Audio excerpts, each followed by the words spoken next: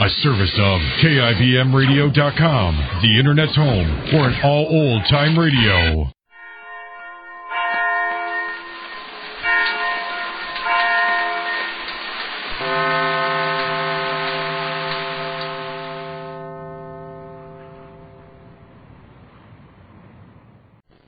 Situation in the life of Mary Sothern.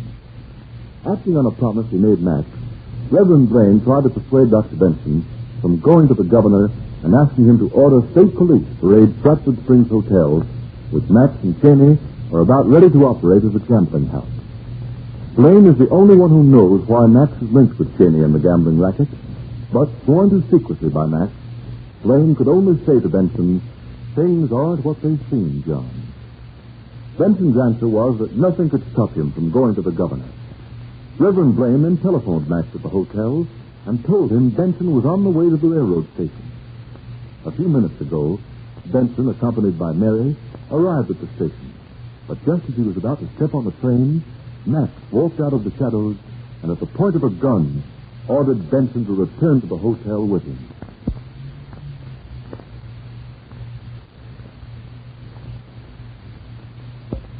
After the train pulled out of the station, Max ordered his wife, Mary, to get in Dr. Benson's car and beat it, warning her to say nothing of what had taken place, or things would go doubly hard for Benson.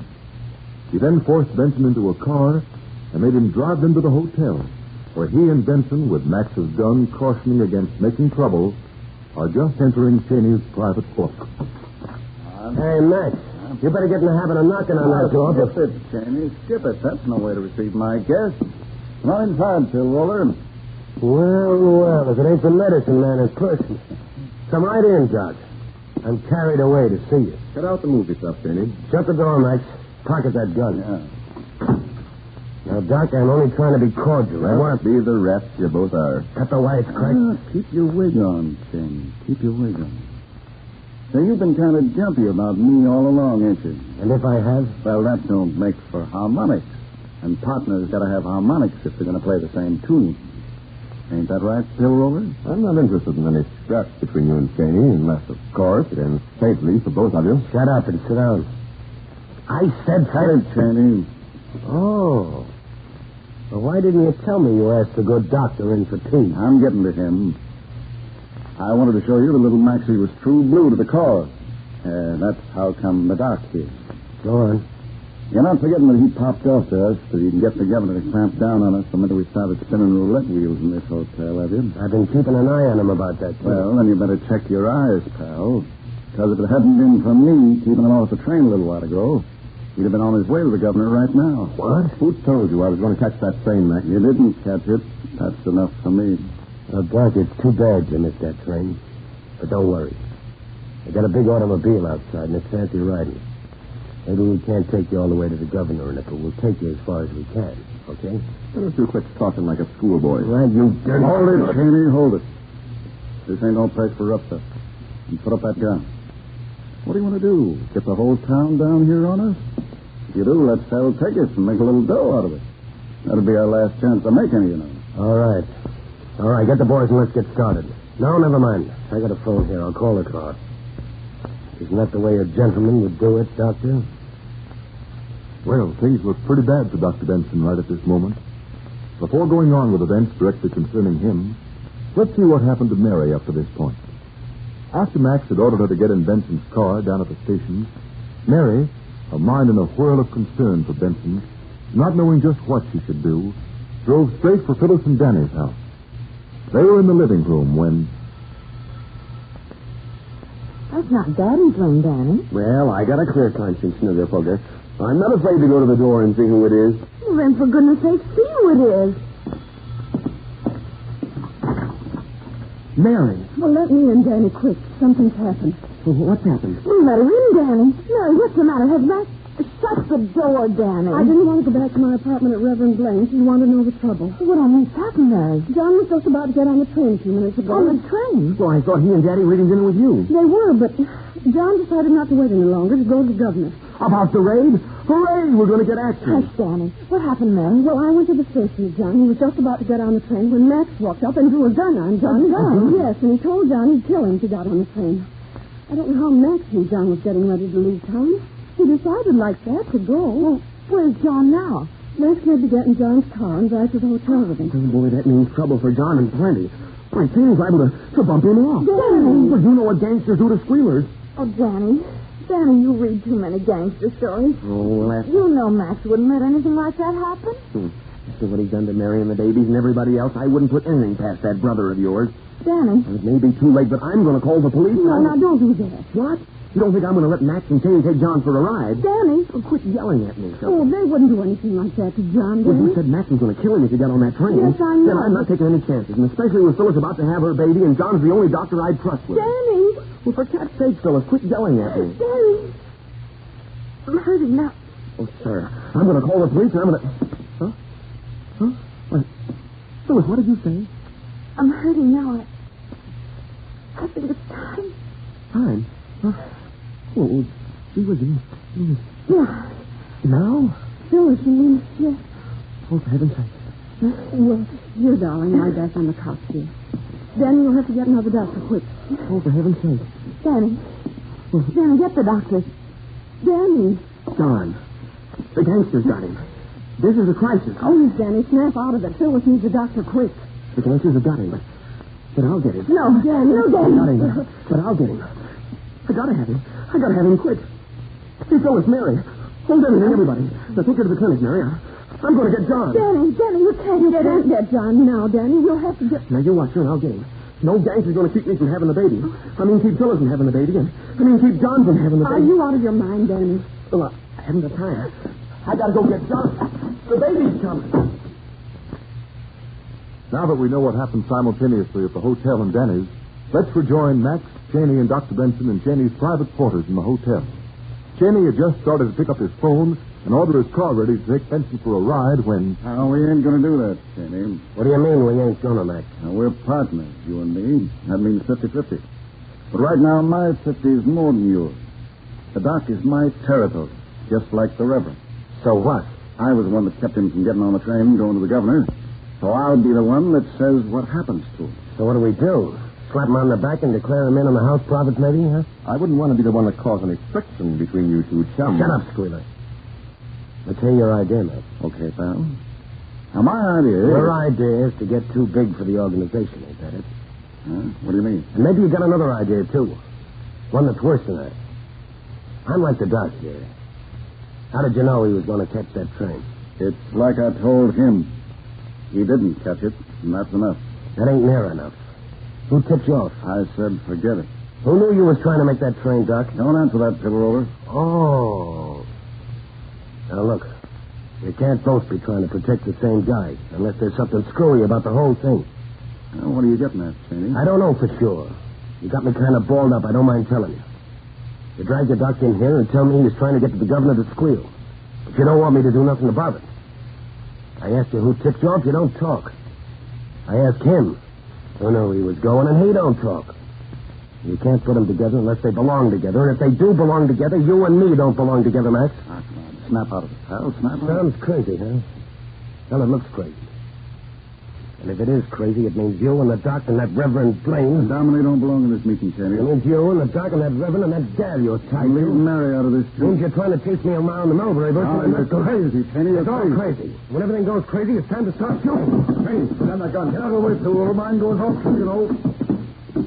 John! Danny, how did that squirt get in here? John, you got to come quick. It's time. What time? What time? It's time he beat it out of here Now, before pipe down, Cheney. Pipe Mary's down. taking her over to the clinic, John, and you got to come Taking who over to the clinic? Phyllis. Hey, what the devil is... You mean she's having pain? Yeah, you got to come quick. Sure. You better go quick, though. Say, what Come on, is John. going on? Hurry. We got to get started. Yeah, come on. Snap into it. You can't tell what might happen. Somebody tell me what's going on in my own joint. Phyllis is about to have a baby. A baby? Who the devil's Phyllis? My wife. My sister. And my patient. And she's going to have a baby. Come on, John. Get going. Cheney, you can't do this to the doc at a time like this. Oh, but Phyllis Pipe needs it. down. I'm taking him for a ride. Get moving, Doc. Quit stalling. Getting that big black sedan outside. It's the fastest job this side of the Mississippi. Oh, please, Mr. Cheney. Please let him get to my Phyllis. Shut up, Squirt. You and Max are coming along. Get moving. Don't you guys know you can't keep a stork waiting? Them birds don't wait for anybody, not even a mug like me.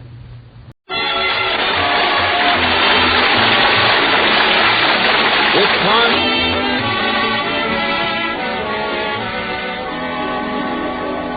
Well, since school has been in session for 2 weeks now, our Miss Brooks, who teaches English at Madison High, has practically forgotten about her summer vacation.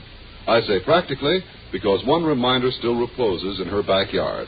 A small trailer which Miss Brooks and her landlady, Mrs. Davis, called home for a good part of the summer. Mrs. Davis called it home. I called it the aluminum mousetrap. Anyway, now that the school season was on, Mrs. Davis was trying to sell it.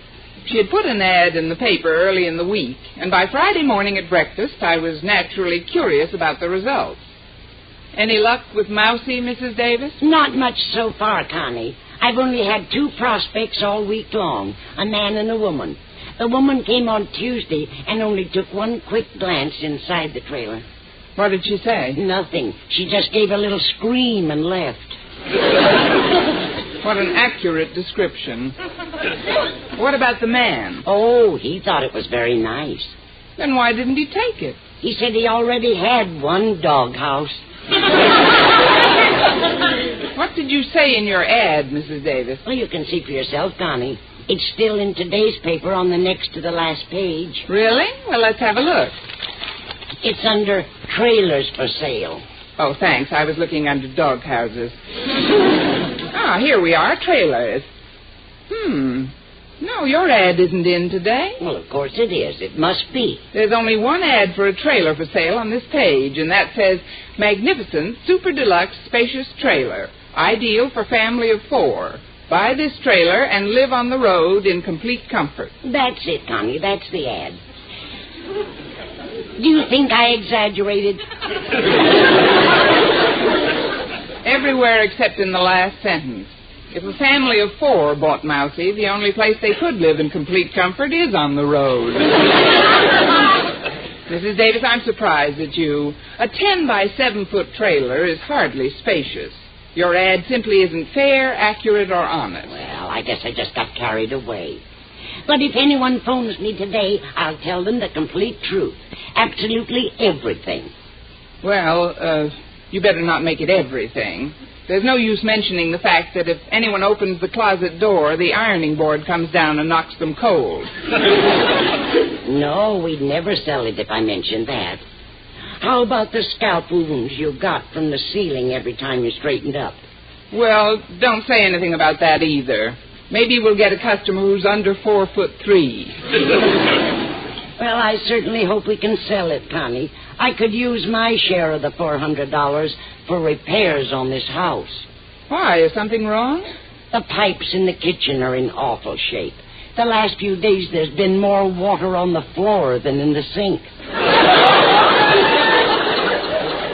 And it's leaked into the dining room. The plumber's supposed to start working on it today, but I think we'll have to eat out in the trailer tonight. Oh, that should be cozy. Well, I'd better get ready to go, Mrs. Davis. Walter Denton isn't calling for me this morning, and you know those buses. Yes, of course, dear. And, Connie, I hope you won't mind having dinner in the trailer too much. Not at all. I'll go to shop class first thing this morning and rehearse. Rehearse? Yes, I'll hit myself on the head with a hammer a few times.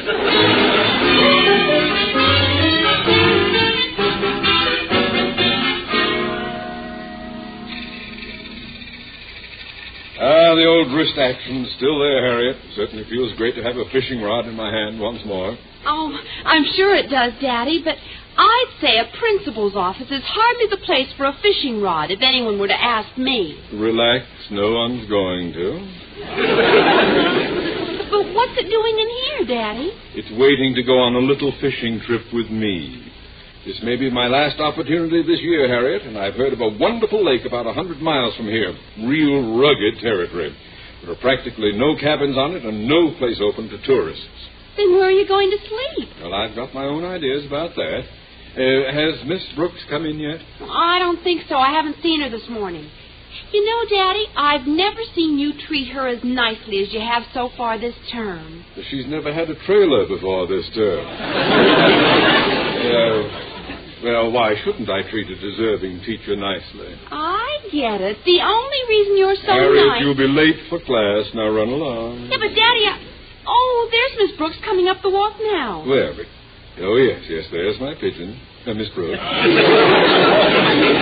Now, if you'll excuse me, Harriet, I'd like to have a few words with her before classes begin. Can't I even wait to say good morning to her? You cannot. By the time you two get through saying good morning, it's time for lunch. To my inner office, please, Harriet. Yeah, but, Daddy... Exit smiling, girl. Oh, all right. Yes, the old wrist action's still there. I walked slowly to the door. I should arrive there just in time to say, good morning, Miss Brooks. Oh, good morning, Mr. Conklin. Catching much? That's rich. You'll step into my office. There's something I'd like to discuss with you. Yes, sir. Now, please, sit down. No. Not over there. Over here in the comfortable chair. Huh? Oh, I forgot. This is a brand new type term. Miss Brooks, I'll come directly to the point. The reason I have this fishing rod in my hand is because I intend to go fishing this weekend. Sounds logical. However, the lake in which I want to fish is quite a distance from here, a magnificent place, miles away from civilization. It's called Mimi Tokaluti Gucci Mumu Lake.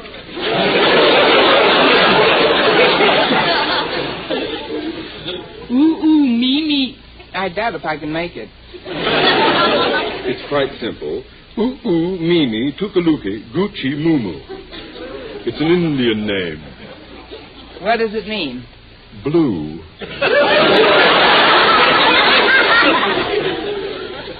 I'd hate to hear their name for purple. They say that the fishing at Mimi Tukaluti Gucci Mumu is the finest in the country. Very few people have found out about it so far. Very few people could ask directions. Yes.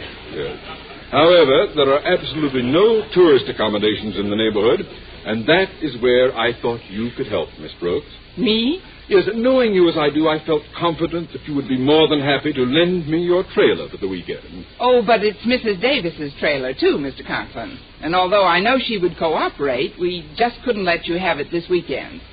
I don't like to disappoint you, sir, so I won't. How would you like to have the trailer at your disposal every weekend from now on? Every weekend? Miss Brooks, are you serious? I have never been more so. All you have to do is buy it. Buy it? Buy the trailer? Did I say a naughty word? It's only $400. Miss Brooks, I haven't the slightest need for a trailer except on rare occasions.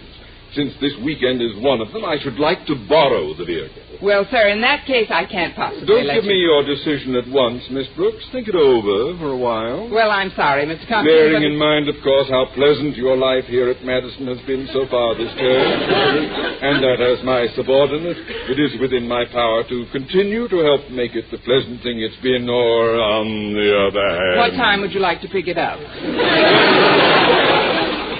I'll be over about 7 o'clock.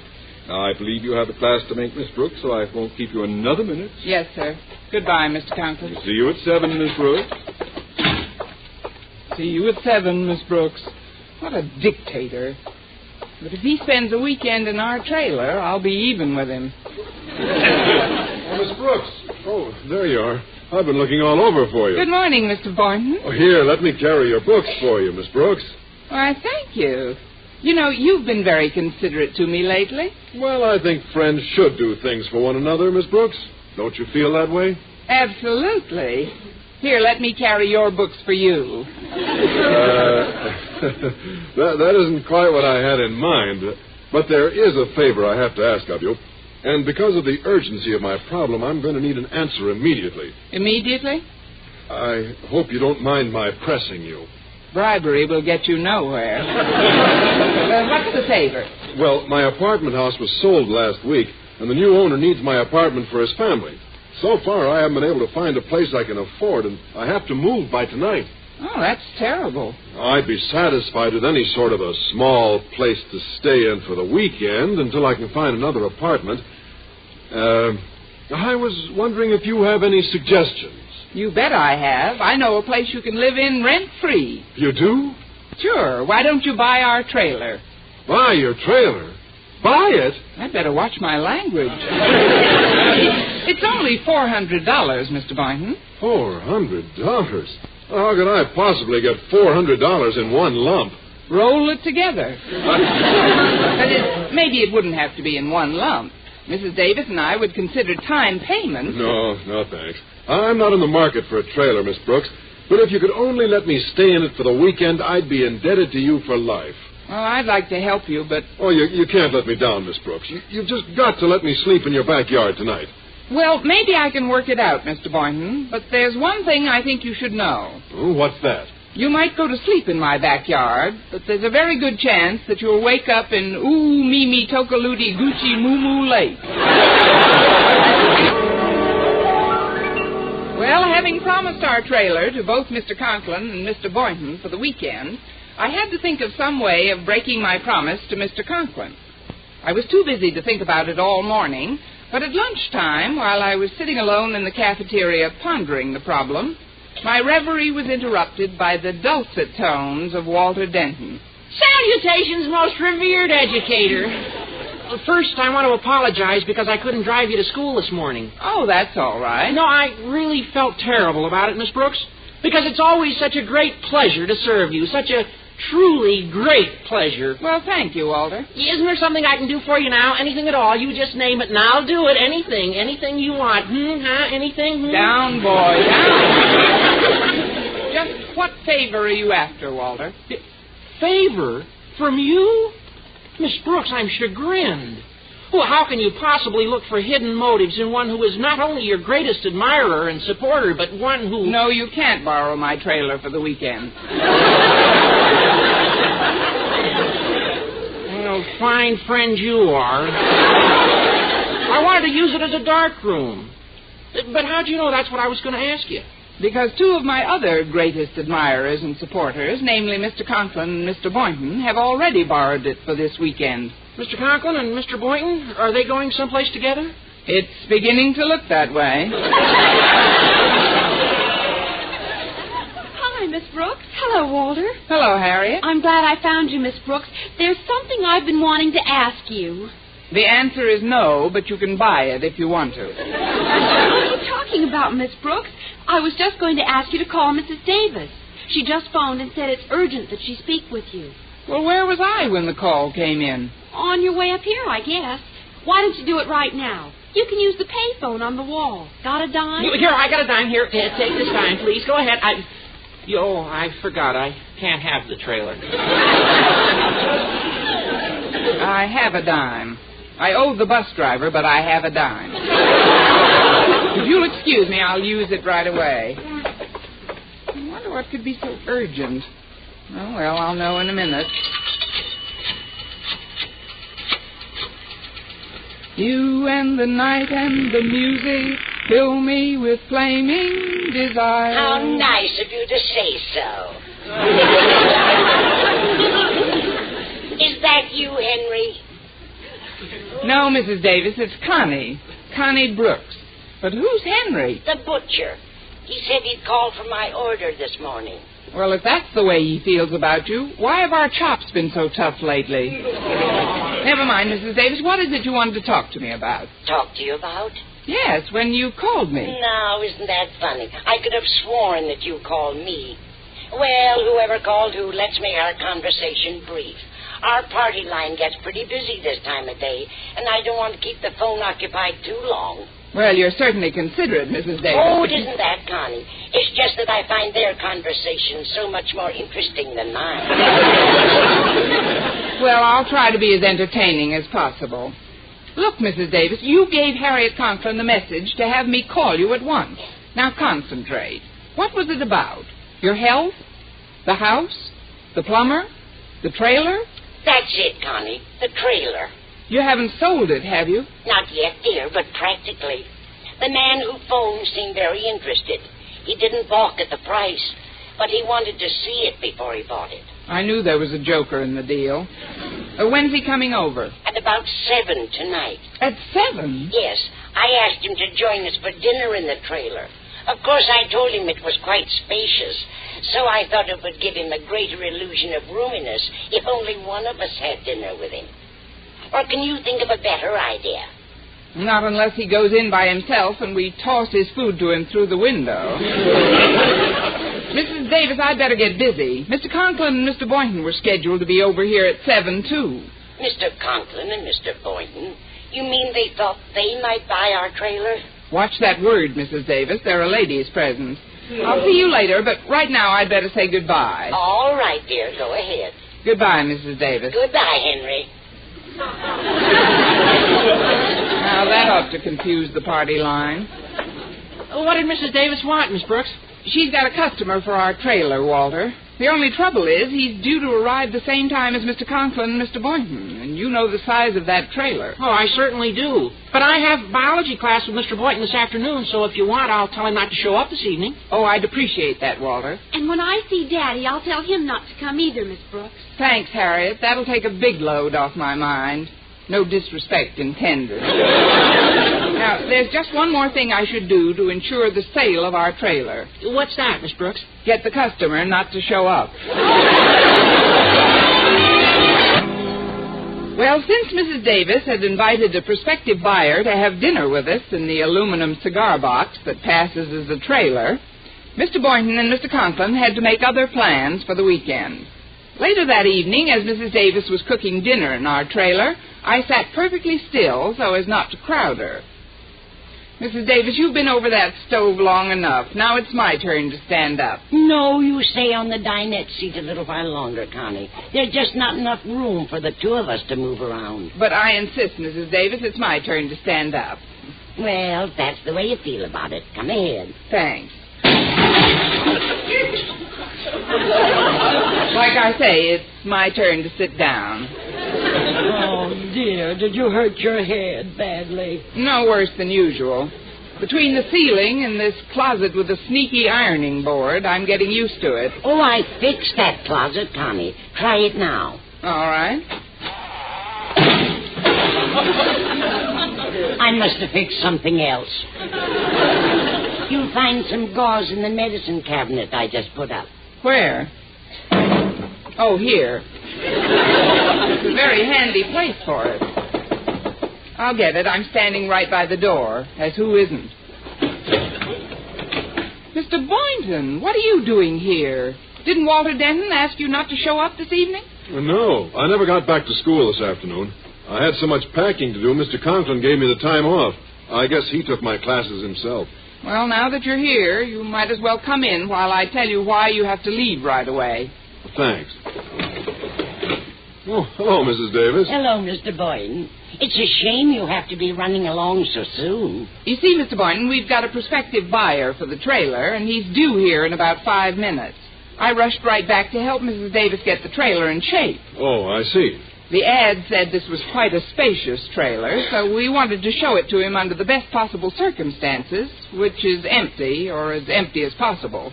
It is quite tiny, isn't it? We're in pretty close quarters right now. Yes, it has got its advantages. Well, I'd better be going. I'm afraid I'm making you and Mrs. Davis uncomfortable. Oh, you can stay a little while longer, Mr. Boynton. We're not a bit uncomfortable, are we, Mrs. Davis? Mrs. Davis, where are you? Under the dinette table, dear. I'm afraid it might be a little crowded with the three of us standing. Oh, don't be silly, Mrs. Davis. Please get up. There, it isn't too crowded at all. Well, we're almost cheek to cheek, Miss Brooks. I know. One more person in here and we'd be over the top. You're not really uncomfortable, are you, Mr. Boynton? Uncomfortable? Well, I must confess I'm a bit warm. Why, Mr. Boynton. Maybe he's sitting on the stove. Don't be a killjoy. I'd better be going, Miss Brooks. Your customer should be here any minute.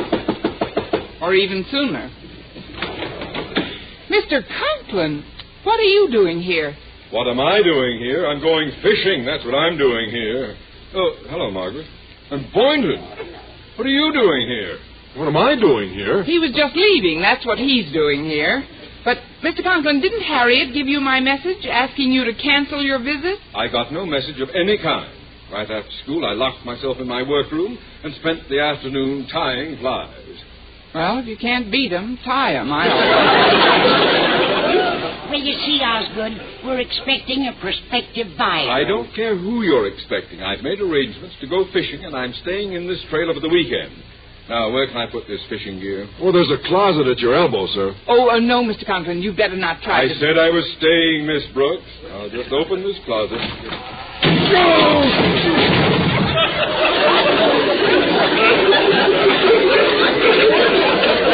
Well, it looks like he's staying, all right. I only wish that... I'll get it. Why, Harriet. Hi, Miss Brooks. Might as well come aboard, Harriet. All right, everybody. Inhale. Miss Brooks, I just came over to tell you that I missed Daddy today at school, so I couldn't give him your message.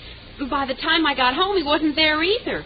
Now I don't know where he is. You're standing on him. Oh, please take your foot away. Why, Daddy, what are you doing down there? I was viciously attacked from behind. By a sneaky ironing board. But I'm glad you're with us again, sir. Here, let me help you up. Well, are we all nicely wedged in again? Miss Brooks, I insist that you get everyone out of here so I can be on my way. We'll discuss it in a moment, sir. Just as soon as I see who this is. Hello, Miss Brooks. I came over to tell you I missed Mr. Boynton today. I just couldn't seem to find him anywhere. Step back, Walter. Your breath is taking the starch out of his collar. Come on in. I'm trying to. Here, let me help you, Walter. Yeah. Come on, everybody. Give a little. What was that? My suspenders just went.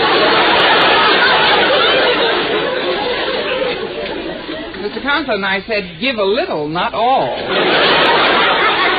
Well, don't worry, sir. With this crowd, your trousers will never make it to the floor. Are you in yet, Walter? Yes, I'm getting there. Yeah, I'm in. I'm out. Harriet, pull Mr. Boynton back in. Atta girl. Now, is everyone all right? I think we'd better call the roll just to make sure. Mr. Conklin, where are you? Wedged in tight between my daughter and Mrs. Davis. Walter? I'm wedged in next to Harriet, too, Miss Brooks.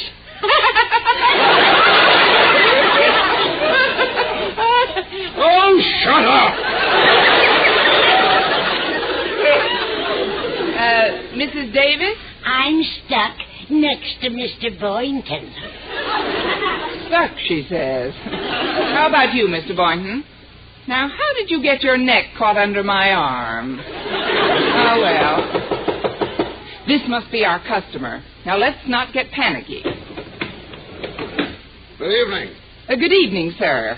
Are you the man Mrs. Davis spoke to on the phone? Yes, I am. Well, won't you come in? You're kidding, of course. I guess it does appear a bit crowded to you. A wee bit, yes. It's sort of like opening a can of sardines and finding 5 or 6 live ones inside. Yes. Well, I suppose you'd like to speak to Mrs. Davis. I would indeed. I'm Mrs. Davis. Where? Right here on Mr. Boynton's arm. Bend over, Mr. Boynton, and let me have a look at him. Certainly, Mrs. Davis. Oh, there you are, Mrs. Davis. No, you're looking at Walter Denton. Mrs. Davis is under his other arm. Oh, of course. Let me show you some of the trailer's features, sir. For instance, right over there are the stove and icebox. Where? Harriet Conklin is in front of them. Then her father, Mr. Conklin, is in front of the bed. And Mr. Boynton is in front of the bathroom. Neat, isn't it? Oh, yes, indeed. Everybody in here looks very livable. But I don't know why you're telling me all this. Why we're telling you? Well, you're interested, aren't you? I'm fascinated. Things like this don't happen to a plumber every day. Plumber? Well, yes, ma'am. I came here to report on the kitchen pipes.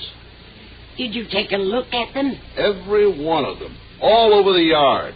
All over the yard? What is all this anyway? Well, he's a red one, isn't he? Well, you see, Mrs. Davis, the pressure in one of the pipes behind your stove became the wall right off your service porch. Why, that's terrible. Oh, it certainly is. And it's been happening to me with alarming frequency lately. Almost every time I work around a stove, a wall blows out. Well, there's nothing more I can do tonight. Oh, yes, there is. How would you like to make $10 right now? $10? How? Do a little work on the stove in this trailer. Mr. Conklin was played by Gail. Make Christmas with all the maids. Shave your face with Blue Star blades. Friends, no razor blades are sharper than Blue Star blades. So why pay more? Switch to Blue Star and get the quickest, smoothest shaves you ever had. You'll agree, Blue Star blades win on face value. Why pay more for razor blades when you paid for no you did? And now, transcribed from Hollywood, the American Safety Razor Corporation, makers of Blue Star razor blades, presents The Red Skelton Show.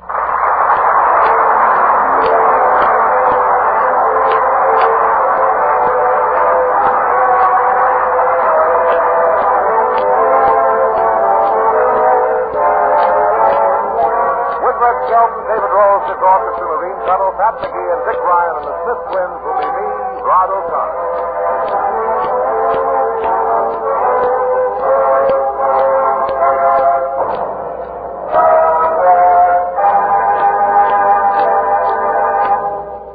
Now the star of our program, Red Skelton.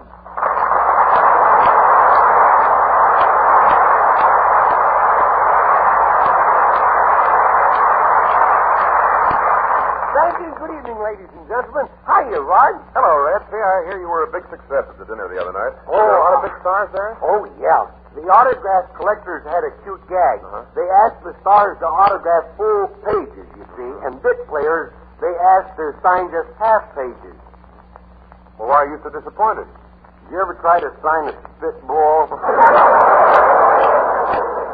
You know, there were a lot of autograph seekers outside the stage door tonight as I came in, and someone yelled, "Red Skelton's in the crowd." They all turned around and looked at me. Gee, I was so embarrassed. I was sorry I yelled.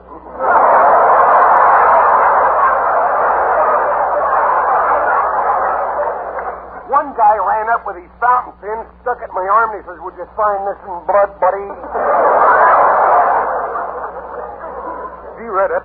Yeah, but I didn't notice the rain was so unusual. Of course, driving to work tonight, I broke one of my oars.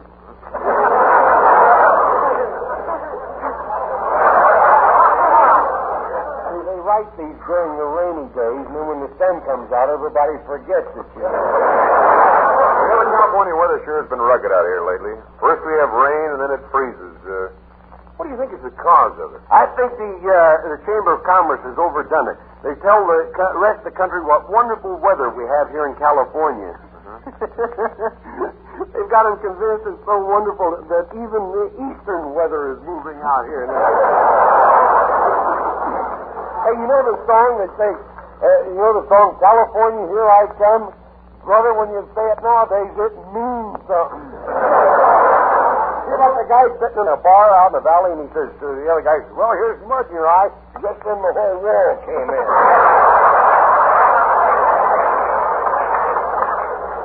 Well, tell me, Red, how's your new electric blanket working out on these freezing nights? Oh, fine. It keeps me as warm as toast. Of course, when it's time to wake up, it pops me right out of bed. Last night it was really cold, though. I caught it trying to crawl under me.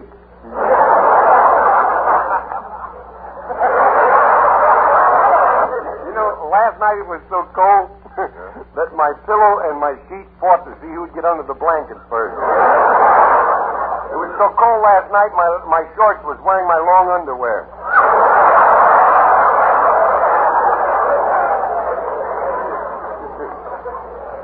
Hey, to change the subject, you know, Rod, I'm not freezing. You're not? No. Well, this too should be a good year, but I'm really worried about it being leap year. Oh? But some pretty girl starts making advances.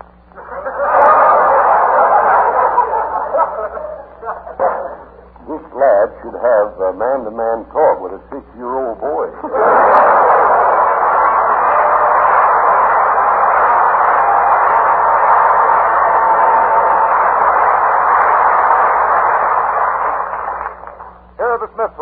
to sing of Grand Central Station.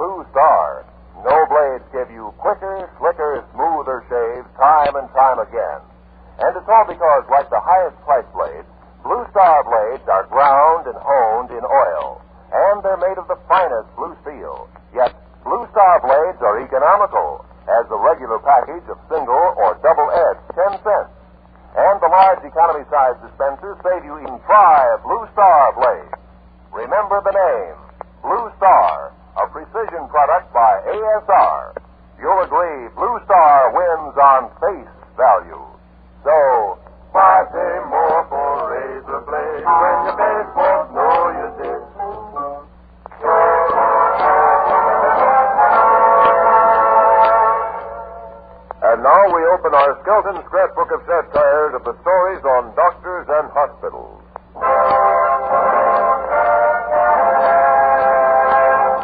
Chapter 34, The Ambulance Driver.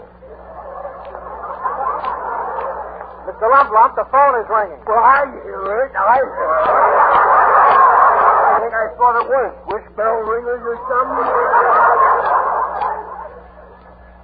Mr. Lump, you'd better answer that phone if you want to keep your job. I don't care if I keep my job or not. You understand? I don't care whether I keep my job or not.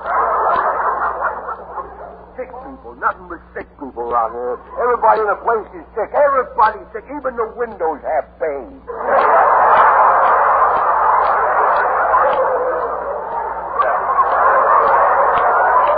Now, Andrew.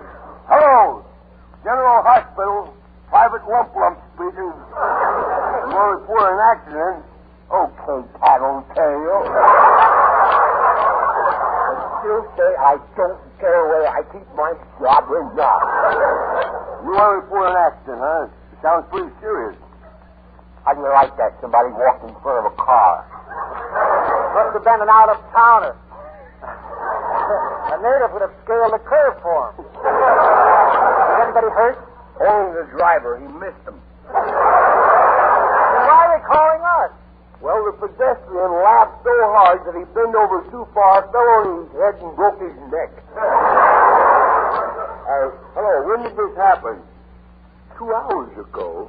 Look, wise guy, call me back next week. It'll take us that long to get there. Why? I'll tell you why.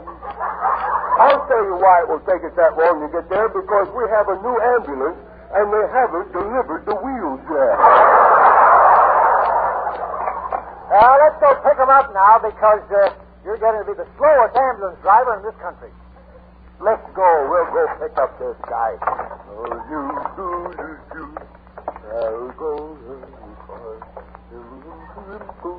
Are we in? Yes, now we are. You ain't really going to drive, are you? Why not? Because every time you drive, we look in worse shape than the people we pick up. At the same time when I drive, we don't have to go so far to the accident. Let's show them how to handle him. Get out of the way, forward, you dope. Get away there. Hey, take it easy going around them curves. Look, if you are scared, do what I do. Close your eyes. Nothing to worry about as long as one wheel is on the ground. Yeah, but the only one touching is the spare. Yeah. Where are we going? I don't know. Depends on what kind of a life you've led.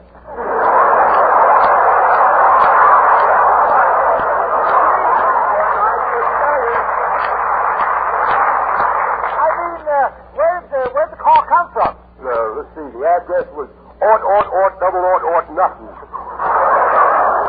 That's up on Nothing Street. Here, I know a haircut up this street. I know a shortcut. Up this street here. Now, I will go up this road here. And through that store. But look, this is a dead-end street. I know what I'm doing. Oh, well, a lucky break. We won't have to wait for the ambulance soon.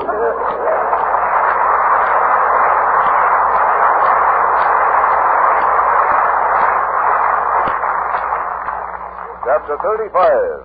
The Society Doctor, or Kildare, was here. Oh, good morning, Doctor. Good morning. You're early. Yes. It's only 3 o'clock. Yes, the champagne was pretty weak last night. It looked like water. In fact, it was water. Here are a few reports. Oh? Mrs. John Mary took her last suntan treatment, and she's brown as a berry. Good. Now we'll get her back. Send her a bill, and she'll turn white as a sheet. Oh, and here's a check for H.P. Friedman. $50,000 for a little checkup. Did you take his pulse? No, is it missing? Oh, well, would you call the Cadillac people and order me a new convertible, will you? But you have one downstairs now. I know, but it's heading in the wrong direction. Not only that, the ashtrays are full. Well, send whoever's in the office in, will you? Oh, good morning, sir. The doctor will see you. Here's your bill, $25. But I just came in. I know. We have a threshold charge. You step in here, please. You're patient, Doctor. I'm very patient, yes. Oh, how are you? Now, my good man, what seems to be the trouble? Speak up, my good man. Speak up, speak up. Speak up, my good man. Speak up, speak up. Speak up, speak up, speak up. Well, give me a chance, will you? The needle stuck. Well, Doctor, I've been having a little trouble with my ears. Oh, outside of the fact they're both on the same side of your head. I don't see anything wrong with them. I'll send for Dr. Lum Thompson. He's our diagnostician. What? He's the guy to tell you what's wrong with you. Yes, Doctor? Examine this man, will you? Look, I know what's wrong with me. It's my ears. Step in here and remove your clothing, please. You can only step in here and remove your clothing. They're up here.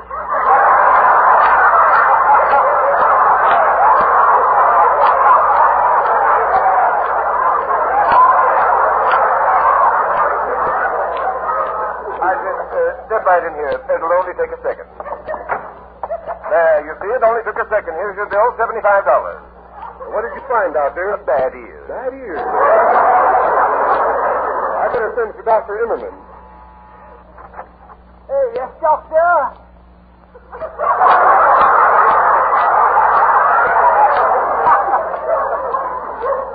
Hello.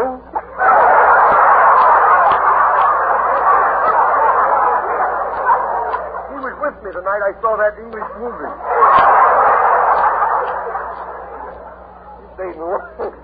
I've got a patent for you, a patient for you. Something wrong with your ears? Yes, sir. You an ear specialist? Yes, sir. Now, let me take a look. They're up there. Here. Wait a minute. You're looking at the wrong one. It's the right ear. Oh. Well, in that case, I can't do anything for you. You see, I'm a left ear specialist. That will be $50. Wait, I'll get Dr. Van Cott. He's the right ear specialist. Never mind. You're making my blood boil. That'll be $25 for sterilizing your system.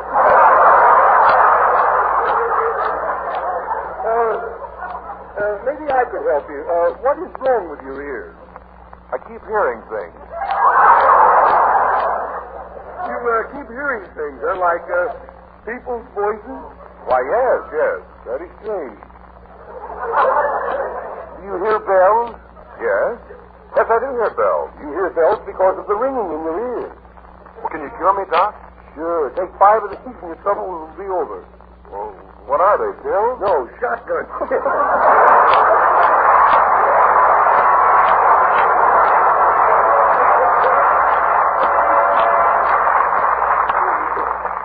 Dave rolls the orchestra with an old favorite, Always.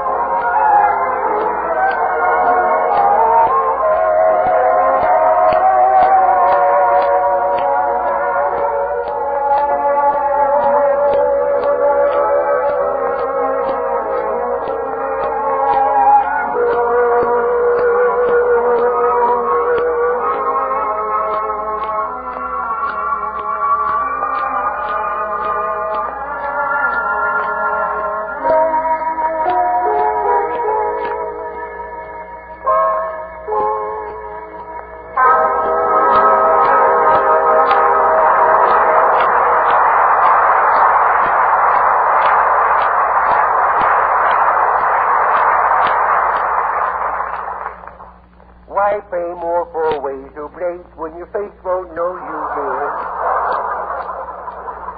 That's right, Junior. Why pay more for razor blades when your face won't know you did? No razor blades at any price are sharper than Blue Star blades. And no razor blades at any price give you quicker, smoother shaves. That's because Blue Star blades are made of the finest blue steel. like high-priced blades, they're ground and honed in oil, and yet Blue Star blades, either single or double-edged, cost you only 10 cents in the regular package. And you save even more money when you buy the large economy-size dispenser. So, men, remember, for the quickest, smoothest, most economical shave you can get Blue Star blades.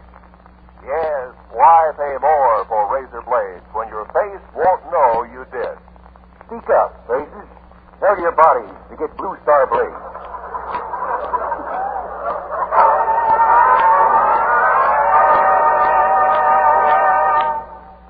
Tonight, our Skelton scrapbook of satire presents a story entitled The Tooth, the Whole Tooth, and Nothing But the Tooth. Chapter 122 is entitled G.I. Dentist. Before a man is separated from the Army, he must go through a complete physical checkup. This includes a visit to the dentist. This is the story of Cauliflower McPuff.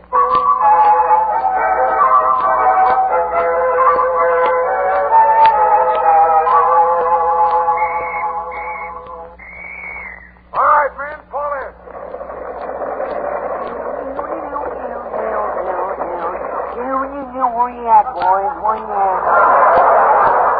Start talking, I'll find you. Where you at?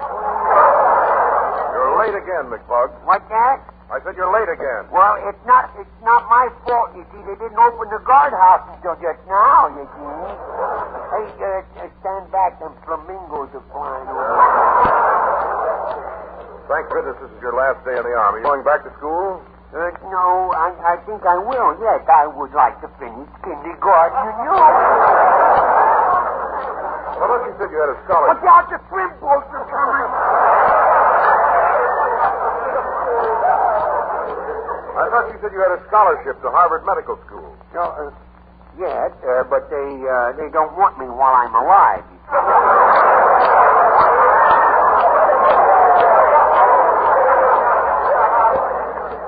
Well, there's just one more thing you have to do before you become a civilian house hunter. Take this slip and report to the dental clinic. Always ordering me around. You know the first thing I'm going to do when I get out of the Army? No. That's it.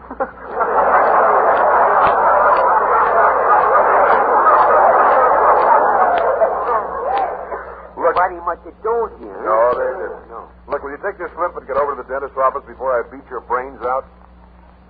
You're going to beat my brain down? Oh, you dreamer. Boy, you go on and hit me. Try and knock me silly. You're wasting your time, though.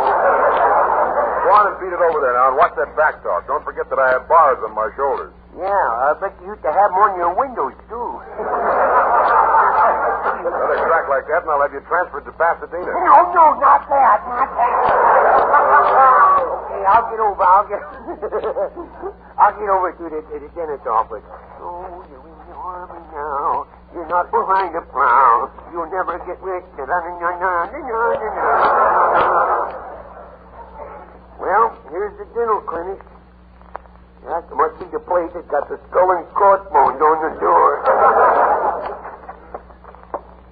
Well, soldier, what can I do for you? I think you've already done it.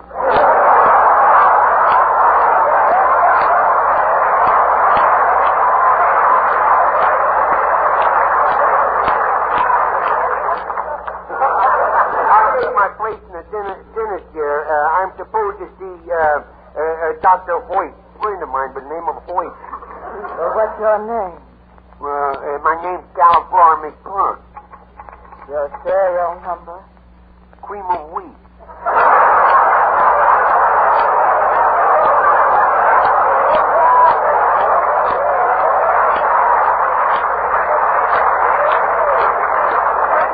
What's your mother's name?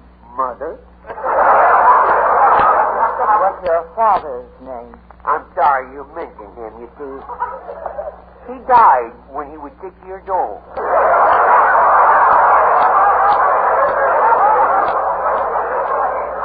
How could he be your father if he was only 6 years old? He left a complete book of instructions with Mother.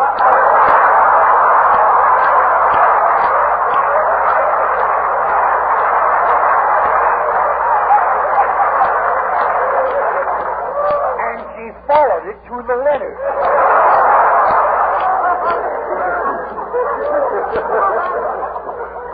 Say, would you do me a favor? It's driving me nuts. Would you answer the phone, please? Your rank. What's that? Your rank. Well, you're not so hot yourself.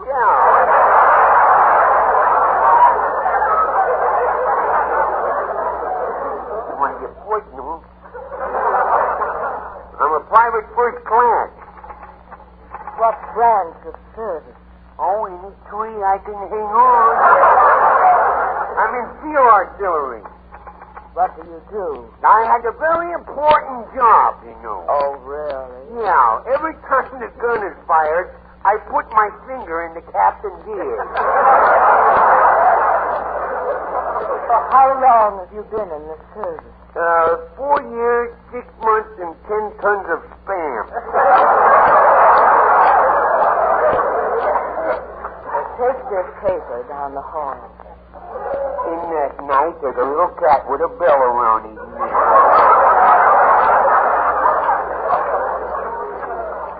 Yes, Corporal, sir. I'll see you later, sir. Mademoiselle from Armentiers for me boy. Mademoiselle from Armentiers for me boy.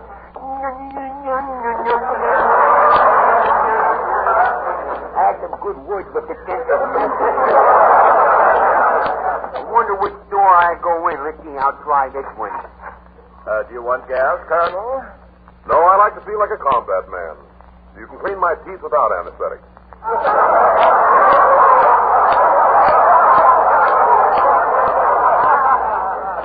Bully for him. That was for the officers. Let's see now. Maybe this is for the enlisted men.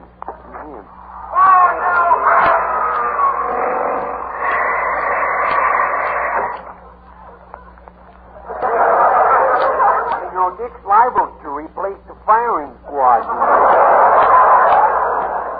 I'm getting out of here, boy. I'm getting out. Just a second, Private. I'm not the private. Are you here to have your teeth x-rayed? Yes, I'm getting out, though. Well, just step in here. Oh, sit in that chair. Oh, Miss Bichelson. Yes, Major. Prepare this man for the examination. Oh, did you drop another one? Goody, goody, goody. Okay, go ahead. Prepare me for the examination. We all got to go sooner or later. Well, nurse, how do the teeth look? Well, this rear molar doesn't look too good. Oh, yes. Yes, it does look bad. Get your head out of my mouth, will you? Well, I guess I'd better pull it. Here, I'll give you this tablet. It's a painkiller. A painkiller? Are you sure it will kill the pain? This will kill anything. It's pure arsenic.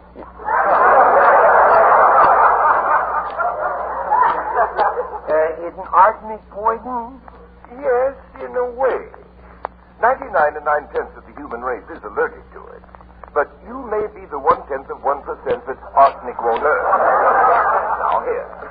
Take it. Well, that ain't no gamble at all. Look, just hold your mouth open for 1 second. Now, yeah, I'll open my mouth, but don't hurt me, will you, please? There. Did that hurt? No, but I could have saved you a lot of time by just handing them to you. You see, I wear 4 teeth.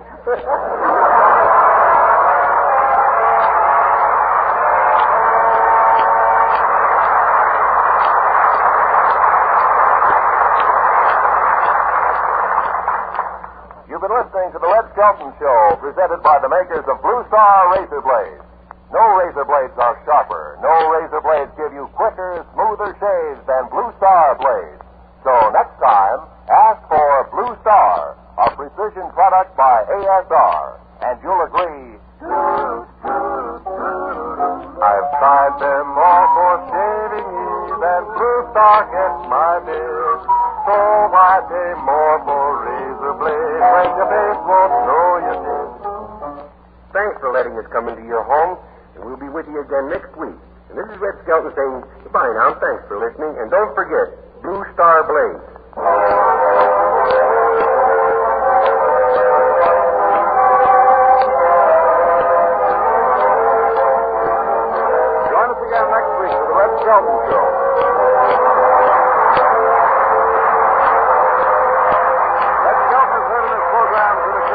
Metro-Goldwyn-Mayer studio.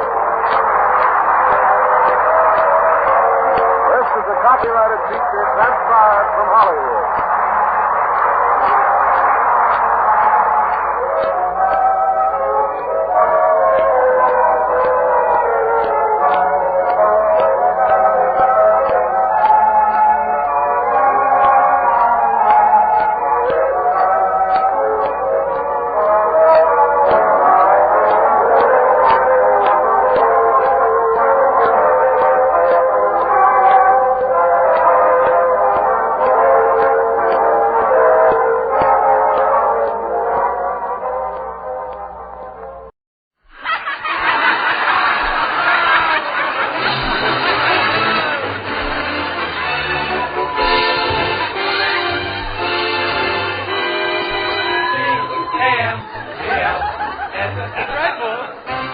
Comedy, A for Abbott, M for Maxwell, E for Ennis, L for Luke Costello. Put them all together and they spell Camel.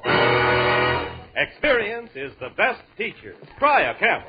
Let your own experience tell you why more people are smoking Camels than ever before.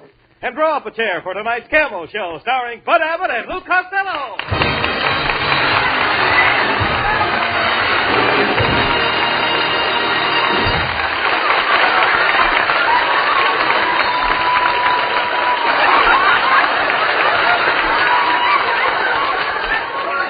Costello, come over here. Look at you. Look at yourself. You're all covered with dust. Huh? You're all covered with dust. Where did you get so dirty? I was over at your house, Abbott. I've been helping your wife do her spring cleaning. My house isn't that dirty. Oh, no? When I got through cleaning, we found 4 new rooms. Hey, Abbott, I nearly got... No, Abbott. Hey, Abbott. Hey, Abbott, and I nearly got arrested, too. No, nearly got arrested. How come? I ran out on the porch to shake the dust mop. And a woman across the street called the cops. Why? She thought I was choking your wife. Oh, talk sense. You know, you ought to have a house of your own and settle down. Find some nice girl. Why is it you don't ever seem to get along with girls, Lou? Abbott, when it comes to girls, I really got a late start in life. You see, my parents were very strict. You mean they wouldn't let you go out with the opposite sex? They wouldn't even tell me which was the opposite sex. Only this morning, my father told me never to go out with girls. Where's your father now? Out with girls? But since I'm out here in Hollywood, Abbott, I found out about girls. I've rubbed shoulders with Lana Turner, I rubbed shoulders with Hedy Lamarr, and I rubbed shoulders with Betty Grable. And what did you find out? They all wear shoulder pads. But I don't worry about girls. I'd rather have my canary. She's so smart. What do you mean so smart? What's so smart about a canary? Can you take a bath in the saucer? Talk sense. How about Marilyn Maxwell? Don't you date her anymore? I called Marilyn yesterday to go nightclubbing with me, but she wouldn't go. Well, so what? There are other fish in the sea. Yeah, but how would I look dancing at the Macambo with a mackerel?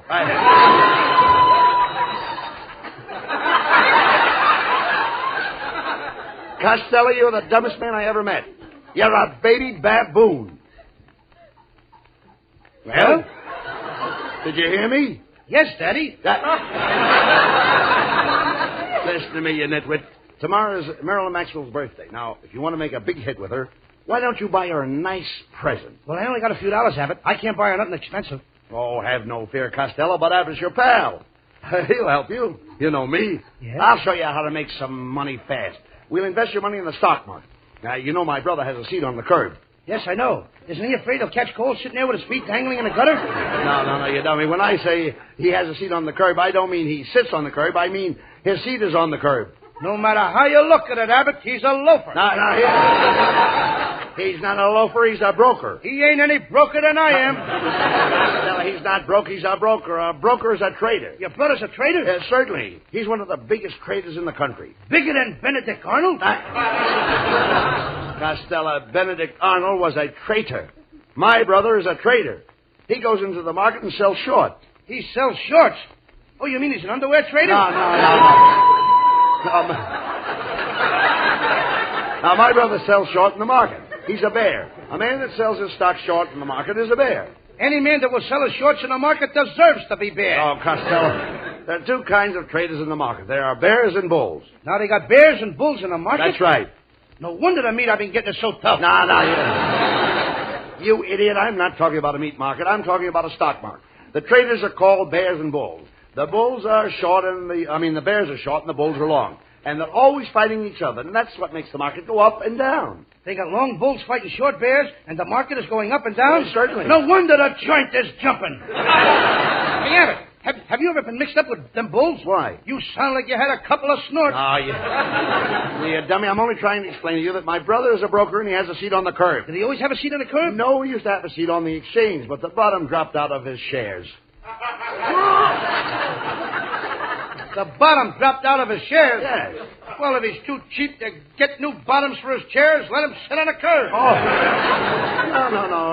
No. He's doing all right. He made a fine investment. He just bought some gilt-edge debentures.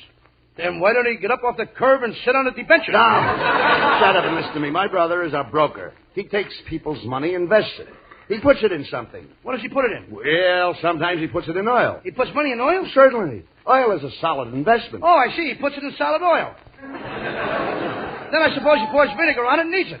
Now, there's a pretty picture for you. A bowl of crispy 10s and 20s with mayonnaise on the side. Oh, no. You simpleton. You can't make a salad of money. Money is legal tender. No wonder it's tender. Your brother keeps digging it and deeping it in oil. He does not dip it in the oil. He invests it. Here, I'll give you an example. Suppose you want some steel stocks or copper stocks.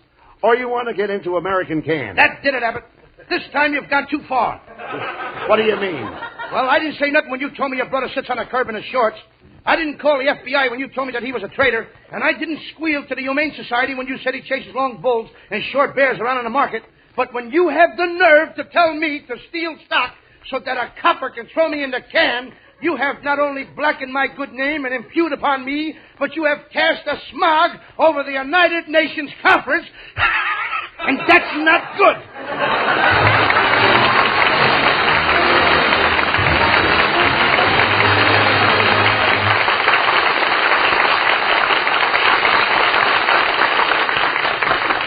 Experience is the best teacher. Tense excitement aboard a powerboat and blue Gulf Stream water thrashed to white foam. Mrs. Dorothy Allen Newstead plays a fish. But what a fish! A big, vicious fighter, tireless, gamey. It takes 35 minutes to land him, and, whoa! He's a yellow-bellied cobia weighing in at 69 pounds to set a world's record. As Mrs. Newstead, holder of the International Women's All-Tackle record for cobia, said, Experience is the best teacher in deep-sea fishing and in cigarettes, too. After all the different brands I smoked during the war shortage, I really appreciate Camels. Yes, during the wartime cigarette shortage, experience taught millions the differences in cigarette quality. Folks smoked whatever cigarettes they could get, compared more different brands than they'd ordinarily try in 10 years. They tested one brand against another in their T-zones. That's T for taste, T for throat. Result? Today, more people smoke Camels than ever before. The rich, full flavor and the cool mildness of Camels suit millions of T-zones to a T. Experience is the best teacher. Try a Camel. Time now to light up a Camel and listen to Skinny Anna sing... Heartache, heartache, I'm loving you, me only heartache. Your kiss was such a sacred thing to me. I can't believe it's just a burning memory. Heartaches, heartaches. What does it matter how my heart breaks? I should be happy with someone new, but my heart aches for you.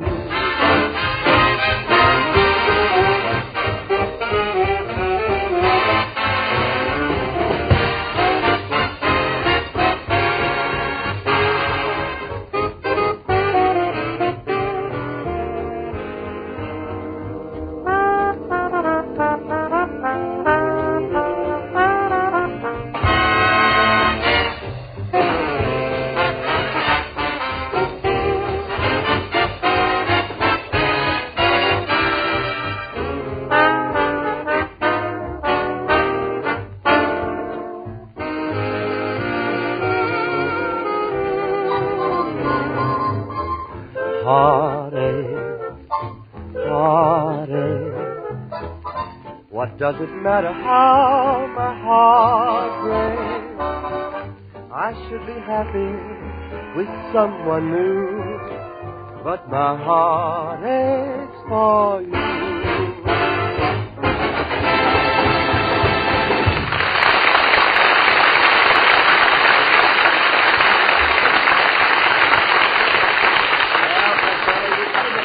Something nice for her birthday. Now, why don't you get her a nice mink coat like Mrs. Wetwash wears? Now, that's an eastern mink with fur 5 inches long. It looks more like a western skunk with 5 o'clock shadow. But you should give Marilyn something expensive. She never forgets you. You're right, Abbott. Last year she gave me a lovely present. A Japanese harikari sword with a complete set of instructions. You talk sense. If you invest those few dollars on the stock market, you can make enough money to buy her a mink coat, Lou. Well, if it isn't Mr. Abbott. Oh, I see you're going back in vaudeville. Mrs. Wetwash, I am not going back in vaudeville. Then what are you doing with that trained seal? Oh, pardon me. It's Costello. Now, just a second, Mrs. Wetwash. I don't look like a trained seal. Maybe not, but I'm thankful I'm not a herring. You ain't half as thankful as the herrings are. Cut that out, Costello. Mrs. Wetwash, Costello wants to make some money quick. Now, your late husband made a lot of money. Could you tell us how he did it? Well, my husband was a powerful man. He was a magnet. He must have had a powerful magnet to pick up a load of scrap iron like you. Why, you cut-rate Sidney Greenstreet. Mr. Abbott, why does Costello need all this money? Well, it's Marilyn Maxwell's birthday, and Costello wants to buy her a mink coat. A mink coat from Maxwell? Oh, what do you see in Marilyn Maxwell? Why, take away her blonde hair and her good looks, and what have you got? I don't know, but you can deliver it to my house tomorrow morning. You're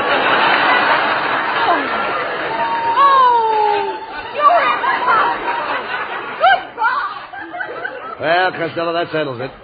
We're going to the broker's office and invest your money. Come on.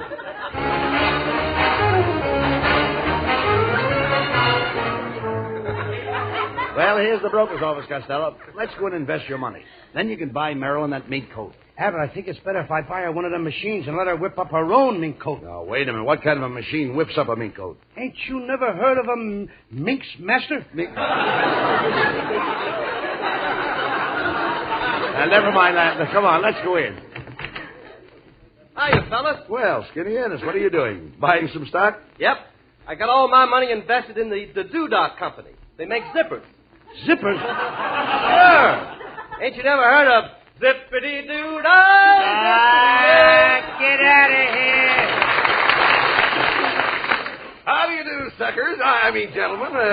I'm a stockbroker. What can I do for you? Well, my friend Costello here would like to invest in a quick-moving stock. Okay, then grab this kitchen chair and this whip and follow me. Why do I need the kitchen chair and the whip? I'm going to take you in the back room and show you some of our wildcat stock. You can sell short and be a bear or buy long and be a bull. Now, what would you like? I'll take a short bear with a bull of pretzels. See what those wild cats in the back room will have. Tell the man what stock you want. Look, mister, give me 50 shares of Walter Winchell and 40 shares of Hedda Hopper. Walter Winchell and Hedda Hopper. What kind of stock is that? American Tell and Tell. Ladies and gentlemen, you have just heard the last joke that Luella Parsons will ever write for this show. Costello, I'll give you a good tip. Get in on Hiawatha Canoe. Mister, when I get in a canoe, I don't need any tip from you. I can tip myself and get a quicker turnover, too. Talk by myself. Look, Costello, do as the man says. All right. Here, give me 10 shares of Hiawatha Canoe stock. Attention, latest stock quotations. Hiawatha Canoes 51, Hiawatha Canoes 63, Hiawatha Canoes 81. Hey, Costello, you hear that? Your stock has gone up 26 points already. Hooray, I'm rich. Come on, let's go to the first store. I'm going to buy Marilyn the best mink coat in town.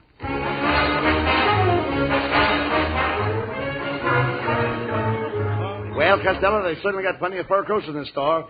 Come on, let's ask the lady where the mink coats are. Pardon me, miss. Well, if it isn't Mr.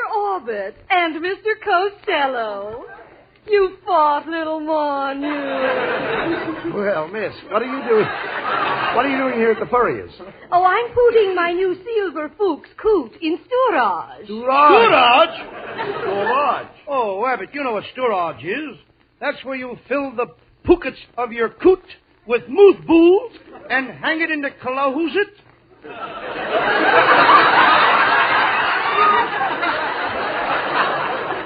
Well, I must be doshing off.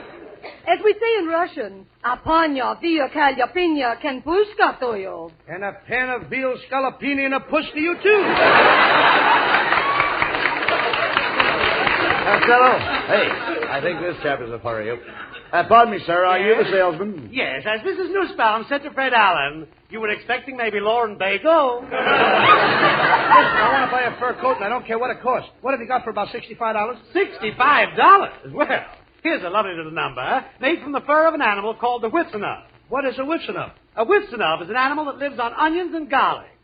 And believe me, one Whipsonov. Hey, look, Mr. Costello wants to buy a mink coat from Marilyn Maxwell. Well, as Mr. Anthony said to young widow Brown, you have a problem. Now, here is a lovely mink coat for $3,500. All right, well, that's all right. Come on, Costello, buy the coat and have it sent over to Marilyn Maxwell's house. We've got to get back to the broker's office and see how your stock is doing. Fine. I'll deliver it to Miss Maxwell. That'll be $3,500. Okay, here's my check. And as Lady Godiva said to her horse, I'm putting everything I've got on you. Come on, Costello. The broker's office closes in 10 minutes, you know.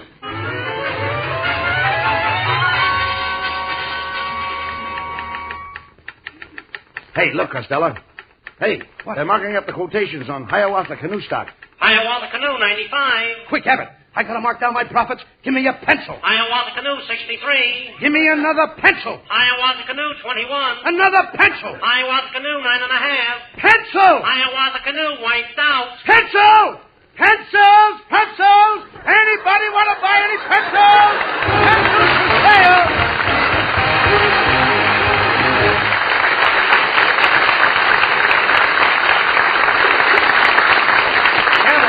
Lovely Marilyn Maxwell from Metro-Goldwyn-Mayer, producers of It Happened in Brooklyn. And here's Marilyn to sing for camel fans everywhere for sentimental reasons. I love you for sentimental reasons. I hope you do believe me. I'll give you my heart. I love you. And you alone were meant for me. Please give your loving heart to me and say we'll never part. I think of you every morning, dream of you every night. Darling, I'm never lonely whenever you're inside. I love you for sentimental reasons. I hope you do believe me. I've given you my heart.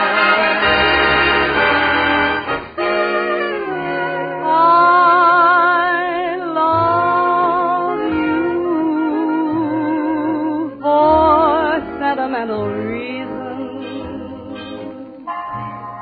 I hope you do believe me. I've given you my heart. I love you, and I've given you my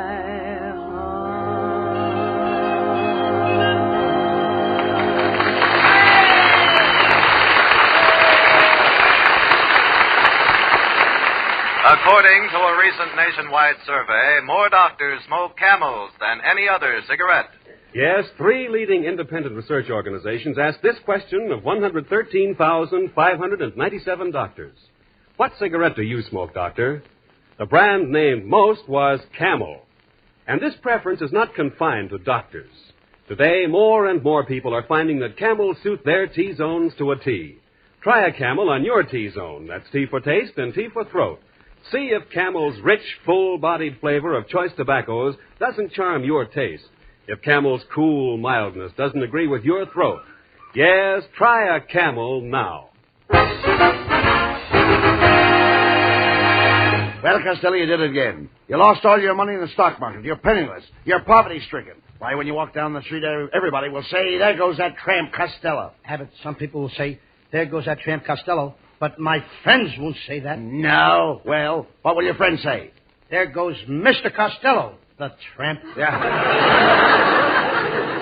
You idiot, you know nothing about handling money. Abbott, when it comes to handling money, nobody can hold a candle to me. Why not? It burns. Costello, this is ridiculous. It's ridiculous, Costello. Look, hey, here comes Marilyn Maxwell, and she's wearing the coat. Remember, you've got to get it away from her some way, and return it to the store, you'll go to jail. Oh, there you are, Louis, my darling. How can I ever thank you for this beautiful mink coat? It's the nicest present I ever got. Marilyn, it ain't good enough for you. I'm going to take it back and get something better. Louis, what could be better than mink? Box of candy? Costello, if you don't get that coat, you'll get 10 years in jail. Louis, honey, I know it's your birthday next month, so what do you want me to bring you? A cake with a file in it? Oh, Louis, you're so romantic. It's such a gorgeous night. Just look at that lovely moon and those bright stars. Yeah, a guy is nuts not to be out catching eels on a night like this. Well, thanks for the coat, Louis. I'm going home now. Goodbye. Goodbye. Now you've done it, you idiot. You've got to return that coat. You have to break into her house and steal it. Abbott, my uncle broke into a girl's house and stole back a diamond ring he gave her. Now, which uncle was that? Uncle 914758. Yes, but the trick is to break in without getting caught. Now, here's what we'll do. Marilyn Maxwell is crazy about Von Monroe singing. You call her on the phone. Make believe you're Von Monroe and invite her here to the studio. And while she's out of the house, you break in and steal a coat. Abbott, Marilyn likes Al Jolson singing, too. Why don't we let Larry Parks call up? Let him get the coat. Oh, get on the phone, you idiot, and try to sound like Von Monroe. Okay. Oh, I'll sound like Von Monroe. Wait till I tighten the muscles on my tonsils. Hello? Racing with the moon. Hello? Who is this? Racing with the moon. Who is this? It's Vaughn. Vaughn? Oh, you mean Vaughn Johnson. No, listen. Racing with the moon. Oh, it's Vaughn Monroe. In poison. Oh, Mr. Monroe, it's so nice of you to call. Marilyn, I'm down here at the studio. How would you like to come down and sing a duet with me on my program? Oh, I love it. I'll be right down, and I'll wear my new mink coat. It's a Lulu. Racing, and don't bring Lulu. What? Well, you see, my program is informal, so you better leave your mink coat at home. Well, all right, Mr. Monroe, if you say so. I'll be right over. Goodbye. She fell for it, Abbott. Good.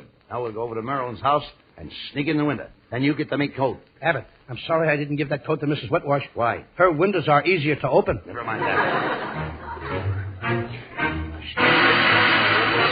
Shh, Costello. What? Now that's Marilyn's window up there. Yeah. Get a ladder. Place it against the house, and I'll climb up and open the window for you. Okay, here's the ladder. Start climbing.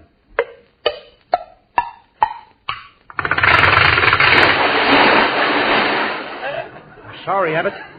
That's no ladder. It's a Venetian blind. Look here, moron. Hey, wait a minute. There's the fur coat on that chair. The window's open. Reach in and grab it. Okay, Abbott. Well, burglars, eh? Come along with me. I'm taking you to jail. Oh, look, officer, we're Abbott and Costello. Now, if you'll forget about this little incident, I'll give you 2 tickets to our next broadcast. Threatening an officer, eh? Get in the squad car, the both of you. Calling all cars. Attention all cars. Attention all cars. That's the police radio. Calling car 18. Attention car 18. You are now car 19. Happy birthday to you. Happy birthday to you.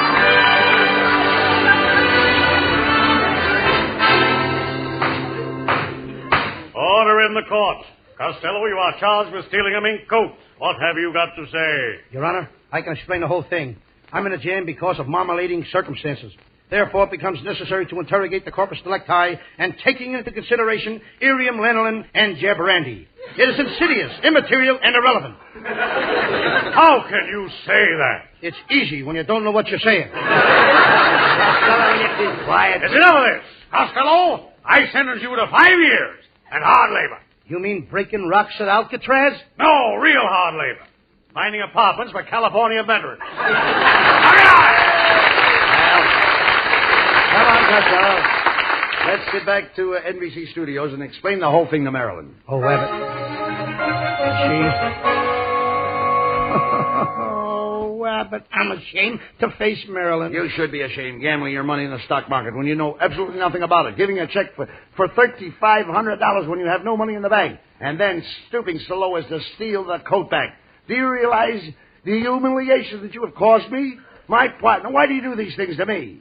Oh, I'm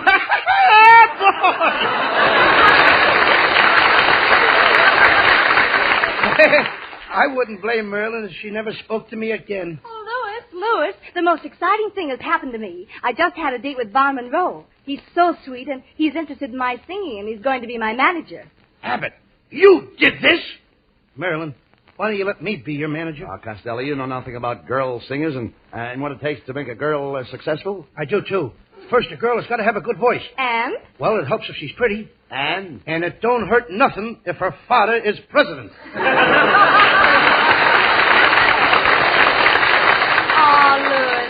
Louis, I don't want to hurt your feelings, but Vaughn said it was wrong for me to accept that mink coat from you, so you'll have to take it back. Vaughn said so. Well, Costello, aren't you going to say something? Racing with the moon.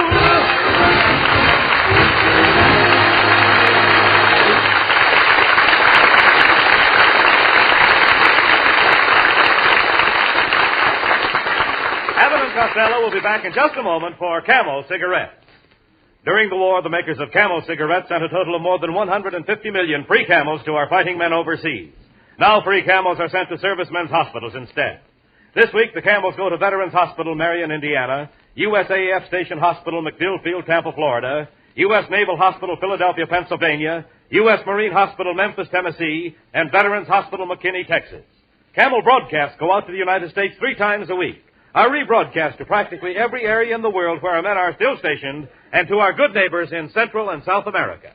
And now back to Bud Abbott and Lou Costello. Well, Costello, it looks like Von Monroe has cut you out with Marilyn Maxwell. Well, what are you going to do for a date tonight? Give me that phone. I can get plenty of girls. I'll get a date. Hello. Let me talk to Jane Russell. Yes, I'm a very, very dear close friend of hers. Who are you? Uh-oh. Her husband? Bob Waterfield, the football player? Oh, just tell her that Bob Hope called. No. Come on, Costello. Good night, folks. Good night. Good night, everybody.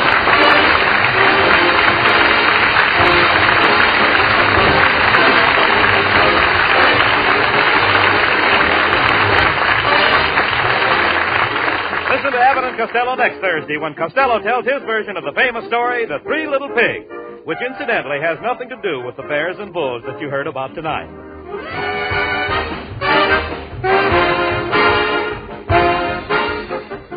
More pipes smoke Prince Albert than any other tobacco. Try Prince Albert and learn the reasons for this popularity. Get acquainted with Prince Albert's rich, full flavor. Enjoy Prince Albert's tongue ease. PA is specially treated to ensure against tongue bite, and it's crimp cut to smoke slow and even. Get Prince Albert for real smoking joy. Don't miss Prince Albert's Grand Ole Opry Saturday night. Red Foley sings American folk songs in a new heart-stirring way. Plenty of foot-tapping music and laughs. So don't forget to tune in to NBC Saturday night for Grand Ole Opry with Red Foley, the Duke of Paducah, and Minnie Pearl.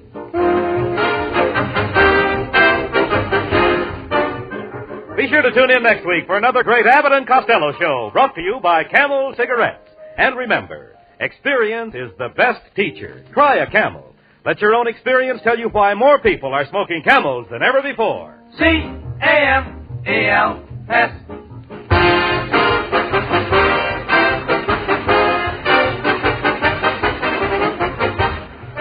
Abbott and Costello will soon be seen in the new Universal International picture, Buck Privates Come Home. This is Michael Roy in Hollywood wishing you all a pleasant good night for Camel.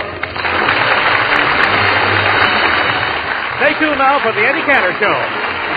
This is NBC, the National Broadcasting Company.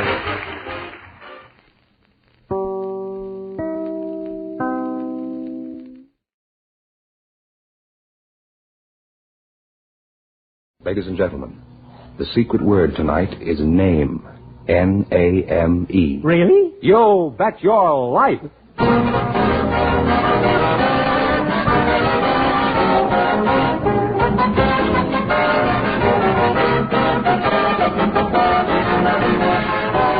Elgin American, creator of America's most beautiful compacts, smartest cigarette cases, magic action lighters, finest dresser sets, presents Groucho Marx in the Elgin American show, You Bet Your Life. The comedy quiz series produced and transcribed from Hollywood. And here's that sterling Elgin American, the one, the only... What a ridiculous name. Oh, that's me, Groucho Marx.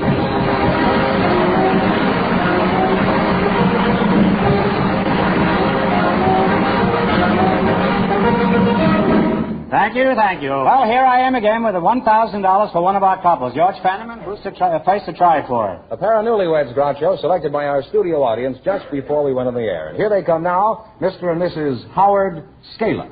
Welcome, youngsters, for Elgin American Compacts. And a Happy New Year. And if you say the secret word, you win a 16-millimeter Apollo Sound movie projector that sells for $129.50. It's a common word, something you always have with you. Newlyweds, eh? Well, you're the tallest newlyweds I ever saw. Howard Scaler. Huh? Scaler, is that the way to pronounce it? That's right. What kind of name is that? That's a German name.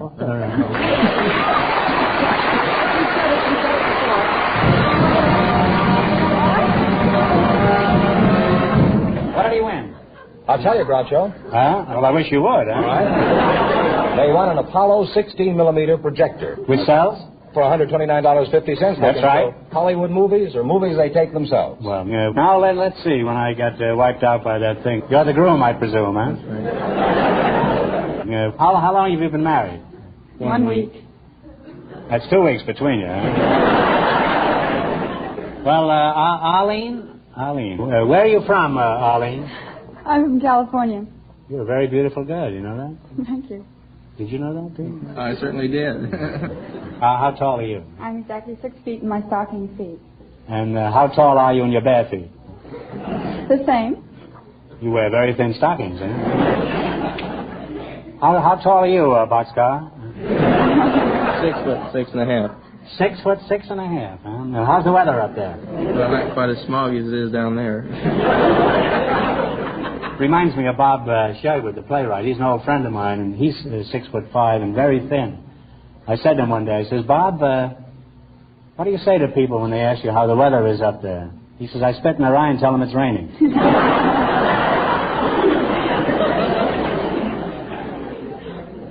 How much do you weigh, Howard? Oh, about 305 pounds.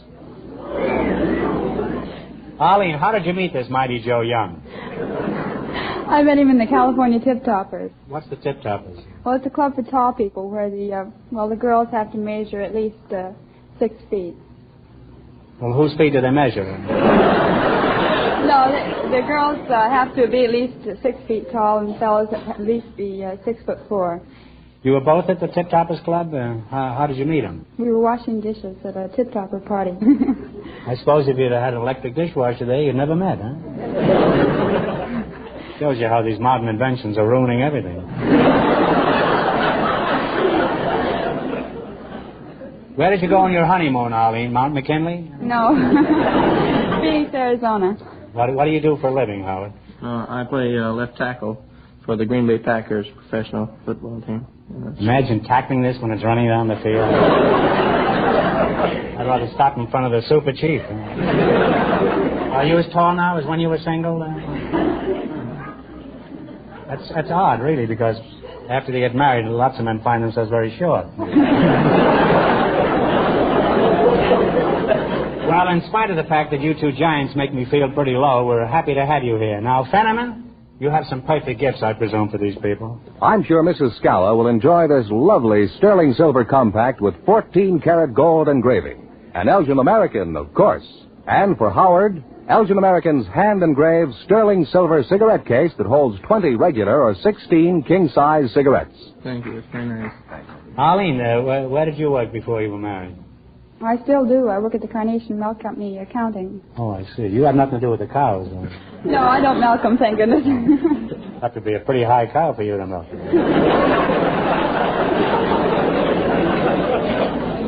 Arlene, I've never kissed a real tall girl. Would you mind if I kissed you? Not at all, if Howard didn't mind.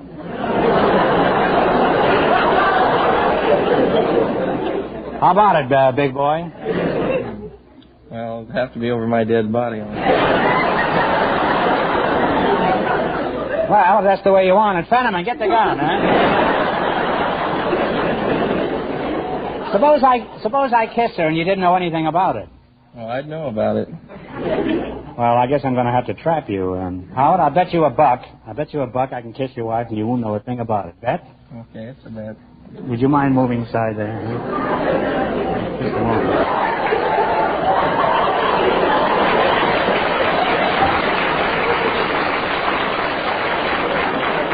Well, you saw me kiss her, didn't you? That's right. I lose. Here's your $1, huh?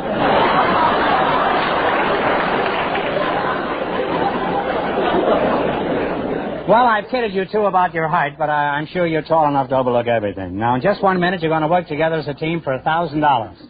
But right now, I want you to pay attention to this. There isn't a ticket for South Pacific. Kiss Me Kate either. Cheer up. You can get compacts by the same name. Yes, Elgin American announces 2 new hit show compacts, South Pacific and Kiss Me Kate. South Pacific with a pearl-studded sky comes in a black satin case for $7.50. $10 with a jewel-mounted lipstick case. The Kiss Me Kate compact, at just $5.95, is attractively decorated with a pair of red lips and a whip to tame that shrew. There's a radio hit show compact, too, Queen for a Day, with a royalty design in jeweler's bronze, also $5.95. Be the first to carry and give these new hit show compacts. Buy them tomorrow. The smart new South Pacific, Queen for a Day, and Kiss Me Kate compacts by Elgin American.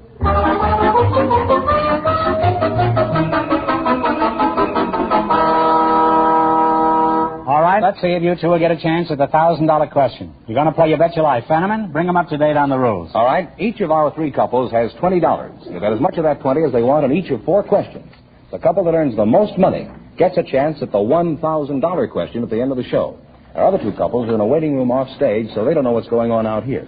Here we go. Let's see how high I can build you $20. You selected songs with baby in the title as your category. Is that right? That's right. All right, now here's your first question. You have $20. How much are you going to bet? 5. Jerry Fielding will supply the music. You give me the title. Play, Jerry.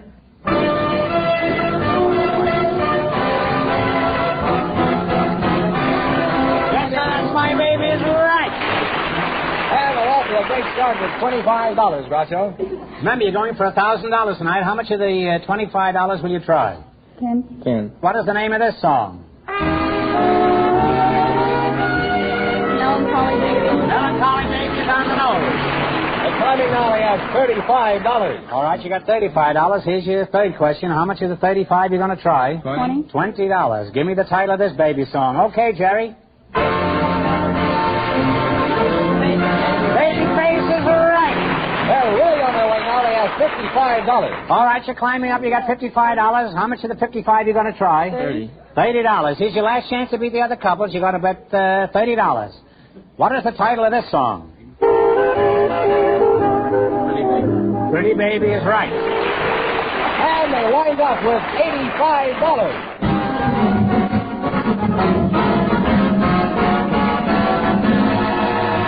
Thanks and Happy New Year from Elgin American Compacts. Now stick around. You may still get a chance at the big question. Well, Groucho, the secret word is still name. Perhaps our next couple will say it.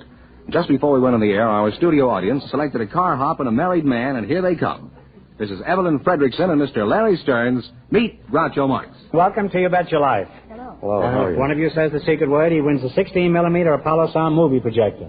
It's a common word, something you always have with you. Evelyn Fredrickson, is that right? That's right. You're the car hop, huh? Yes, I am. I knew it. My headlights started flashing the minute you walked in. Where are you from, Miss Fredrickson? I'm from Shannon's on Pico and Sepulveda. Shannon's Drive-In. Uh-huh. How are the hamburgers there? They're terrific. Well, if they're anything like the car house. Mr. Stearns? Larry Stearns? Larry Stearns. You're the husband? Yes, I am, sir. How long have you been married to Evelyn? Oh, that isn't my wife. Well, don't come and running to me with your troubles.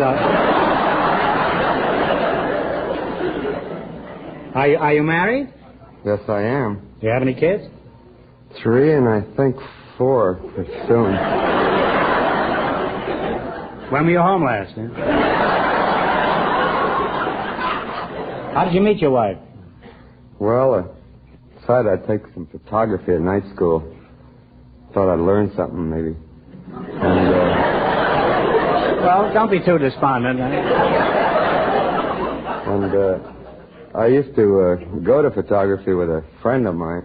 Used to fool around in the darkroom. He'd sock me, and I'd sock him, and, well... How did you know who you were hitting in the dark? Well, I did, and I hit my wife that time, or she wasn't my wife then. And that's where the trouble began. You hit your wife, and now you've got 4 kids, huh? Not quite 4 yet. It's a very sad story, all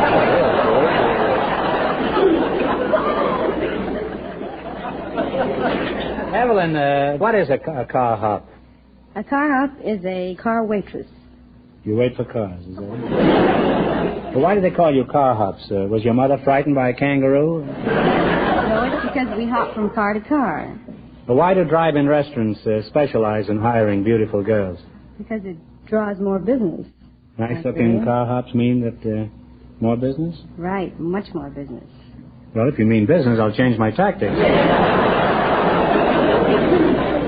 Is it true that many girls become car hops in order to be noticed by movie producers?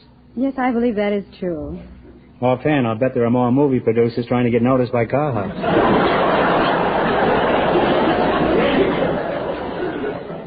Larry, what sort of work do you do? Well, I was teaching people how to drive. How long did it last, Larry? Week and a half. How'd you lose your job? Well, I was teaching someone how to drive, and I got a ticket for giving the wrong signal.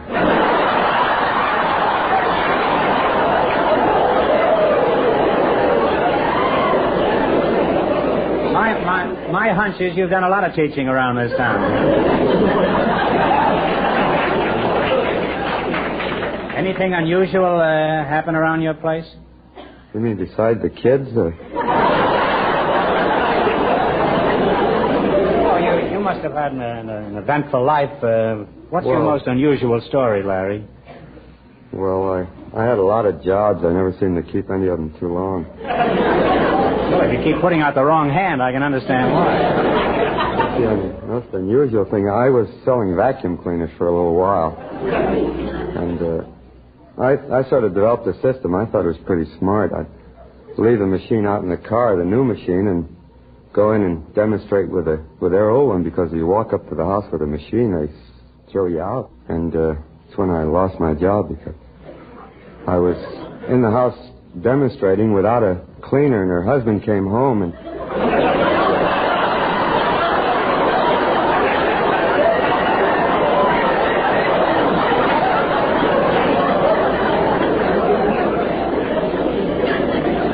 Was he amused by this, or...? I didn't give him much chance to say or be amused at all. I thought I'd better leave.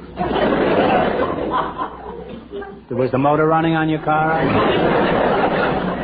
Well, we enjoyed having you here tonight. Now we have some ideal gifts for each of you. George, proceed with the honors. For Miss Fredrickson, pearls. Elgin American's beautiful simulated pearls. They're the finest pearls made by man. I'm sure you'll enjoy them. Thank you very much. And for Mr. Stearns, Elgin American's long, slim cigarette case in jeweler's bronze that looks like gold. That's swell. Now let's play You Bet Your Life for $1,000. You run your $20 into more than the other couples, and you get a chance at the big question later. Now, Fenneman's off stage to remind our listeners how much the first couple won. The Timber Topper newlyweds won $85. Here we go. Let's see how high you can build your $20. You selected dice expressions as your category. Now, here's your first question. You have $20. How much are you going to risk? She says 12. $12. All right. Snake Eyes is a throw of what number? 2. 2 is right. And they're on their way with $32. Remember, you're going for $1,000 tonight. How much of the $32 you going to try? 25. Okay. Big Dick is a throw of what number? 10. 10 is correct. And now they have $57. Now you have $57. Now, here's your third question. How much are you going to bet? I'd like to bet it all. Bet it all. You want to bet it all. Okay. Boxcars is a throw of what number? Oh, that's 12. 12 is correct. They're really climbing now. They have $114. All right, you're shooting away up. You got $114, and how much you going to go for? You want to shoot it all? Shoot it off, Joe. Shoot it all right. It's no more dangerous than going in a house without a vacuum cleaner. Here it is. $114. Little Phoebe is a throw of what number? 5. 5 is correct. And they wind up with a grand total of $228. Put it there, kid.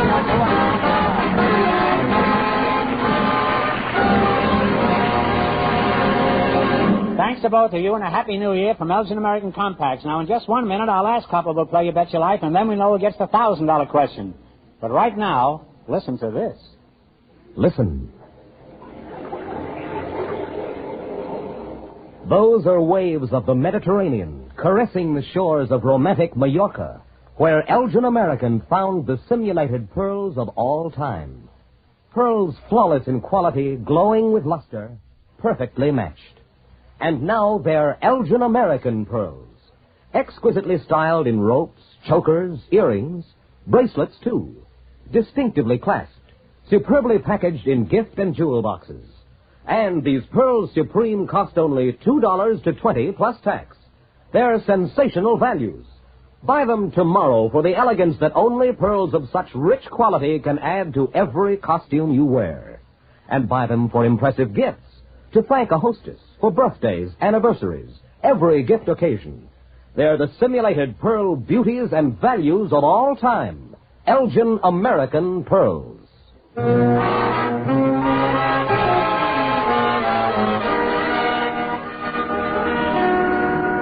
Okay, now we'll soon know who's going to earn the most money and get the $1,000 question. George, who's ahead so far? Well, the car hop and the married man are ahead with $228, and the secret word is still name.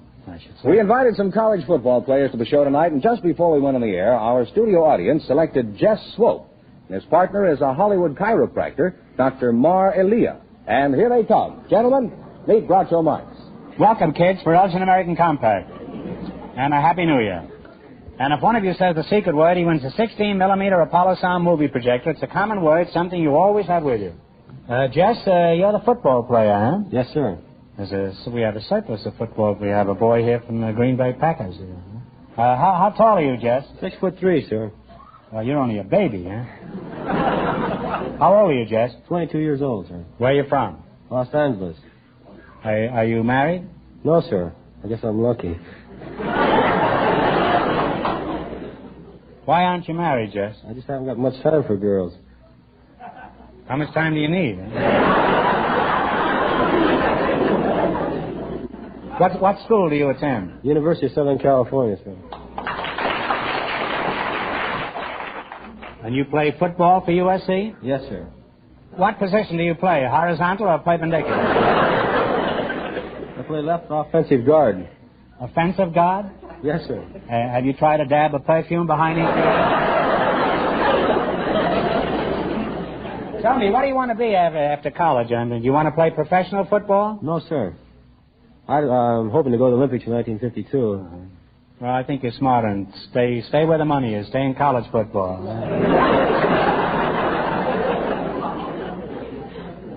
And you're Dr. Sheikh Mar Elia? Is that? Yes, sir. Is that right? That's right. What kind of a name is that?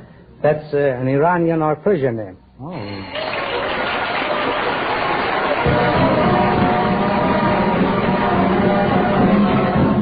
Well, here we go again. You said name, and that's the secret word tonight. George, tell him what he wins. You win an Apollo 16-millimeter sound movie projector.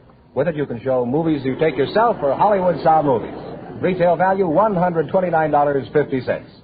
Thank you. Are you married, Doc? Yes, sir, I am. How did you meet your wife? I met my wife here in Hollywood while I was a professional man. I was invited to have a Persian meal at her home, and I found her to be a very good cook and good looking, and so here I am. What do they feed you? Persian ivy? Shish kebab. Shish kebab and pilau. Shish kebab? And pilau. Well, I'm all right. How are you? Tell me, do Persian kittens really come from Persia? Not necessarily. Usually they come from Persian cats.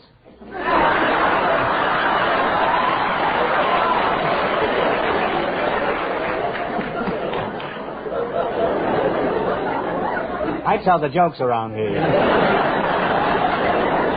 I used to tell the jokes around. How would you like it if I went over to your house and stole your Persian rugs? Now, Ducky, you don't mind if I call you Ducky, eh? No, sir.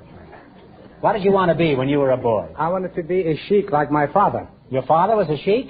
Don't tell me he was Rudolph Valentino. No, sir, he was not Rudolph Valentino. He was a real sheik. Oh, Errol Flynn, huh?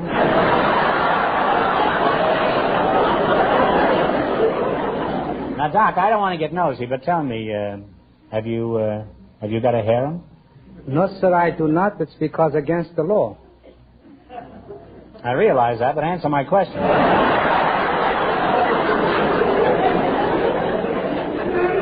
Are there still many harems in Persia? No, sir, there are not. It's against the law now. But there are a few places that they still bootleg him.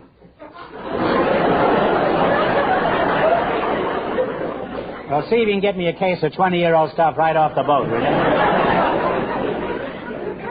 Were harems always illegal, Doc? No, sir. Years ago, harems were legal in Persia. A man could have all the wives that he desired in order to get closer to his heaven. Get closer to what? To his heaven.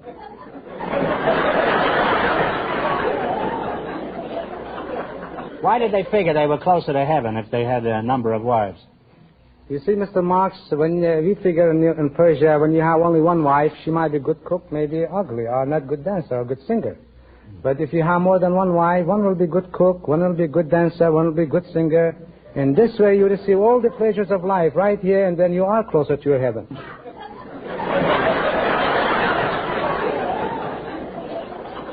That's why a man would want more than one wife, so he'd be closer to heaven? Yes, sir.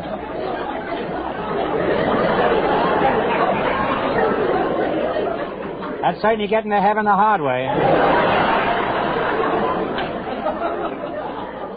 Now, Shiki, in your profession, you must have had a few spine-tingling experiences. Can you recall any incident in particular that you'd care to discuss? Well, one of them was very embarrassing. When I first got to this country, my first professional match, I was booked as the great wrestling sheik of Persia. As I entered into the ring, I thought I would show them how Persian wrestlers are. And there we are trained to be very mannerly, very polite. So naturally I walked in, I bowed to the public, and I bowed to the referee, and then I bowed to the wrestler, and went back to my corner. When the bell rang again, I bowed to the public, and I bowed to the referee. And as I bowed to the wrestler, he let me have one right close right to the chin. I went back, and he let me have one in the stomach, and I bowed again, and that was the end of the match.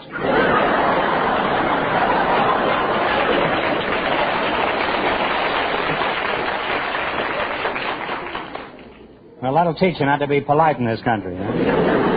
It's a short match, huh? Very short. Next time, use a light one. Well, you've been an interesting couple, and physically, I'll never be the same.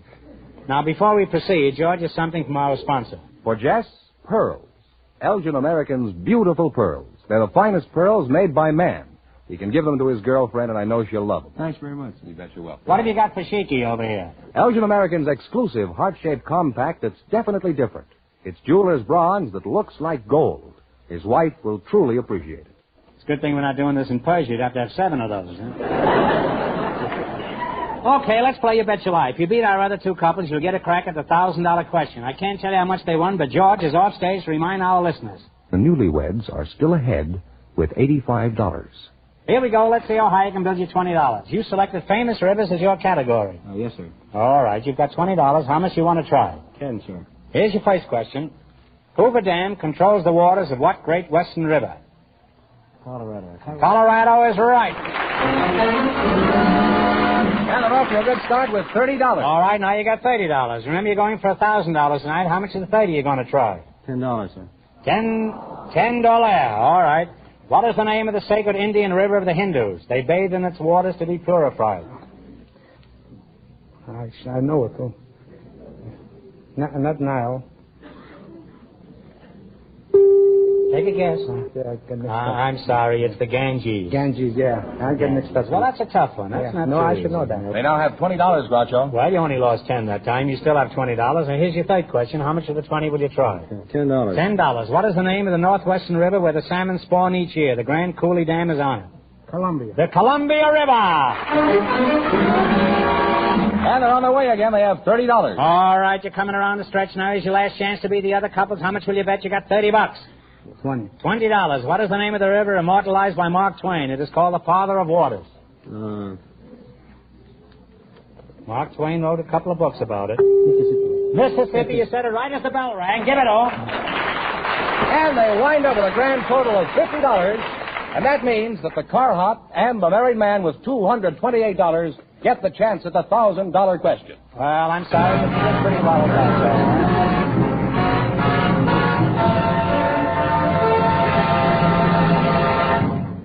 And now a word from Myron Wallace. The name Elgin American means the very finest quality, designing, finish, and craftsmanship. The best value. In exquisite compacts, gorgeous simulated pearls, magnificent dresser sets, magic action lighters, wondrous lighter cases, distinguished cigarette cases, handsome military sets, fascinating musical humidors. Your favorite store has a complete assortment of the newest Elgin American styles right now. See them. And for your own proud use, for thrilling prestige gifts, always buy Elgin American.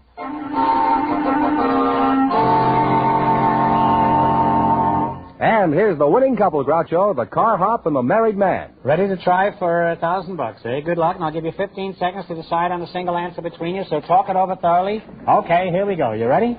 In 1876, government troops were annihilated in the Battle of the Little Big Horn. What general was in command of the doomed forces?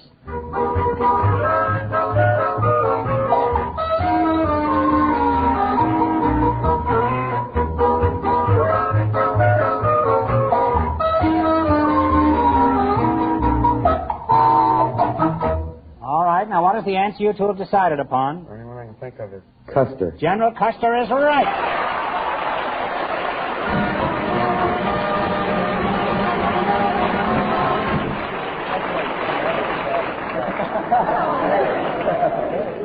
That's right, you win $1,000.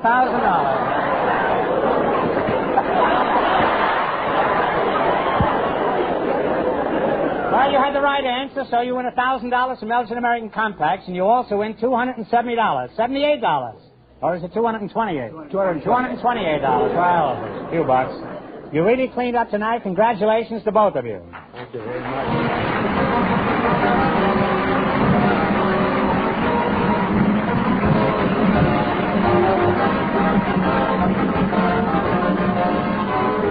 The Elgin American Show, You Bet Your Life, is a John Goodell production. Transcribed from Hollywood, directed by Bob Dwan and Bernie Smith. Music by Jerry Fielding.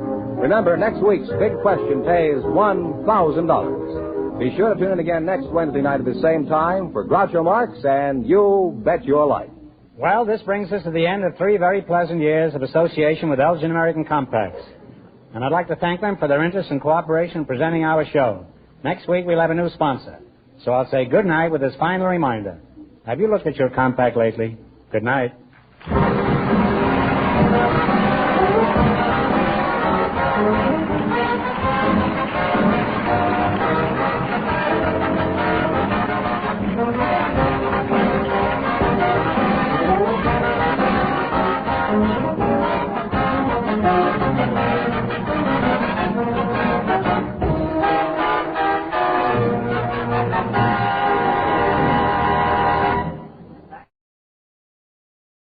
And now get ready to smile again with radio's home folks, Crisco's Vic and Sade.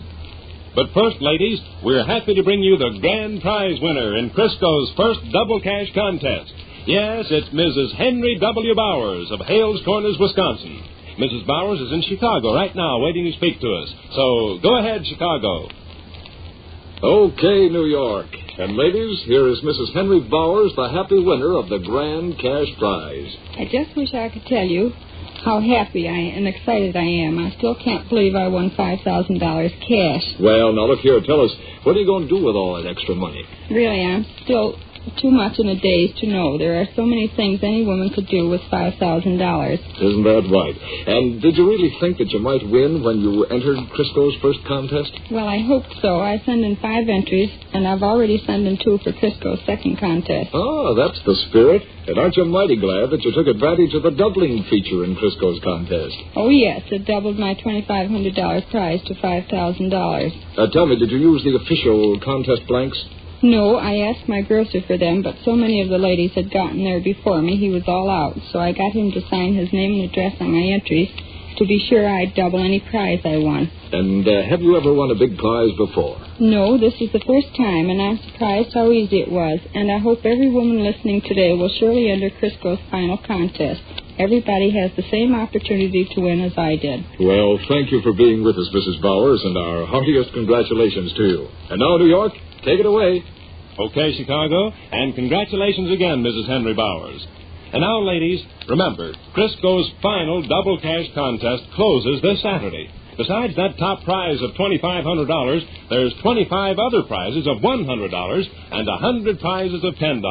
126 prizes. And you can double any prize you win by submitting your entries on official blanks that carry the complete rules and are available only at your Crisco dealers. Or write your entries on plain pieces of paper and get your dealer to sign his name and address on each entry. Now, to enter, write the 5th line to a jingle that's on those official blanks. Here's the first 4 lines.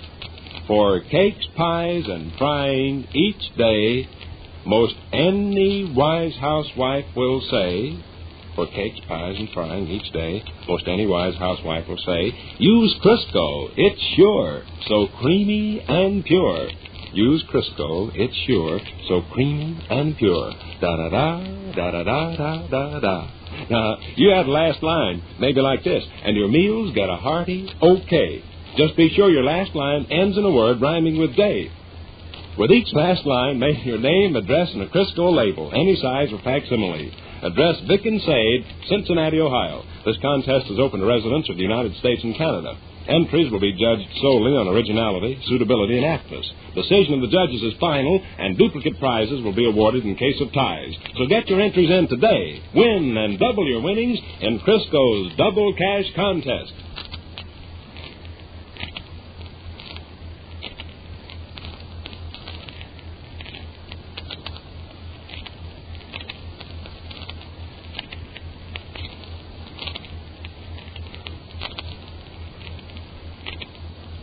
Sir, it's late afternoon as we enter the small house halfway up in the next block now, and here in the living room we find Mr. Victor Gook and Mr. Rush Gook. Father and son are seated on opposite sides of the library table, competing in a somewhat sluggish game of rummy. Listen. Play his cards running streaks. By George, last time we played, I got dealt spread after spread after spread. This afternoon, my pasteboards are rotten as a horse. How the heck can an individual win a game when luck is against him? What's the matter? Nothing. I thought I heard a noise in the kitchen. What'd you lunge for? It wasn't where I lunged. Almost jumped out of your chair. Why aren't you this part? There you are. 8 of diamonds. Yeah, rummy tickets running streaks. I haven't been dealt a decent hand since we sat down. Rooster Davis's big brother Rotten's got a theory on that topic. Rooster Davis's big brother Rotten's figured it out. Hey, what are you so nervous about? Is that your mother? Did you hear Are you something? kiddo? Yes? It's your mother. I know it. She's home now. Hey, what's eating you guys? I say. Hi. We're playing rummy. Are you? Yeah, me and Rush are playing rummy. Rush has to go to the grocery store. Rush has to go to the grocery store. For God's sake, you talk Jump like up and help your mother with her packages. Got packages, huh, kiddo? Wash rags. Bought 3 dozen of them. Yams and cut the price right down to the bone. Never mind, Willie. I'll take them upstairs with me when I go. We've been playing rummy. Have you? Yeah. Warm as toast downtown, just like summer. Ruthie and I saw fellas running around in just their shirt sleeves. What's the matter? Why, You're grinning so foolish. He's been acting peculiar ever since you got home. Oh, say, did Miss Apparat telephone? Not since I've been home. Who was home first? Go. She telephoned? Oh, Miss Apparat? Yeah. Did you explain I was downtown shopping? No. No, what? She didn't telephone? Yes. Oh, Lance. Well, she didn't telephone. Well, what'd you say yes for then? Yes? Yes, I asked you if she telephoned. You said yes. No. No? Yes. Hey, what ails you? I got something very, very funny to tell you. What is it? I got the best of Mr. Buller. Is he in town? Not now. Went back to Chicago on the 255. By George, maybe you'll make the acquaintance of Smelly Clark's Uncle Strap. He went to Chicago on the 255 today. How'd you get the best of him? We made a bet and I won.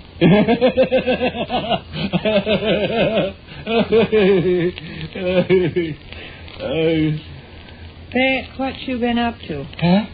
I never seen a person act so guilty in my life. What do you mean, guilty? Your father knock over my cut glass fig and apple platter? Not that I know of. Well, what have you done? What's the idea of all this cross-questioning? I made a bet with Buller and won. It struck me funny. Struck you awful funny. Well, it did. You have to go to the store, Willie. Okay. It did strike me awful funny. I want potatoes. Can you carry a peck? Sure. Say, it did strike me awful funny. When you feel like telling whatever it is you got up your sleeve, go right ahead. I got nothing up my sleeve. All there is to it, Buller and I made this little wager, and he come through with a $5 hat. Struck me funny. Hat? Yeah, I bought me a hat to pay off the bet. You bring it home with you? Of course. Where is it? Hallway on the banister. Go get it, Rush. Oh. I don't often get the best of Buller. He's an awful cagey old warthog. So it tickled me pink this afternoon when he come off the dirty end of the stick. It's a broad-brimmed hat, ain't it? Why, let's see. Yes. Yes, I believe it is a broad-brimmed hat. Bought at Kleberger's? I think Buller did patronize Kleberger's. Uh-huh. What's the matter? Why? You're looking at me like I just stole a horse. Hey, man, this is the kind of a hat you told Gov he couldn't wear. It's got a big broad brim. I'd laugh at to see Buller's face, kidder. He hates to lose. Let's see that once. Certainly nice and new. Genuine $5 gift. Notice the warp on it. Warp? Woof. What? Well, warp or woof or nap or lap or finish or whatever you want to call it. I mean the surface. See what a nice sheen it's got? Sheen? You don't seem to be very sharp in the wits today, Toadstool. A real quality hat, wouldn't you say? Vic, you don't think I'm a complete idiot, do you? Huh? You certainly couldn't have thought I'd be taken in by this. Taken in by what? Such a simple little business I never come across. I haven't the slightest notion. Little Charlie Husher, 3 years old, could see through it. Well, whatever you're talking about is too much for me.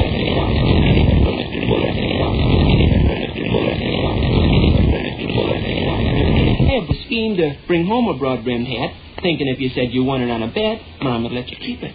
Is that what you think, Sade? You appreciate what I think. Is that really what you think? Little Charlie Husher could see through it. Well, that's the funniest thing I ever heard of in my life. Absolutely the funniest thing I ever heard of in my life. It goes back. Goes back? Goes back. And after this, when you try to deceive a person, you'd better think up a smarter stunt. Me and Buller made a bet, and he had to buy me a broad-brimmed hat. Why didn't you say you found your broad-brimmed hat hanging on a tree? Or you saved a lady from drowning, and she give you a broad-brimmed hat to show her gratitude? Sadie, you're making a pretty serious charge. I'll say. Now listen, please get it in your head once and for all, you can't wear a broad-brimmed hat. Makes you look like a wild western cowboy that'd been stepped on by an elephant. Fred Stembottom told you that. Since when did any of Fred Stembottom's half-witted opinions mean a snap of my little finger? Fred Stembottom... Everybody's told you you can't wear a hat with a wide brim. Everybody?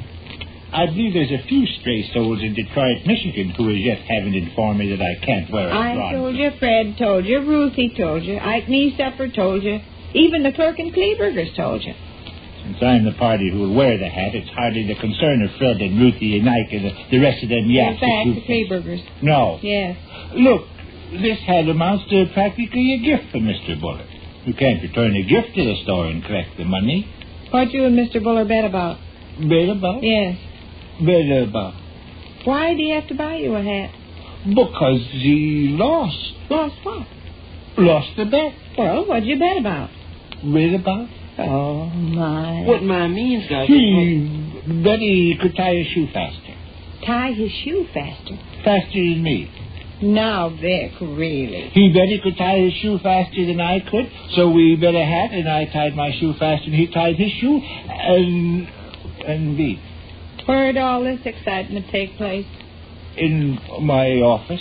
You were sitting in your office talking business? Why? Why? I'm asking you a question. You were sitting in your office talking business when this happened? Yes. Mm-hmm. You were sitting in your office talking business, and all of a sudden, out of a clear sky, Mr. Buller said he bet he could tie his shoe faster than you could tie yours? Yes. You actually expect me to believe that? Well, doggone it, Sade. Come on, Willie. We'll go out in the kitchen and make out a list of what I want from the store. Doggone it, Sade. Oh, do we have to keep on with this? I demand... The thing about it that bothers me is you think I'm so simple. Little 3-year-old Charlie Husher wouldn't have been fooled. Why, I knew you had something up your sleeve when I walked in the room. You acted guilty as the bullet that choked Billy Patterson. And then that talk about 2 important businessmen sitting in their office discussing enormous big affairs, and one of them all of a sudden jumping up and hollering he bet he could tie his shoe real fast. Did I say somebody jumped up and hollered? Come on, Willie. Did I say somebody jumped up and hollered? Want to come out in the kitchen with us and talk about what it tastes good for supper? No. You want to stay in here? No. What do you want to do? No. I say, what do you want to do? I said no. I said no, and I meant no.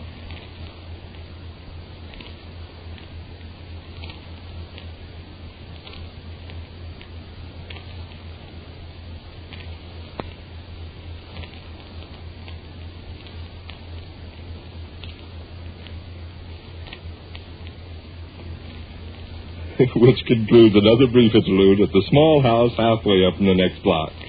And there we leave Crisco's Vic and Sade until the next time. And now, 5 more winners in Crisco's first contest. $100 winners. Mrs. Carl Heiser, Washington, D.C. Mrs. L.W. Williams, Cuyahoga Falls, Ohio. Mrs. C.E. Freelove, Binghamton, New York. $200 winners. Mrs. Marjorie Clary, Delhi, California. Mrs. Betty H. Harvey, Dover, New Hampshire. And don't forget to listen to Crisco's Vic and Sade the next time. This is Mel Allen speaking. Hello, Duffy's Tavern. Where do you eat meat to eat? Archie, the manager's speaking. Duffy ain't here. Oh, hello, Duffy. Tonight, Boris Karloff. Yep. America's #1 pinup duel. Yeah, I'm a sucker for his kind of pictures. You know, they can't be too horrible for me. The regular modest, the better I like it. Huh? You don't like them? Well, did you ever see Frankenstein? Dracula? Oh. You go to the movies, you like to forget your wife. Yeah. Well, look, Duffy, I'm busy right now with this war bond thing. Yeah, every joint in the neighborhood is selling bonds tonight. Grogan's Bar and Grill, Cavendish, The Undertaker, Colucci's Fruit Store, Lefty's Metropolitan Museum of Pool.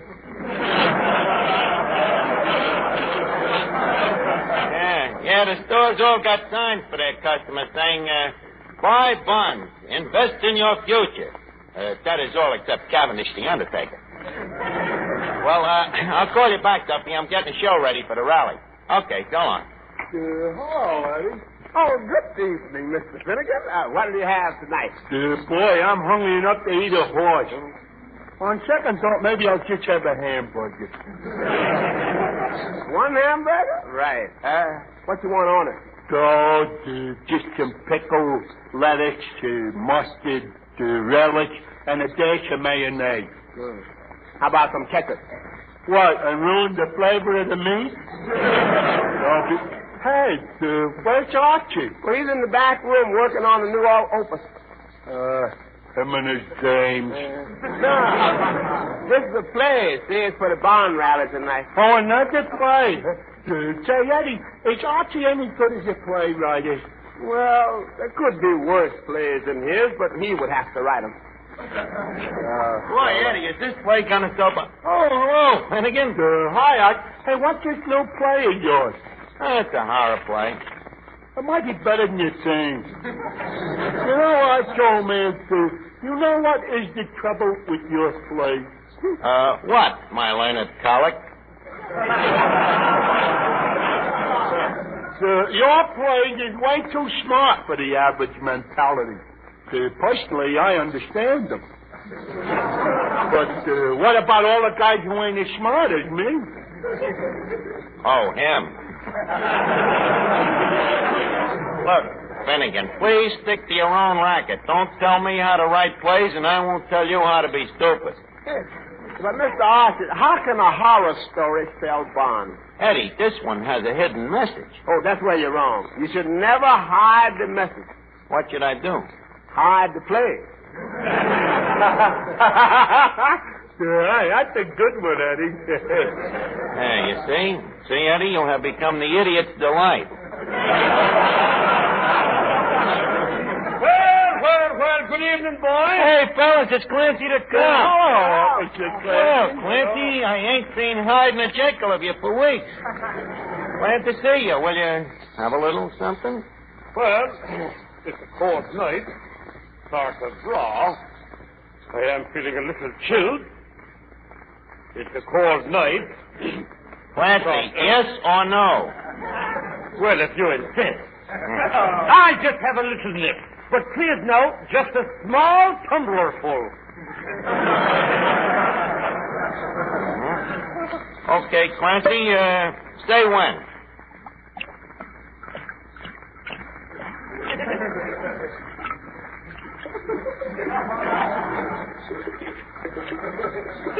Clancy, by the way, did you hear that Duffy drop dead? When? Okay, here's the drink.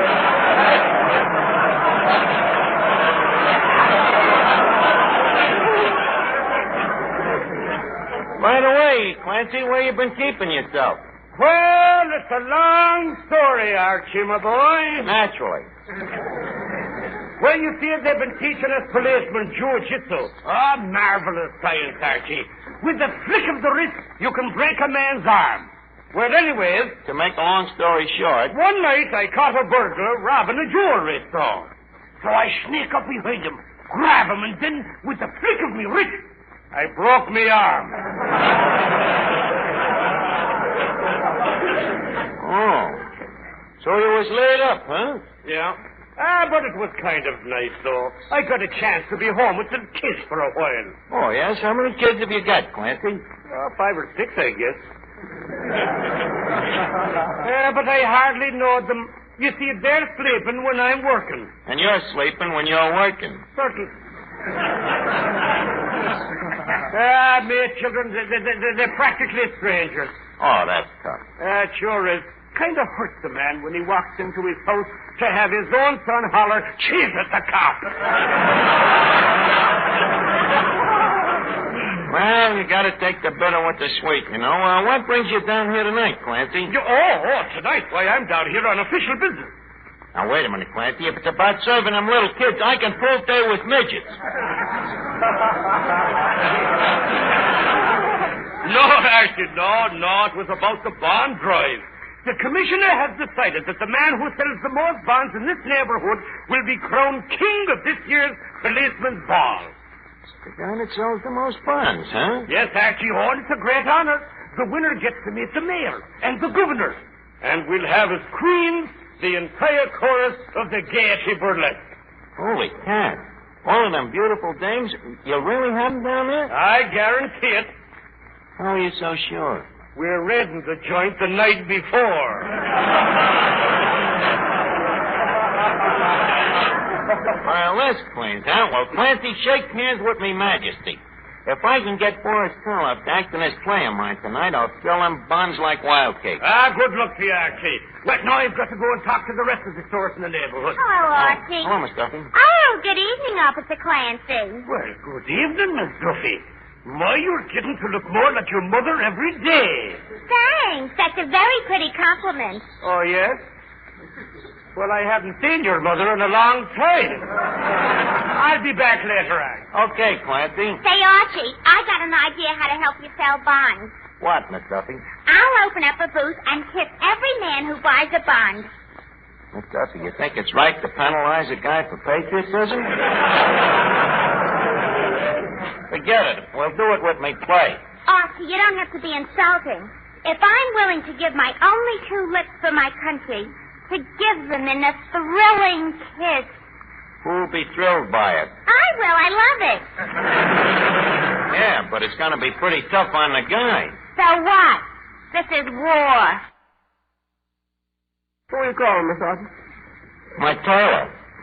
Got to buy a suit for the policeman's ball. Hello, Stone's Candy Store? Would you please walk up one flight and call Sam the clothing man?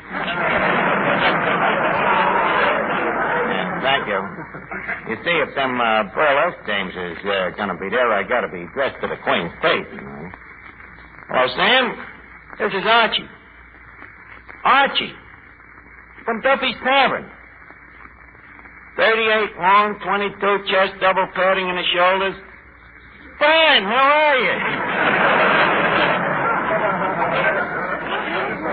Hey, Sam, I'm thinking of getting a suit. You got a nice double-breasted gray flannel in my size? Yeah, huh? How much? $15. Damn, for that price, I could buy a new one. Well, look, Sam, why is it so dear? You have to have 2 bullet holes rewoven, huh?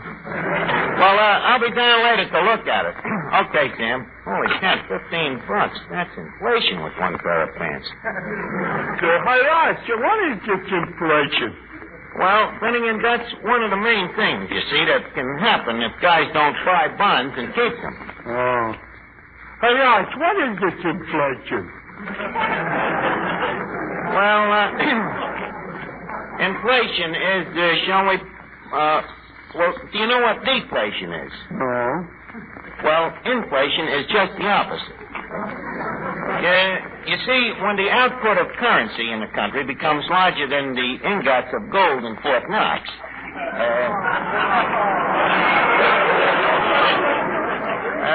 this causes circulation, see? Well, that's obvious. Sure. But, now, on the other hand, you see, money is very sensitive to fluctuations because it's so legally tendered. Therefore, should any demoralization cause the gold standard to fall below the 14-carat mark, then consequently the dollar goes up, or rather down, causing prices to soar down. Or is it up? Yeah, but how could war bonds stop this inflation? Well, it's simple, Finnegan. You see, war bond is printed on the same kind of paper that money is. Therefore, when you buy war bonds, you're taking this paper out of circulation. And therefore, the government can't get paper to print the new money with. So, ergo, this reduces the amount of outstanding exchequer, which in turn, ergo, prevents inflation. See how simple it is? Yeah. All I needed was for somebody to put it in my own language. Look, fellas, do you mind if I get in on this financial discussion? Hello, Bob. Archie was explaining to me about inflation. Yes, and quite erroneously. Hey, Arch, what does that mean? I don't know, but keep quiet. Maybe you'll throw us a hint. Now, you see, Finnegan, if there's too much money in circulation, it lowers the value of the dollar and so raises prices. That's inflation. Now, just a second, Graham. But, Archie, we studied it at college. Where do you think I learned it? At reform school? Well, Archie, when you went to college, did they have economic courses? No, sir. We paid full price for everything. Got your money's worth. Personally, I found Archie's explanation quite satisfactory.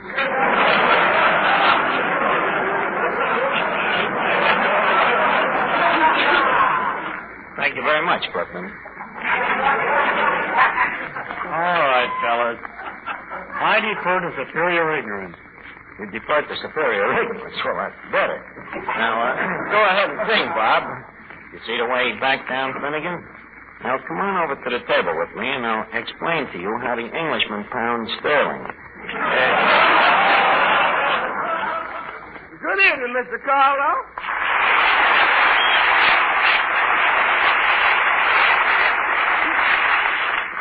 You know, young man, you are refreshing. What? Usually when I walk into a place, they all act scared of me.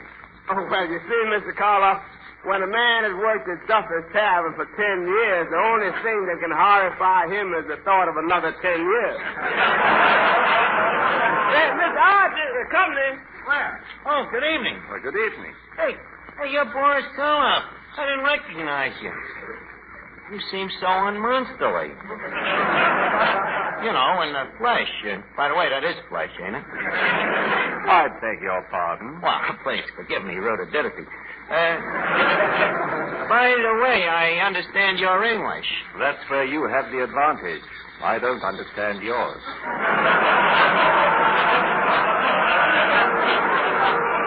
Hey, the guy is witty, too, huh? Gee, you know, but you're so different from what I expected.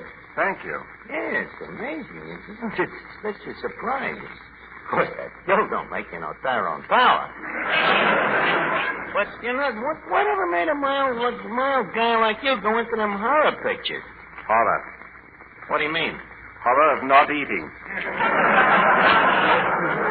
Well, I'm glad you're doing it. You know, them pictures of yours have helped me a lot with dames. My pictures? Oh, yeah. You know, sometimes I run across a dame that plays hard to get. So what do? I take her to see one of your pictures.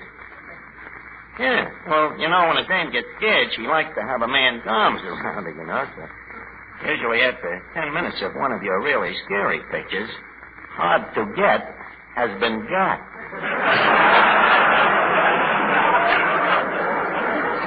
Glad to have been of service. Oh, the pleasure was all mine. Anyway, Boris. Say, Archie, are you... Say, what is that?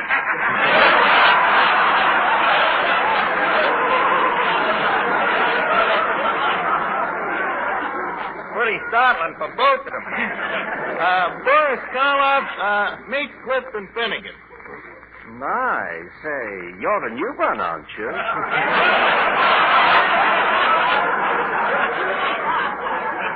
Finnegan, you don't seem excited. This is the famous Boris Karloff in person. Well, to be truthful, Archie, I'm a Bela Lugosi man myself. Please, I wish you'd be more flattering to our guest. Mr. Karloff is much more horrible. This Lugosi is just an upstart, right, Boris? Definitely. I remember him when he didn't have a coffin to coffin. You mean he was broke? Broke? 2 years ago, he walked up to me on Hollywood Boulevard and said, "Say, mister, can you slip me a nickel just for a cup of plasma?" Oh, I'm sorry, Mr. Karloff. I don't get such a thrill out of them parts you play. I get a bigger kick out of them vampire fights. Vampire fights? Finnegan, vampires is bad. No crazier than the guys he played. Beat it, will you? Oh, wait a minute, Finnegan. I almost forgot. There's a part in me play for you. Here. Go study it. Yeah, okay. You'll have to forgive Finnegan, Boris. His mother was frightened by everything. Say, what's this about a play? Well, you see, we're having a Bond rally here tonight, and I wrote a little horror play for you to act in. Oh, dear. Can't I just make a speech? Look, Boris, you ain't seen this thing. It's a horror play, and yet it contains a message. Oh, an allegory. No gorier than the average. Well, Boris, have you looked over my play? Yes. Great contribution to the war effort, huh? Contribution to the war effort. Archie? Yeah. Whose side are you on? And just a second, you overgrown Peter Lorry. Nah. What's the use of starting a fight now? Leave us get the thing going. Trumpets, please. Thank you. Ladies and gentlemen, We got to get that guy a new trumpet. Ladies and gentlemen, to commence off our war bond rally tonight, Mr. Boris Karloff, that famous star of stage, screen, and cemetery, joins us in bringing you a new play entitled Young Monster Malone. Or I'll Be Sawing You. Or A Monster is Born. On with the show. Music, please.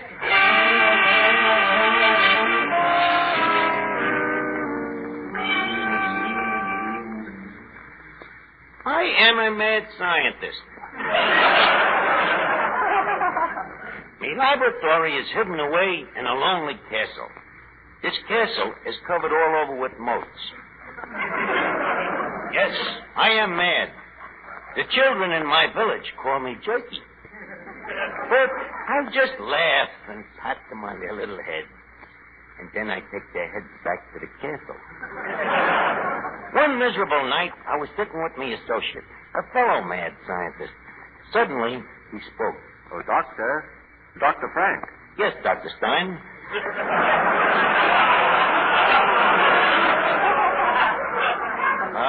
What is it?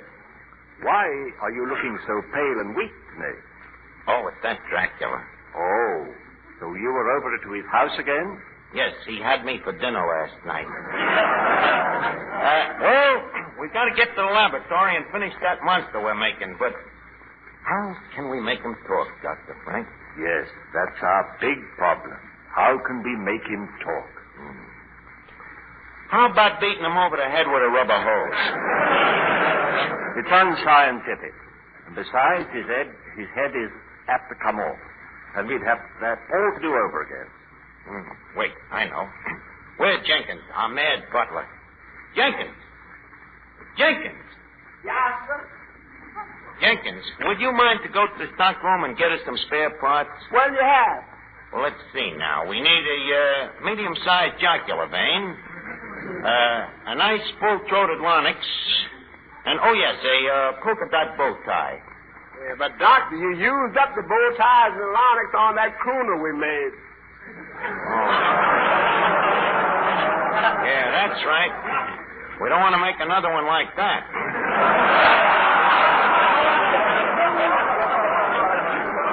Well, we'll do something.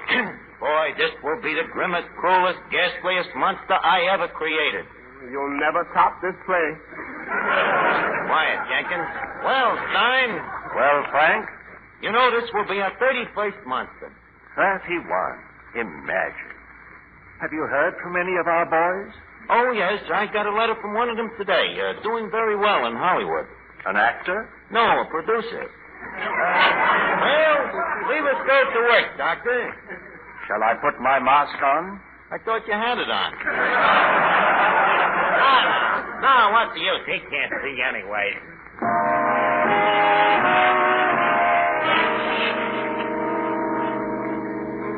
The operation table was ready. We was about to begin our evil ventures into the supernatural. The room was quiet. I spoke. Are you ready, Doctor? Yes. Have you injected the man with Novacord? Yes, I have. Come, let's get the monster finished. Scalpel. Scalpel. Knife. Knife. Glue. Glue. Thumbtacks. Thumbtacks. Now pass me that adenoid. Here you are, Doctor. Now, I'll take care of the inner sanctums. Now the electricity. Yeah. Will it work, Doctor? I hope so. Good luck, Doctor. Good luck, Doctor. Doctor, come. Doctor, look at him. Where is looking, ain't he? Why, he's opening his eyes. He's going to speak.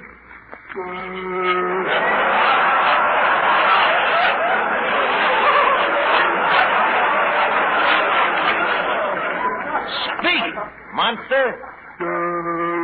I am inflation. The worst monster of all. If you waste your money and don't buy bonds, inflation, will destroy all of you.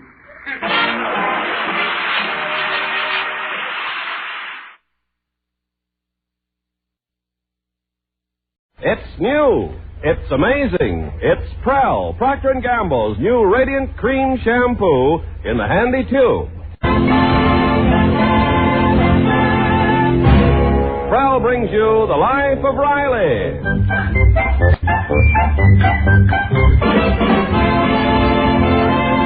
Prell, the shampoo that removes dandruff in as little as 3 minutes and leaves hair radiantly clean, radiantly lovely.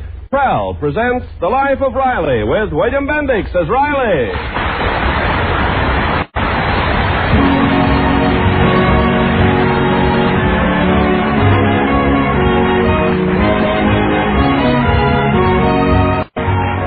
Chester A. Riley is a man who doesn't feel he's doing his duty as a husband and father unless he's worrying about something. This week, his wife hasn't given him any cause for alarm. His son Junior's been behaving himself. So it's daughter Babs' turn to bear the brunt of Riley's fatherly concern.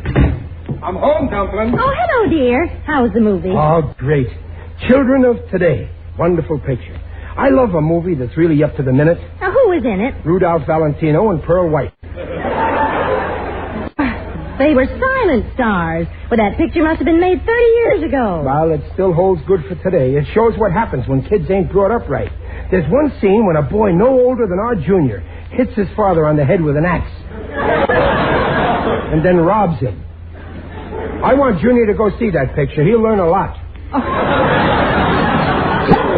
Well, I doubt if he'd like it. He only likes westerns. Yeah, believe me, a picture like that makes a father worry about his kid's future. Well, you don't have to worry about our children. That's because I brought them up right. Instead of running around the streets all hours of the night like other kids, our Junior's in bed. And Babs is in a room reading a good book. Oh, Babs isn't home. Yes, sir. Thank heaven we got nothing to worry. Where is she? Out. Out? So late at night? How could you let a young girl like that go out all alone? But she's not alone. She's with that nice boy, Harry Bates. Oh, I've talked to that boy. I'd rather she was alone. Oh,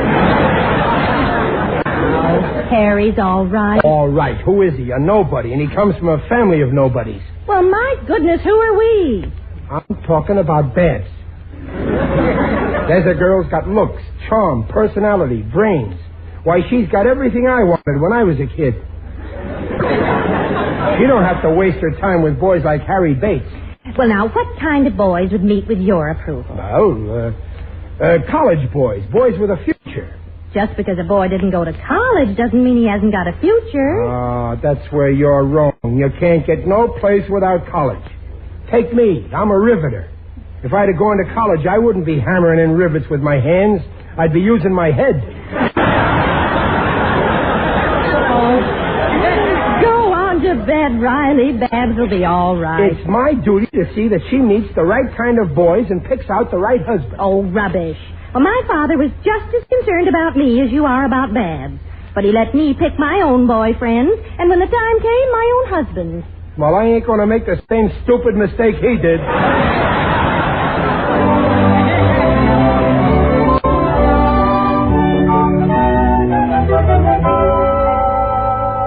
Yes, sir, Gillis, you're lucky you got a son. What's so lucky about that? Well, when you got a son, you only got one boy to worry about. When you got a daughter, you got 100 boys to worry about. That's where I was smart. I gave birth to a son. Worry. Every minute, worry. Well, at least your daughter's no stay-at-home like some poor girls. She's got plenty of dates. Oh, yeah, she's pretty notorious, all right. I've got no complaints there, but I'd like Babs to hang out with a higher-class type of fella. Refined, after all. Watch it. Here comes the boss. Where? There, with that young guy. O'Reilly, Gillis. Oh, hello, boss. Hello, Mr. Stevenson. Boys, I want you to meet my nephew, Leonard Stevenson. How do you do, gentlemen? Oh, hello, Leonard. Hi. You see, Leonard's studying aerodynamics at college, and... Oh, you go to college, Leonard? Yes, sir. I thought maybe one of you boys might show him around the plant. Well, sure, boss. I'd be only too glad to have Gillis show him around. Huh? Well, go on, Gillis. Don't keep Leonard waiting. Oh, sure. Glad to, Leonard. Thank you. I'm very interested in those new hydraulic presses. That's fine. You can explain them to me.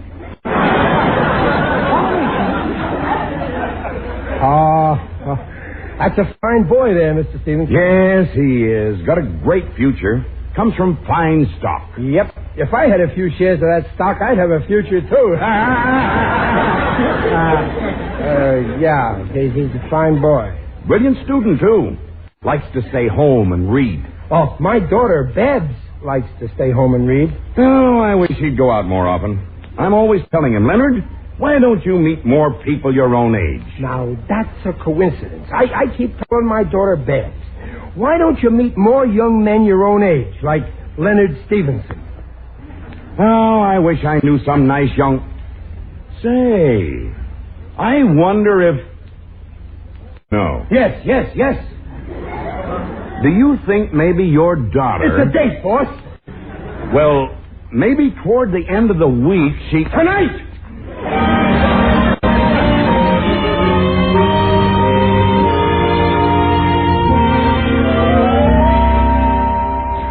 Babs, you've got to go out with Leonard Stevenson. He's going to phone in a few minutes. Daddy, I keep telling you I have a date for tonight. I've been dying to go out with this boy for weeks. Cancel it. I can't. I just can't. But you don't know what you're missing. Leonard is one boy in a million. He's so handsome. He's got blonde, wavy hair like Van Johnson, a flashing smile like Clark Gable, and a dimple in his chin like Cary Grant. Believe me, he's another Sonny Tufts.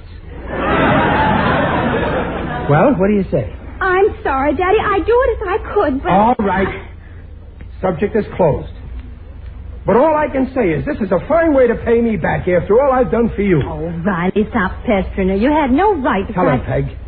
When she had the whooping cough and had to have a shot in the arm, who walked 3 miles in a blizzard to bring the doctor? Who held her while he stuck that big needle in her little arm? I did. All right, but who fainted? I did. Okay, Babs, I ask you to do one little thing for your own benefit, and you turn me down. Oh, all right, Daddy. I'll cancel my date and go out with this Leonard. You will? Oh, that's great. You'll never regret it. This Leonard is a... The phone. Oh, boy, that must be him. Now be nice to him, Babs. Tell him you love to go out with him. Tell him... Hello? Oh, hello, Leonard. Yeah, Babs is here. Yeah, I'll put her on, and me and the wife will go out in the kitchen so Babs can be alone while you ask her to go out with you, which she will.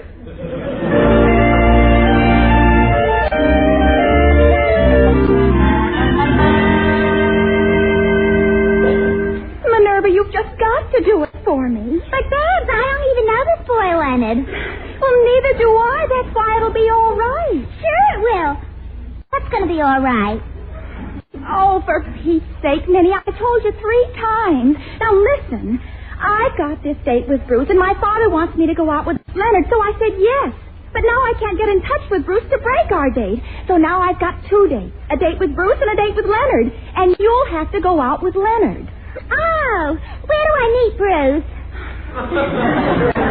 Not Bruce. You meet Leonard at the drugstore, and listen, you have to pretend you're me. I'm you? Well, Leonard's never seen me. You just say you're Babs Riley. Oh, you'll like him, Minerva. He's a college boy. Oh, then I better take some money with me.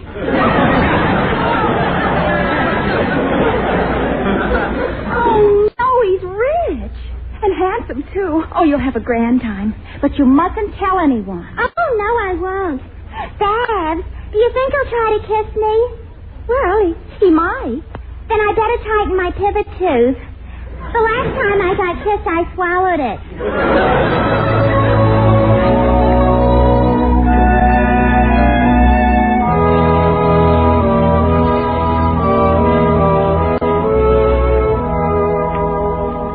Well, good night, Bruce, and thanks for a swell evening. It was perfect, Babs.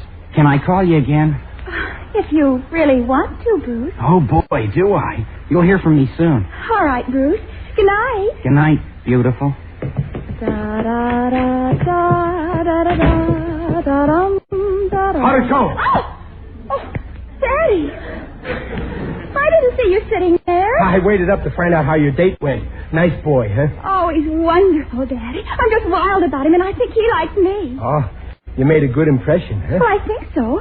He said he'd call me again soon. Oh, that's great, honey. You really like him, huh? Oh, he's got the cutest curly black hair. Yeah, when I saw black this afternoon, Leonard was a blonde.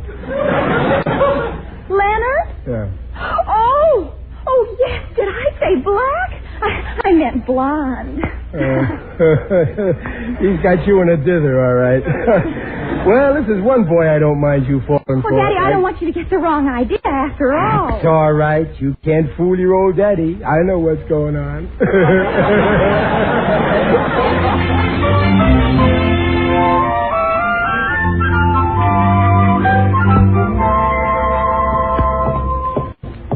Yes, sir, Gillis. My Babs sure made a hit with the big boss's nephew last night. All right, stop bragging. My daughter would have made a bigger hit if I had a daughter. And Leonard's crazy about her. Come on, let's get back to work. I got to get some sleep before quitting time. Hey, wait. There's Leonard, just going into Stevenson's office. Come on. Hey, where are you going? I bet right now he's raving to the boss about Babs. If we get up close... Wait, Riley, it ain't nice to eavesdrop. You can get fired for it. Tell me, Leonard, how was your date with that Riley girl last night? Well, Uncle Carl, I hardly know what to say. You hear that, Gillis? He can't find words good enough. To be perfectly frank, Uncle, this Barbara Riley is just about the stupidest thing on 2 feet. Stupid? Babs? No. So she made a big hit, huh, Riley? I can hardly believe it, Leonard. I know the Rileys very well. Her mother's a fine, intelligent woman, and her father is... Well, maybe you're right.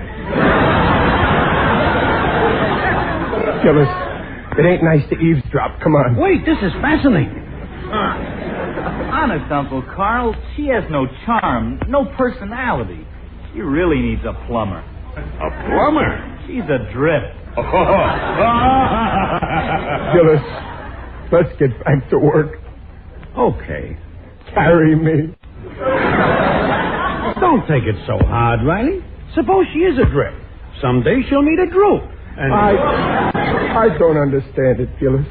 My Bab's stupid? How could she be stupid? Why, ever since she was a little baby, I taught her everything I know. Oh, why did she pay attention to me?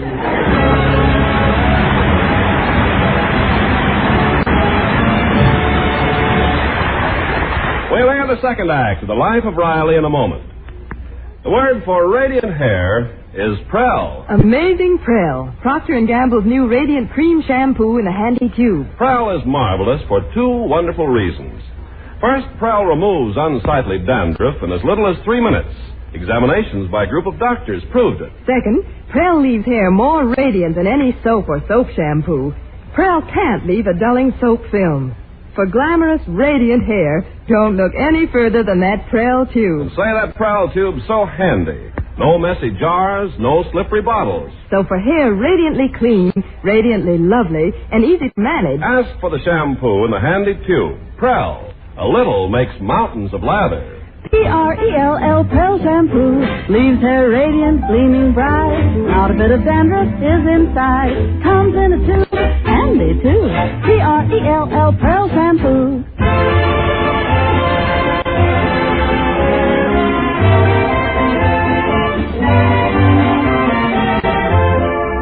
And now back to The Life of Riley with William Bendix as Riley. Right now, Riley is suffering. Peg, it's true, I tell you. Stupid, that's the word he used. Bad? Stupid? Well, that's fantastic. It's true I'm her mother, but I still say you couldn't find a more charming or intelligent girl. Well, that's what I thought. But when you get too close to a person, you can't judge anymore. For instance, I always thought you were beautiful, Peg. Well, aren't I? Well, I don't know. Who can tell? To a baboon, the most beautiful creature in the world is another baboon.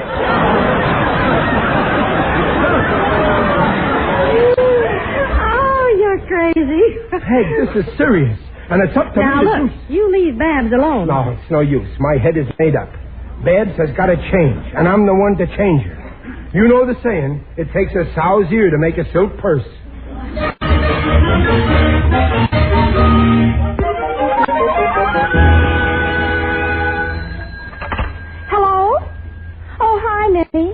No, I haven't heard from Bruce yet. I just can't understand it. Bruce seemed to like me, and he said he'd call. What a life. You wait years for the perfect man, and then... Well, I'm in the middle of some ironing. See you tomorrow, Minnie. Babsy. In here, Daddy. Oh, hello, Babs. What are you doing, honey? Oh, Nothing. You look kind of blue. You're worried about a certain boy, aren't you? Well, yes, I am. I expected him to call me, but so far he... Babsy, sometimes we've got to face certain things, no matter how horrible they are. Look at me, honey.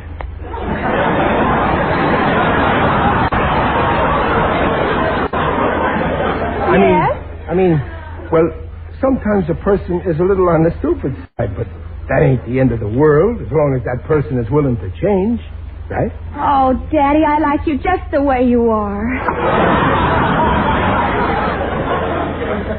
Let me put it another way. You see, Babs... Couldn't we talk about your problem some other time, Daddy? Babs, I don't like to see you brooding this way. I know what. Come on, let's go to a movie. Oh, no, I've got to stay in case I get a call. I hate to say this, baby, but I don't think he's ever going to call. He's got to. He's just got to. You kind of fell for this boy, huh? Oh, he's a dream, Daddy. You know how it is. A girl meets a lot of boys, but it doesn't mean a thing. And then all of a sudden she meets a boy and she says to herself, this is it. Yeah. Yeah, I know. When I was going with your mother, I heard those very same words. The night I proposed to her, she introduced me to her father, and he said, is this it?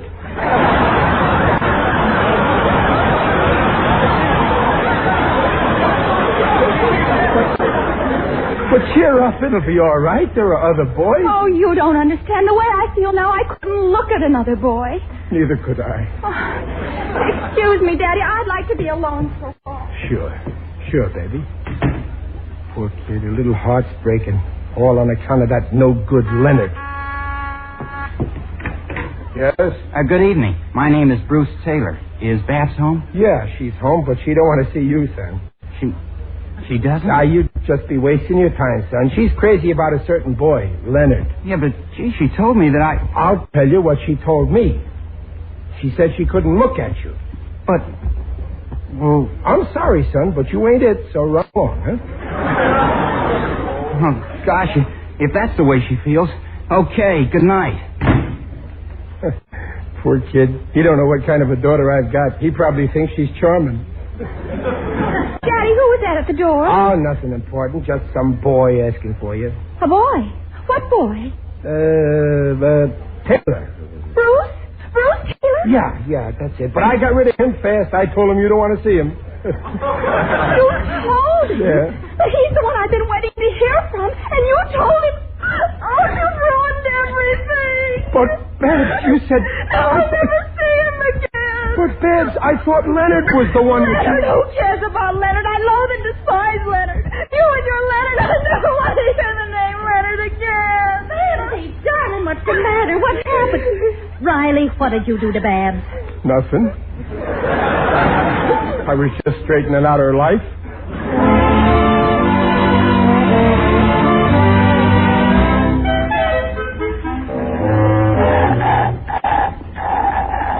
Hurry up, Minerva. How much longer are you going to take with that soda? I'll be through in a minute. I've got to get home.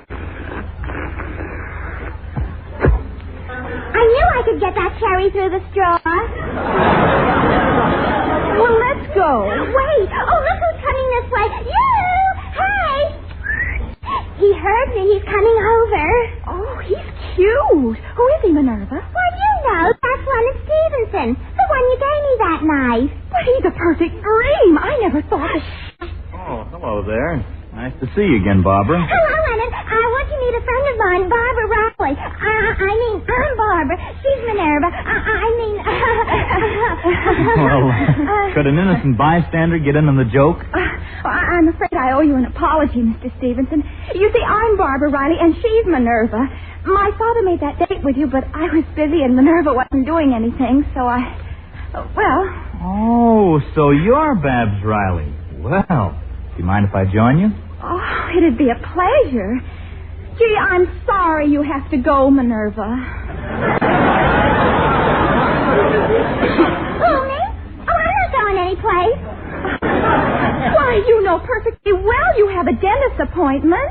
I have? Why, Minnie, you just told me you have a toothache and you're simply in agony. Oh, yes. Oh, excuse me, Leonard, I'm in agony.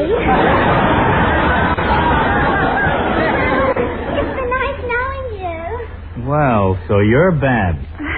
So you're Leonard. I hope you're not angry with me. Well, I don't know. I might be willing to discuss the question tonight, say around 8 o'clock. Okay? Okay.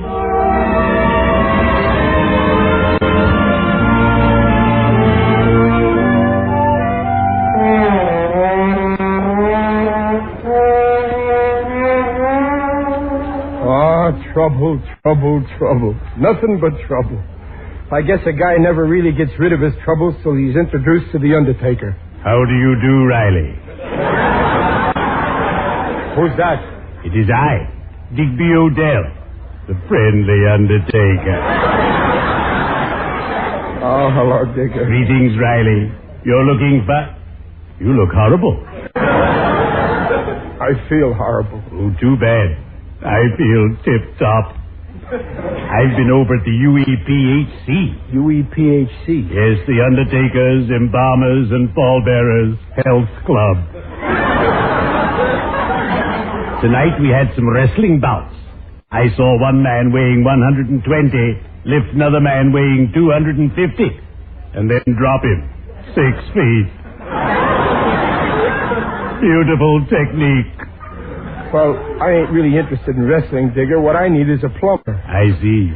The faucet keeps a dripping. A bloop, bleep. Well, no, not exactly. I'm worrying about my daughter, Beb. Ah, yes. Children are a problem. Yesterday, some hoodlum stole a sign from an airport and hung it on the door of my business establishment. So I was furious. What? What did the sign say? Don't go the old-fashioned way. Fly there.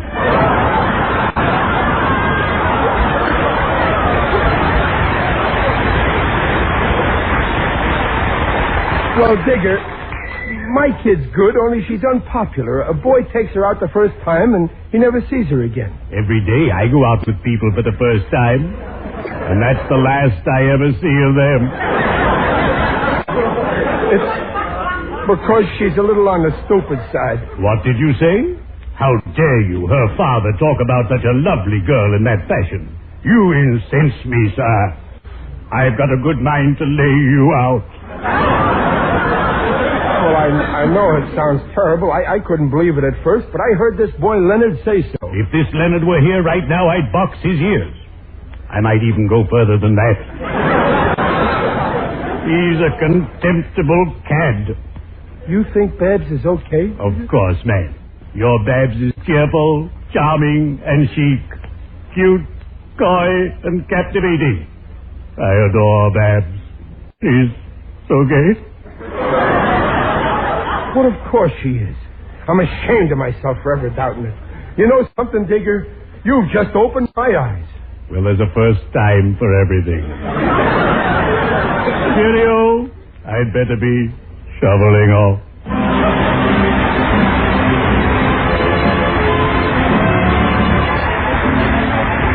Who's that? Oh, Riley, where have you been? Peg, listen.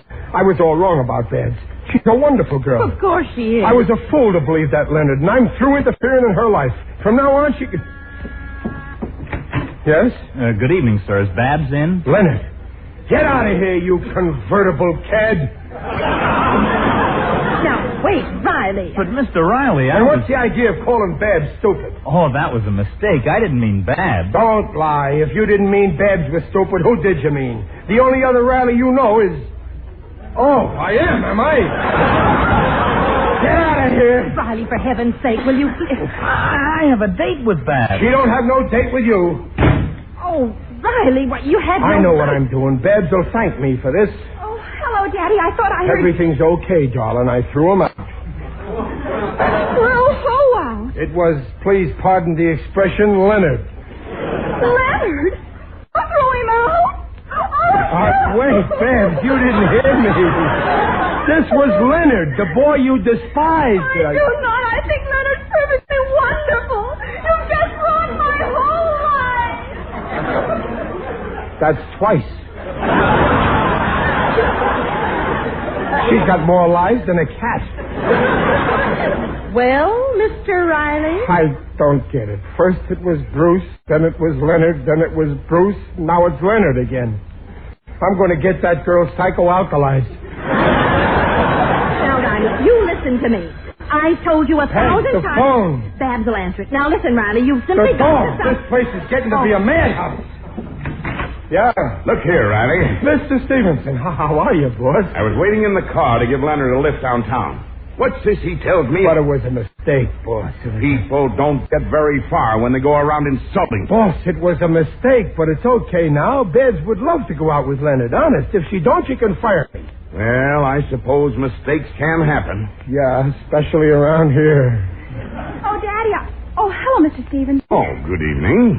Daddy, I'm sorry I made a scene before. Oh, that's okay, honey. Everything's all right now. I'm going out. You see, boss, what did I tell you? Well, run along, Babsy. We don't want to keep Leonard waiting. Leonard? But, Daddy, I'm going out with Mervyn. Mervyn? Who's Mervyn? He just phoned me. Good night. Well, Riley? Mervyn. Who's Mervyn? I'm still waiting, Riley. What about Leonard's date? I don't know, boss. I guess Leonard will have to go out with Bruce. It's a losing fight.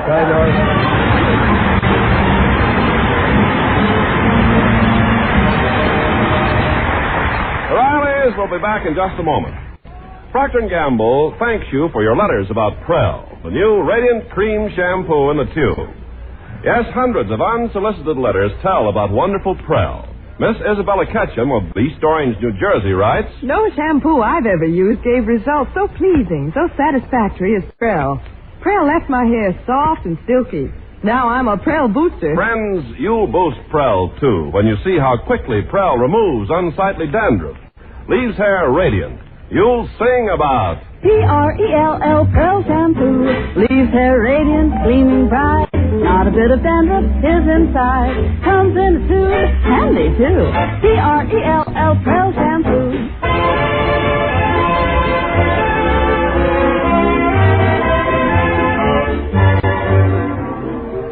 Oh, gee, I'm glad Mr. Stevenson didn't fire me last night. Well, it's not your fault he didn't. What do you mean? Didn't I get Leonard a date to go dancing? You got him a date, all right. And my feet are still killing me. That's the thanks I get.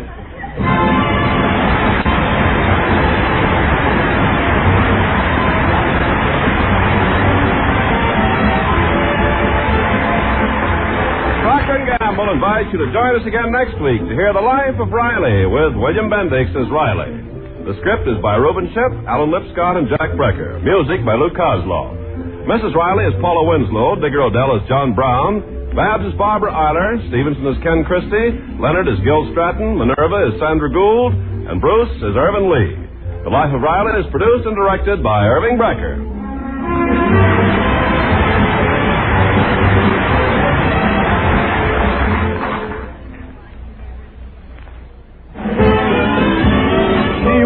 The toast of old Broadway. She knew how to catch a new beau. She kept her nice things bright and gay with wonderful ivory snow. Yes, wonderful ivory snows, a regular beauty bath for pretty blouses, print dresses, and sheer nylon stockings. And your hands will tell you why. Prove how wonderful ivory snow is for nice washables by this simple test. This week, wash dishes with ivory snow. When you see how it pampers your hands, you'll really know it's extra kind to your fine fabrics. You see, there's no other soap like it. Ivory Snow's actually the only granulated soap that's ivory mild. Makes suds instantly and lukewarm even in cool water. Remember, your hands will tell you why Ivory Snow keeps lovely washables lovely longer. Ivory Snow's so kind to your hands, you just know it's kind to sheer nylons and dainty lingerie and blouses. Yes, wonderful ivory snow. S-N-O-W.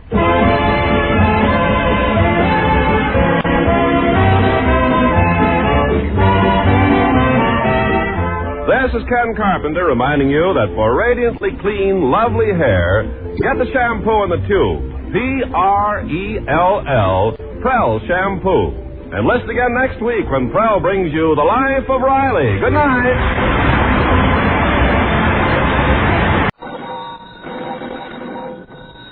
Granny's, Abner. I believe that's our ring. I don't get Lum. I believe you're right. I'll see. Hello, Jot 'em Down store. This is Lum and Abner.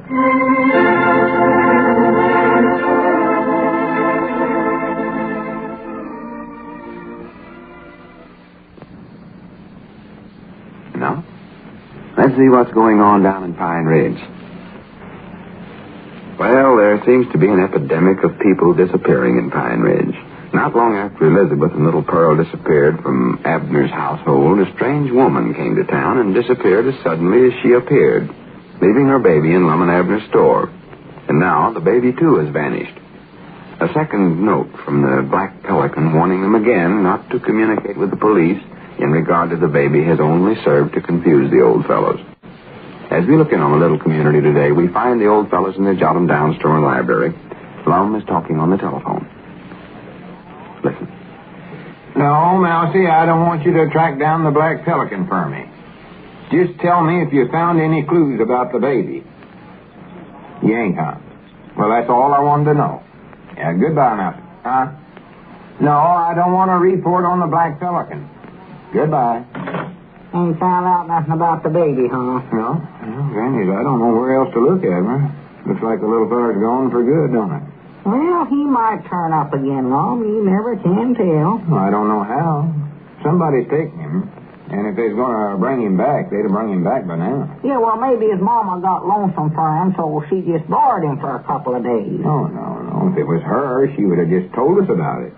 Ain't no sense in a mama stealing her own young'un. She could have just come here and got him. We'd have given him back to her. Yeah, I reckon that's right. Well, maybe he just crawled out of his crib by himself and sort of won. That couldn't be it.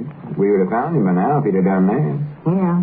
Couldn't have went further. Besides, the only way he could get out of his crib is to fall out, and we would have heard him do that. Yeah, well, I don't know what else to suggest. But I believe he'll come back. You keep telling Elizabeth and little Pearl will come back, and they've been missing longer than a baby has. Well, that's different. They're growed up to where they know where their home's at, how to get back to it. Yeah. Little Lum's just a baby. Well, yeah, who'd you say? You know who I said, Little Lum. You mean little Charlie Abner? I do not. Or Abner Charlie. I don't know which way I like it best. Well, it don't matter which way, because neither one of them's his name. I've decided definite on calling him Little Lum. Seems to fit him better. It don't know such a thing. I ain't going to sit here now and let him go through life with such a name as Little Lum. I'll do might nigh anything before I let that happen to him. Well, all right then, Abner. We won't name him that. But we ain't going to name him Abner neither. I can tell you that right now. Well, what's wrong with Abner for a name? I just don't like it, that's all. We'll compromise by naming him after either one of us. Yeah, that's a good idea. Just compromise. We'll call him Charlie. No, we ain't going to call him Charlie. Well, that ain't named him after either one of us. Neither me or you's got that name. I know that, but wait a minute. There ain't no point in arguing about naming a baby that we ain't got no more. And I'd be willing to name him anything if we'd just get him back. I sort of getting used to having him around, you know what, Abner? I just thought the world and all of that little fellow. Oh, he's cute. Well, if we do get him back, let's just say if we do, would you be willing to name him Abner Charlie? Well, I don't know. I'd hate to do it, but yeah, I believe it. Wait a minute. That's our ring. Might be something about the baby right now. Yeah, well, answer my question now, would you, Lum? Well, wait a minute. Oh, Dad, blame it. Hello, Jot 'em Down store and library. Lum Enters talking. Who? Oh, howdy, Cedric. Yeah, he's here. Just a minute. Yeah, Cedric wants to talk to you, Abner. Never said what he wanted, did he? No. Oh. Yeah. Hello? Yeah, what is it, Cedric? Why, of course I'm here at the store. This is me talking, ain't it? Why, no, I ain't home. Now, what gives you a silly idea like that? Boy, get yourself more mixed up than anyone you may ever know. Well, for the land's sake. What, did you look in the window or anything? Well, I do know. What is it, Abner? Yeah, well, sort of keep an eye on the place for me, Cedric. Don't get caught or nothing, no. What is it, Abner? Yeah, well, much obliged for calling. Yeah, let me know if you see anything else. All right, Cedric. Goodbye. What happened? It's that Black Pelican. That's who it is, Lum. I know that's who it is. Well, what's he done? Well, I don't know exactly, but Cedric just drove by my place a little bit ago and he seen the back door open. Well, maybe you left it open yourself. No, I never neither. I keep that thing locked all the time. Inside, Cedric saw the door closed just as he was going by there. So he got out of his car and snuck up to the house and peeked in the window there. And what did he see? Nothing, not a thing in the world. Doggy, that Pelican feller must be a ghost, Lum. Oh, there ain't no such thing as a ghost, Tavern. Well, whatever he is, I know what I'm going to do. I'm going to call the police department at the county seat. Now, wait a minute, Abner. You can't do well, that. Well, I'm going to do it anyway. There's too many curious things going on around here to well, suit me. How do you know it was the Black Pelican, though? That's bound to be who it is. He's the one that's doing all this stuff around here. First, Elizabeth and little Pearl disappears, and then that woman left her baby here with us, and then she disappeared, and... well, now the baby's gone. I know if we ain't careful, it's going to be might nigh half of this town disappear before we know what's going on around here. Yeah, I'll admit there's some mighty peculiar things happening, but don't forget what the Black Pelican said about getting in touch with the police. I don't care what he said, Lum. I ain't going to sit here and let him get away with nothing more, I'll tell you that. Well, he wrote us a note and warned us again doing that. I know he did, but I don't care. I'm going to report him anyway. And if he did any harm to Elizabeth and little Pearl, I notice I'll never in this world be able to forgive myself for sitting back and not turning him in before this. Well, I know he ain't did no harm to them, have well, he might have. You don't know, Lum. My doggies, I tell you, Lum, I've just got to find out where they're at and get them back. I've just got to do it. That's all there are to it. Well, I know how you feel, Abner. Natural. But if you call the police, there ain't no telling what might happen to the baby. And us, too. I don't care. Elizabeth and Pearl means too much to me, Lum, to sit around here and not do nothing. I'll tell you that right now. And I'm going to call them up and report it. Get away from that telephone. I'm going to call the police now. I don't get. I'll get that Black Pelican if it's the last thing I ever do. Abner, give me that receiver. Let go, Lum. Now, don't hang it up, Lum. Oh. There. Now, don't do that again, Abner. Well, Lum, we can't just let that Black Pelican fella run loose. There's no telling what he might do around here next. Everybody in this town's life's in danger as long as that fella's running loose. Listen, Abner, if you'll just calm down for a second, I'll tell you something. Well, I ain't got time to listen to nothing. Sit down there and listen to me. Oh, Dad, blame it. I got to do something to protect Elizabeth, Lum. Got to get her away from that Pelican now. That's all there are to it. Well, the Pelican ain't got her. Well, how do you know he ain't? Because I know who the Black Pelican is. What? You know who he is? Yes, sir. Huh? I weren't aiming on telling you this, Abner, but I can see right now I've got to do it. Well, who is it, Lum? Is it somebody here in this town? Tell me who it is, Lum. Who is it? Yeah. The fact is, it's somebody right here in this store. In the store? Oh, my goodness. Get me a club. Hand me that broom there. Whereabouts is it? I don't let me at him. Well, come on out now. Double dog dare you to come out. Take it easy, Abner, and don't get no club. You're looking at the Black Pelican right now. It's me. You? Yeah. That's right. It's me. Well, for the land. What have you did with Elizabeth, Lum? I ain't done nothing with her. All I done was write them notes we got. You mean that you was the one that wrote them notes that we got from the Black Pelican? Yes, sir. I admit it sounds sort of silly now, but it was the only way I could study up to keep the baby. Is that why you done it? Yeah. I reckon I just hated to come right out and admit how much I wanted to keep little Lum. Little who? The baby. Oh. You recollect that day we both agreed we'd take him to the county seat and turn him over to the police? Yeah, sure, I recollect that. Well, when I went out to the feed room to get him ready for the trip, I got this idea. So I wrote that first note, and I slipped out the back door and went around the front and stuck the note in the front screen door while you and Cedric was talking in here. Well, I do know. I never seen you do that. Well, I was awful careful to see that you never seen me. Yeah, well, was you the one that put that $10 bill in that second note? Yeah, I done that because I feared you'd get to thinking we were spending too much money on on the baby, and then you'd want to get shut of it. Oh, is that what you figured? I knowed how upset you'd been over Elizabeth being gone and all, and I never didn't know whether you actually wanted us to keep the baby or not. No. But I reckon I went to a lot of trouble for nothing, because he's gone now anyway. More than likely, we won't never see him again. He was such a cute little feller, too. Yeah? You want to know something? What do you mean, know something about what? Well, you won't get mad at me, will you, Lum? Get mad at you? Yeah. Now, what have you done now? Well, now, you promise me you won't get mad now, Lum. Well, all right, but it better not be nothing serious. What is it? Do you know what's out at the Pomeroy place? Pomeroy place? Yeah. You mean out the edge of town here? Yeah. Well, what kind of a question is that? Well, answer me. Do you know? Well, of course not. I never get way out there where they live at. Well, I'll tell you. It's the baby. The baby's out to Pomeroy's place? Yeah, little Charlie. Well, how in the world did he get out there? I had Cedric take him out there. Had Cedric? You did? Yeah, I hid him out there because I was afraid that Black Pelican would take him away from us, or else you'd change your mind and take him into the county seat and turn him over to police. You was afraid I'd do that? Yeah, I wasn't sure whether you actually wanted to keep the baby or not, Lum. Well, I do know. I reckon I went to a lot of trouble for nothing, too. Abner? Yeah? You know, a couple of silly old fellers like me and you oughtn't to be raising no babies.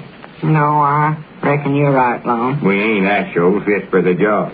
No, come right down to it, we ain't. But I granny I'd like to see anybody try and stop us doing it.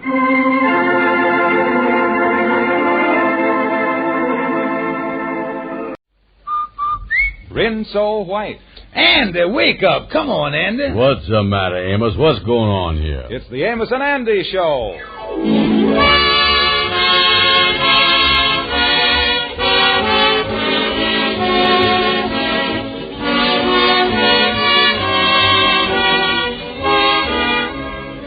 Yes, the makers of the new Rinso bring you the Amos and Andy Show with their guest for tonight, whom you have seen in The Mask of Demetrius, the celebrated star, Sidney Greenstreet.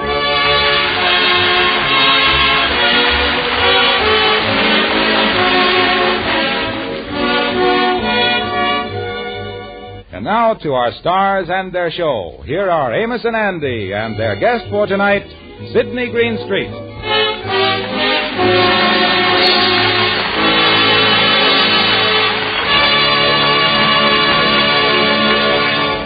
If it weren't for the fact that so many events of worldwide importance were being featured in the newspapers these days, all New York's latest editions would probably carry headlines such as this: George Kingfish Stevens goes to work.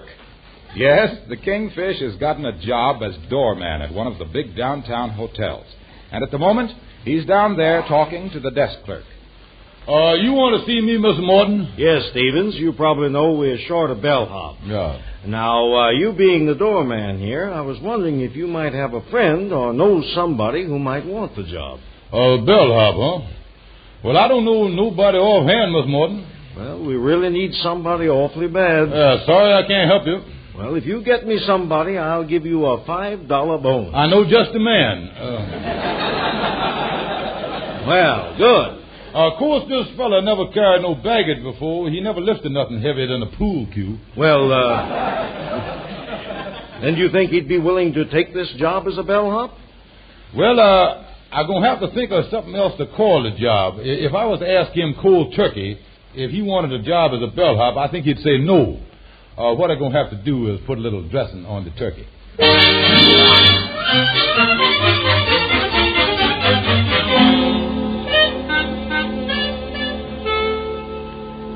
I tell you, Brother Andy, I just got wind of this job by accident, but when I heard what a reporting job it was, the first person that come to my mind was you. Yeah, take brains, huh? That's right. Take a man with brains and intelligence. Yeah, well, that certainly narrows it right down to me, don't it? Yeah. What is the job, Kingfish? House detective at a hotel downtown where I works. Yeah, say, that's a reporting job, all right.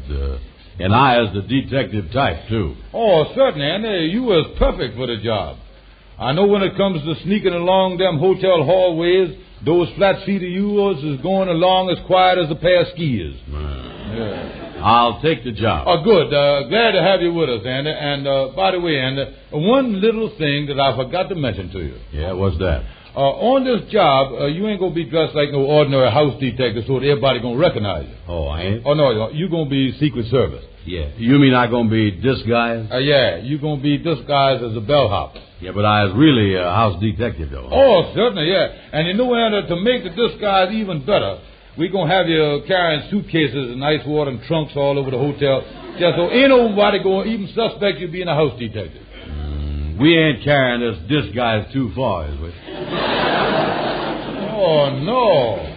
Yeah, well, in that case, you think maybe I ought to scout around and get a mustache or whiskers or something like that to disguise me even more? No, Andy, you don't need it. You is going to have all the disguise you can carry. Okay, Kingfish, I'll be there.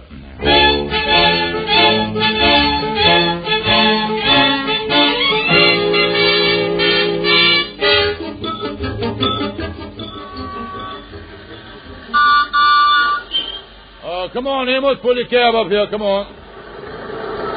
Got a passenger for you from the hotel, Amos. He'll be down in a couple of minutes. Oh, thank you, Kingfish. Say, that was a good suggestion of yours, keeping my taxi cab in front of the hotel here. You sure been throwing me a lot of business. Yeah, say, Amos, look at Andy coming out the entrance over there with them 2 suitcases. Yeah, they sure working him on this job, ain't they? Them suitcases look more like trunks to me. Yeah, well, I got to get on in the lobby and see if anything's going on. Howdy there, Andy. There's Amos there with the cab right there. Yeah, right. Hello, Amos. Hello. Oh, mate. Let me put these suitcases on the sidewalk here. They're tearing my arms out. They sure keeping you busy in that bellhop job, ain't they, Andy? You really think I was a bellhop here, don't you, Amos? Yeah, sure. Look that way to me. Boy, what a disguise. You talk like you ain't, Andy. What else is you supposed to be doing? Well, I can't tell you, Amos, but I guarantee you, if I stay on this job, I'm going to be famous. Oh, speaking of famous, this hotel got a little famous today, too. What you mean? Well, you remember that big $150,000 bank robbery that happened the other day? It was in all the papers. Yeah, I done read about it. Yeah, well, it seemed that this morning one of the bills turned up here at this hotel's desk. The bank had the serial number, you know.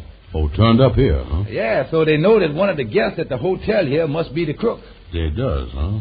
Well, look like I'm finally going to get into action here and do what I'm supposed to be doing. Keyholes, here I come. Hey, Brown. Excuse me, Amos. The desk clerk wants to see me. Yeah, okay, go ahead. Coming right over, Mr. Borton. Coming over. I want to get right on the job here, and you can tell the newspapers that I'll crack this case within 24 hours. Well, I don't know what you're talking about. Here, take these newspapers up to Mr. Sidney Greenstreet in room 576. Now, get going.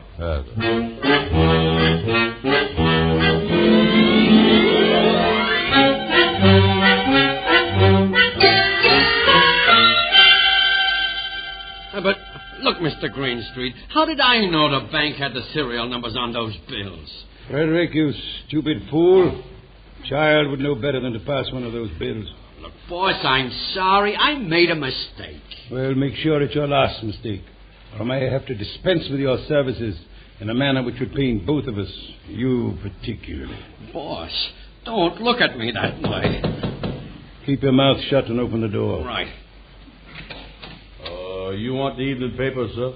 Yes, thank you. Frederick, pay the man for the papers.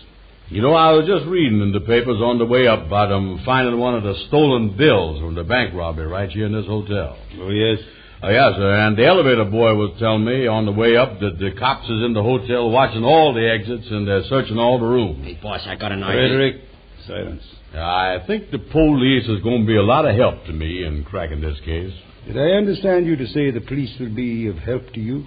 Yes, sir. You see, Mr. Greenstreet, I ain't really no bellhop. I happen to be the Secret Service house detective here. Hey, boss, why don't you let me... Frederick, go on, my man. You say you're a Secret Service house detective. Yes, sir. Ain't nobody knows it, but there ain't nothing wrong in me telling you, 'cause I can see you as the honest type us pudgy peoples always is. Well, I sincerely hope that nothing will happen to make you doubt my honesty. So you're the house detective. That must be difficult work. Well, if you can lug suitcases, you was over the biggest hump. Oh, I see. But I wonder if you could do a service for me. In about 5 minutes, I will have a package that I wish mailed. Would you come back then and attend to mailing it for me? Yes, sir. I'll be back. Hey, boss, we got to get out of here. What are you going to do, huh? We're not getting out of here. We're only arouse suspicion. We're getting the money out of here, right under the very noses of the police. You mean you're going to mail it? Yes, wrap it at once. We're going to mail it special delivery to our downtown address.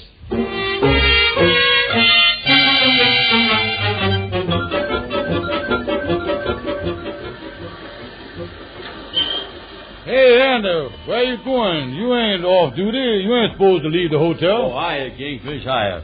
I got to mail this package for a man up on the 5th floor, but I'm going to be spending most of my time cracking the robbery case. Yeah, well, I don't think you got the whole case on your shoulders, Andy. There's something like 12 detectives floating around here that'll give you a hand. Yeah, they ain't allowing no guests out of the hotel till the search is finished. Well, between me and you, Kingfish, I ain't counting too much on their help. Them police detectives ain't smart as us house detectives. Yeah. If they had the money right under their nose, they probably wouldn't know nothing about it.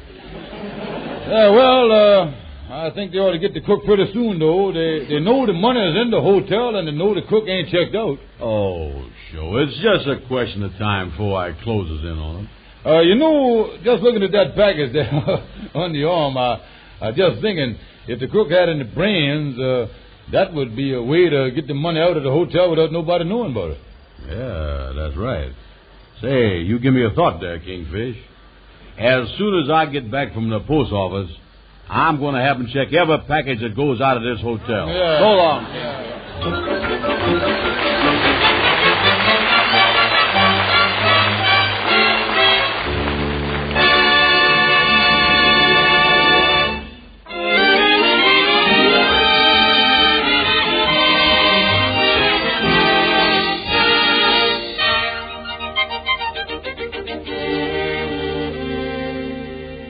Well, Andy is still under the impression that he's a house detective, but he's had to spend so much time keeping up his disguise as a bellhop that he arrived at the post office with the fateful package, only to find that it was closed for the night. Well, Andy planned to take the package home with him and mail it the following morning. But in the course of his travels that evening, he and the package somehow became parted. And at the moment, he's retracing his steps trying to find it. He has just entered Gabby Gibson's office. Oh, come in, Andy. Come right in. Glad to see you. Say, Gabby, there was a package I was supposed to mail for some fella down at the hotel. Did I leave it here last night? Oh, no, you didn't, Andy. No, you didn't. Lost the package on somebody else's property. As your lawyer, Andy, I got to tell you, that's a serious offense. Yes, indeed, serious offense. That's an offense? Oh, yes, indeed, Andy. Comes under antitrust law. The antitrust law. A man give you a package to mail and you lose it, so he can't trust you. That's antitrust law.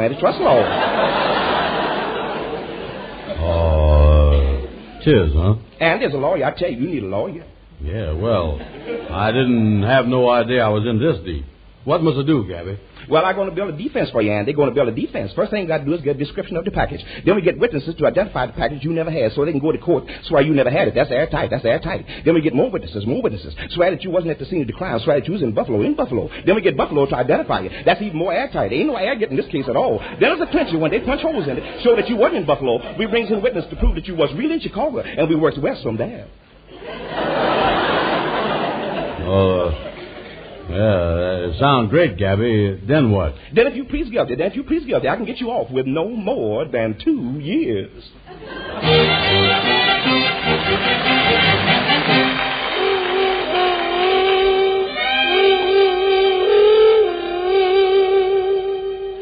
You see, officer, the reason I come to the police station is because last night I drove this friend of mine, Andy Brown, from the hotel back up to Harlem. You mean the hotel where we traced the money? Yeah, sir, that's it. And when Andy got in the cab, I noticed that he threw the package in the back of the cab. And then he done forgot to take it out when I dropped him off. And this is the package he left in the cab? Yes, sir. Yes, it must have been bouncing around in the back of there because when I found it, the corner of the package was busted open and I could see there was a lot of money in it. And the address was all chewed off of it from getting knocked around in the cab, you see. Well, you did right in bringing it to the police station. Yes, I tried looking around for Andy Brown, but when I couldn't find him right away, I kind of got scared, mister, with all this money, so that's why I brought it here. You're sure this Andy Brown didn't know what he was mailing? No, sir. I give you my word of honor, mister. He wouldn't do nothing like that. Mm-hmm. You seem to be a good friend of Brown's. Oh, yes, sir. Yes, I've known him for a long time, mister. I've known him for years and years. Mm-hmm. He's my best friend I got. Well, tell me, do you know where Brown lives? Oh, yes, sir. Yes, sir. Oh, that's fine. I don't want you to go near him. You stay here with us because we want to... Well, Mr. Greenstreet, I was down at the post office, and they said nothing doing. You mean there was no record of a special delivery package having been mailed last night? Nah, And they said even if it was mailed regular, we should have got it in this morning's mail. In other words, the package was never mailed. Frederick, what was the name of the lodge Paul that fool mentioned? The Mystic Knights of the Sea.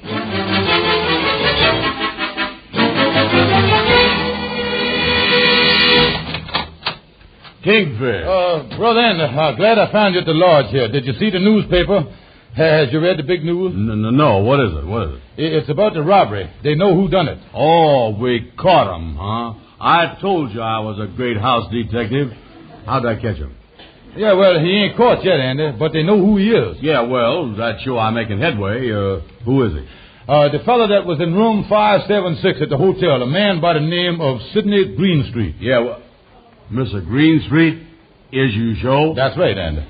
Well, I finally closed in on him. Listen, hear what it say in the newspaper here. Now, listen to this. Yeah. Say, a new clue has definitely been established that the man who robbed the bank of $150,000 is a Sidney Greenstreet. It has also been revealed that an employee of the hotel had unwittingly carried the money out. Carried it out, huh? I'd sure like to get my hands on the ignorant bum that done that. Well, Brother Andy, just grab yourself by the coat collar and the seat of your pants and you got him. That's what. What? You mean that package that I have? That was the money? Oh, me. Yeah, but get a load of what the papers say about the fellow Greenstreet. Now, listen to this. Yeah. They say here, Greenstreet, on the basis of his record, is no ordinary lawbreaker. He is a psychopathic criminal who robs and even kills for the mere thrill of it. Do that mean he like to kill people? And he kills people the same way you eat ice cream. You mean with a spoon? No, Andy. Tell me, where's the package now? That's what we got to find out. Now, don't let's talk. Let's get the package. That's what I want. Well, I don't know, Kingfish. I don't know. I was too late to mail it, and I forgot it someplace. I don't know where it is. Oh, that's bad. The man gonna be after you, Andy, and hanging around this lodge hall here ain't gonna be safe for you. Look here, you better call up somebody and see if you can't get a place to stay for the next couple of days. In the meantime, I'll go down in the basement and see if I can find an iron pipe or something to protect yourself with. At least you can go down slugging. Yeah, okay, Kingfish. Hurry back. How you, Gabby? Excuse me, I'm in a hurry. Oh, hi, Kingfish. Oh, hello, Andy. I got your case all set. Yes, indeed, it's all set. Yeah, say, Gabby, you know what was in that package? $150,000 in stolen money. I withdraw from the case.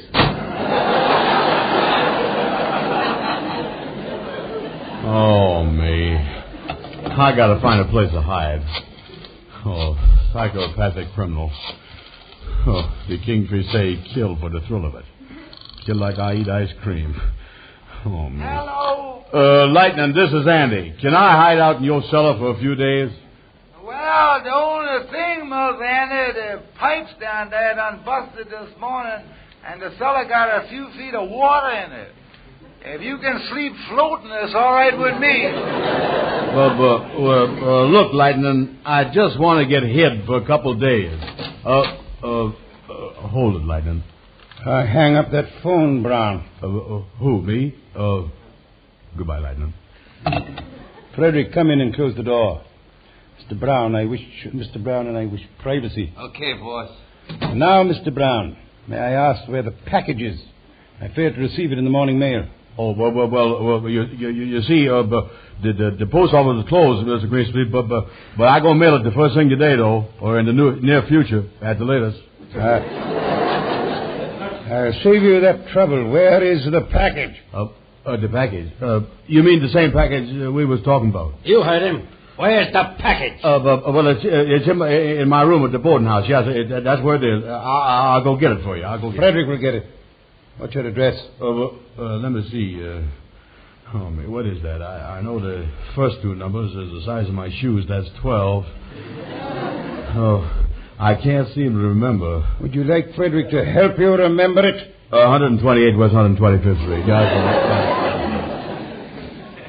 Frederick, get the package and bring it back here with all possible haste. Okay, Mr. Greenstreet. Brown, do you mind if I sit down? No, sir. No, here, let me hang up your hat and gun. I'll keep my gun, thank you. I see you have the newspaper there, Brown. By now, I'm sure you know what was in that package and who I really am. Yes, a nice write-up they give you there.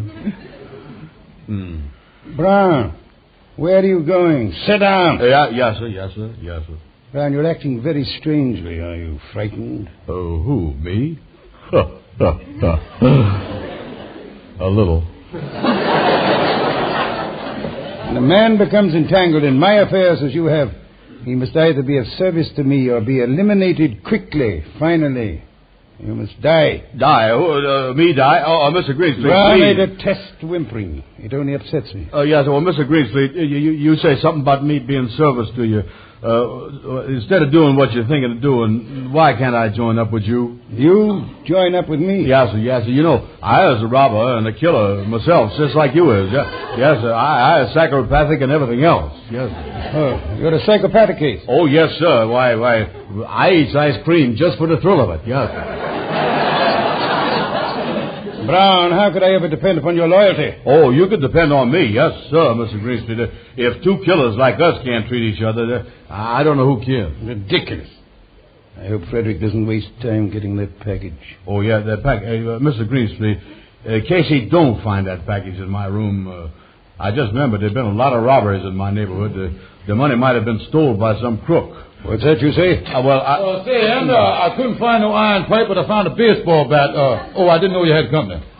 Mr. Brown, if this is a friend of yours, ask him to sit down. Yes, sir. Sit down, Kingfish. Yeah, that's all right. You see, Mr. Andy here expecting trouble from a man, a fellow by the name of Greenstreet, the fellow the killer. Anyway, I got this baseball bat, so in case he meet up with Greenstreet, he can slug him with it, kind of pop him over the head, knock him cold. Kingfish... pardon me, mister, I didn't catch your name. My name is Greenstreet. Yeah, well, it's nice to know. I think I hear somebody call me in the hall. I'll be right back. See you boys there. Sit down. Yes, sir. Sitting down. Unfortunately, now you have become entangled in my affairs, too. Yes, sir. Glad to be of service to you, yes, sir. I'm deeply moved by these kind offers I've been receiving in the last few minutes. By the way, Mr. Brown, you're suggesting joining my staff. I think this provides an excellent opportunity to test your dependability and loyalty. Yes, sir. Yes, I'll work with you. I have two guns here, one of which you can feel in your back. This other one I wish you to take and dispose of your friend here in order that we may eliminate him as a possible source of trouble. Oh, Mr. Greenstreet, you don't know what you're saying. You asked the man to shoot me. Brown, here's my gun. Now, do what you're told. Well, look, Mr. Greenstreet, I don't mind shooting. No, sir, being a psychopathic and all that, there ain't nothing I'd rather do in my spare time or kill somebody, but this man here, that's my best friend. I'd sooner shoot myself than shoot him. Yeah, that's right, and to do that. Look, Mr. Greenstreet. I'm waiting. Yes, sir. I might add that I am of an impatient nature. Yeah, but Mr. Greenstreet, I ain't done nothing. But you know too much, and you must be silenced. And I'm giving Brown this opportunity to show his unwavering loyalty. Yeah, sir. Well, I can wave a little loyalty around myself, I can wave that stuff. Indeed. Tell me, then, would you be willing to prove your loyalty by killing Brown? I'll be happy to do it, Mr. Greenstreet. Glad to do it, yeah. Wait, let's go back to the old way here. Gentlemen, please, no quibbling. That must be Frederick with the package. Brown, give me that gun. Oh, yes, sir. Look, Mr. Greenstreet, in case Frederick ain't got the package like I told you. Here's the package, boss. Well, unwrap it. It was in his room, all right. It was? Didn't you expect it to be? Well, where's the money? Ain't it in there? There's nothing in it but strips of newspaper. Brown, my patience is at an end. I will give you exactly 5 seconds by my watch to tell me where the money is. But, Mr. Greenstreet... I said 5 seconds. You have 3 left. Mr. Greenstreet, please. Yeah, Mr. Greenstreet. All right, hands up, everybody. Well, you got them both, huh? Yeah, where did them shots come from? Where'd they come from? They were supposed to shoot us. Lucky I posted that man at the window on the way in. Good work, Mike. Looks like you got Greenstreet in the arm. Yes, sir. Poor shot, I would say. I see you've done a little better with Frederick. And you and the Kingfish already... Amos, what is you doing here? Yeah, Amos. Yeah, you brung the police just in the nick of time, Yeah, well, I found the package you left in the cab, and I took it to the police, and they planned the whole trap, Andy. Yes, with your help, Jones. Well, Greenstreet, I guess this washes up both you and your pal here. Come on, let's get going. Yeah, that's right. Get them killers out of here. Yeah, get them out of here before I start slapping them around. What was that? Hold him, officer. Hold him, officer. Hold him, officer. I see you're not as hospitable as you were, gentlemen. Officer, it might interest you to know that these two men have confessed to me that they're the worst psychopathic killers of all time. Oh, well, wait a minute, officer. We was only kidding. Yes, officer. We even hate ice cream.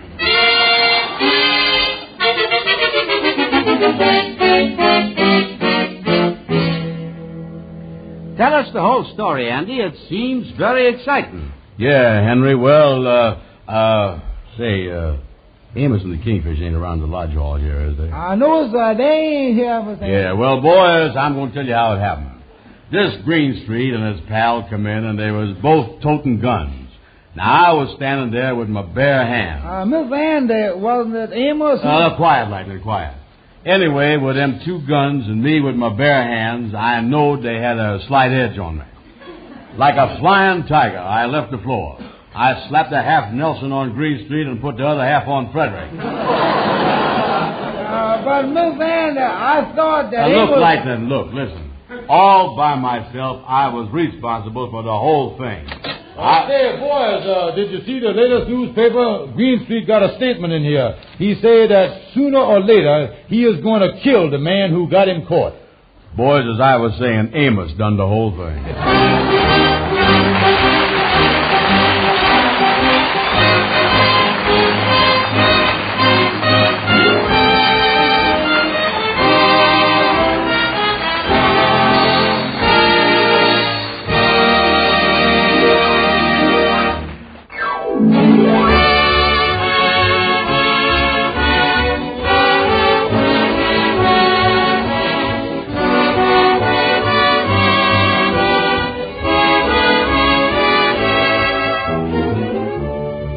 Be sure to be with us again next Friday evening at this same time, when Amos and Andy will have as their guest Mr. Gregory Ratoff.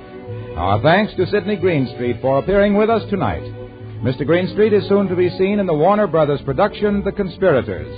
The Amos and Andy Show is broadcast to our armed forces everywhere. This is Harlow Wilcox saying good night to you for all of us.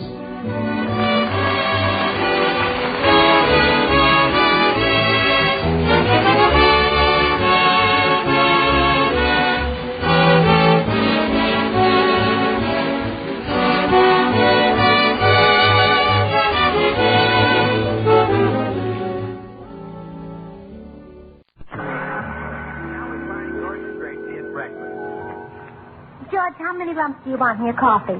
2. Thanks. Is there anything interesting in the paper today, or is it just news? Just news. Say, you're lucky to have the paper. Mr. Rasvogel's dog is always chewing it up. I wish that Snoopy Nato would keep his dog away from here. Yesterday morning, he bit little Orphan Annie in the funny section.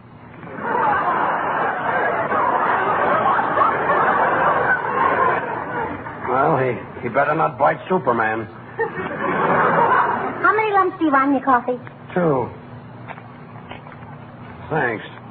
George, did you take the little duck for a walk this morning? Gracie, last week that duck hunting trip cost me plenty. And I just as soon not have that web-footed headache around here. Oh, he's so cute. He even comes when I call him. Here, ducky, ducky, ducky. Oh, get out of here. Get out of here. Oh, now you frightened him. Frightened him? I'd like to fricassee him. Oh, now. Come here, little ducky. Oh, don't listen to that mean old daddy duck. Don't worry, little ducky. He's not really your daddy.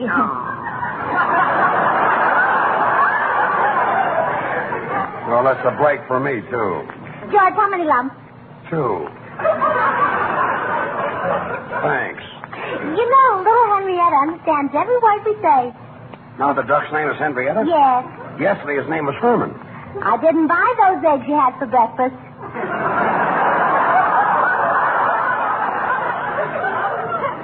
Thanks, Henrietta. Now, you see how smart she is, Judge. She can spell, too. Go on, Henrietta, spell cat. There you are. C-A-T, period. Nice spelling. Okay, I'll take that silly duck out for a walk again. But you haven't had your coffee yet, George. How many lumps? 2. Thanks. Oh, boy. This coffee is awful. Why, what's the trouble? Too cold. Come on, Henrietta, let's go. Hello, Bill. Hello, George. Gracie's inside. I'll be right back. Okay. Oh, a duck with a harness on. Are you kidding? Come on, Henrietta. Come on. Well, I still can't believe this. Gracie, look at him through the window. Doesn't he walk with the cutest waddle? Well, sure, that's why I married him. You know, that's the most ridiculous sight I've ever seen. A grown man walking down the street with a duck on a leash. People must think he's crazy. He should get a swan. Why a swan? Shall I tell her?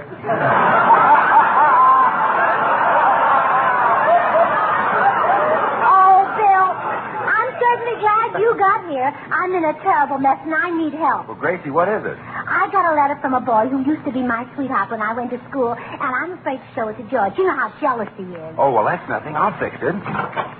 Hey, George. Yeah, Bill. Come in here, will you? Why did I try the duck to the fence? Now, don't worry, Gracie. Leave everything to me. All right. What is it, Bill? Say, George, you're a smart fella. Now, if Paul Whiteman's wife, say, got a letter from a boy who used to be her sweetheart when she went to school, what do you think he ought to do about it? Why, nothing. That's kid stuff. Okay, Gracie, read the letter. What? A letter? Dear Gracie, I'll be in town today, and we'll phone you before I drop in and see you. We haven't seen each other since our school days, and it might be fun. Signed, Keith Fowler. P.S. Remember that rainy afternoon?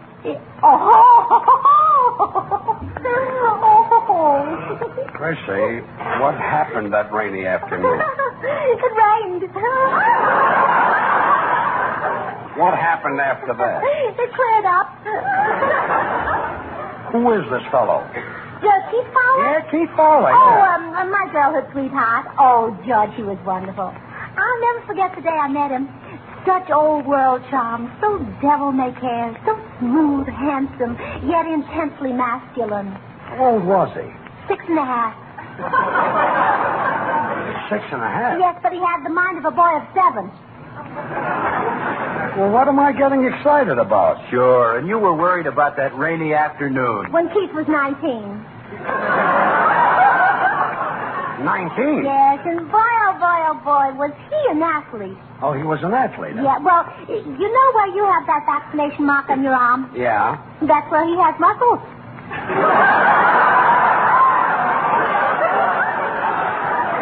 Oh, yeah? Well, what's wrong with my arm? Look at it. Oh, that reminds me. I better tell Hilda to make some spaghetti for dinner. Spaghetti, Hilda! Say, Bill. Yes, George? Look, now that Gracie is gone, you can do me a favor. Yeah. When this Fowler guy gets in and he starts talking about athletics, I know nothing about it. So will you please change the subject? Well, George, that would be very rude. Well, you can do it subtly. For instance, I'll show you. Go ahead, start talking about athletics. Well, okay. Well, now take Greg Rice of Notre Dame. There's an athlete. There's a fella. Hey, Bill, where'd you get that suit? Oh, you like it, huh? Well, I don't like it, but I changed the subject, didn't I? Well, gee, George, you did at that. Now, go ahead, do it again, and this time I'll try to stick to the subject. Well, go ahead, start. Well, right now, Greg Rice holds the indoor record for 2 miles. Oh, that swan soap. For 3,000 meters. It's a white floating soap. For 3 miles. It's a good soap. And no other... Good. Is that all you can say for Swan? Say, Bill, I did it again.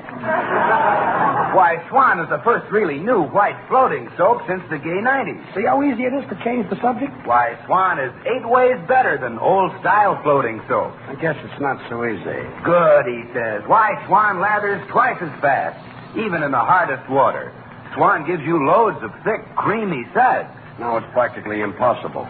Swan costs no more than old-fashioned floating soaps, yet Swan gives you more real soap for your money. That's a nice suit you got on, Bill. Your family will like Swan for washing the dishes, And Swan is great for silk stockings and underthings. It's so gentle and sudsy, and it holds the record for 2 miles.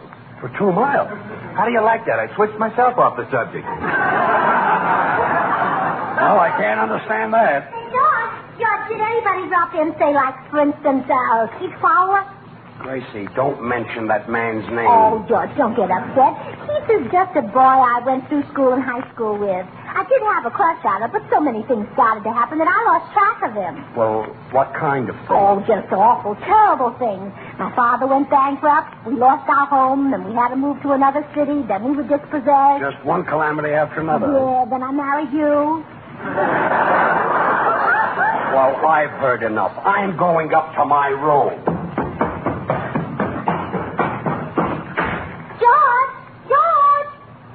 Did I say anything wrong? George!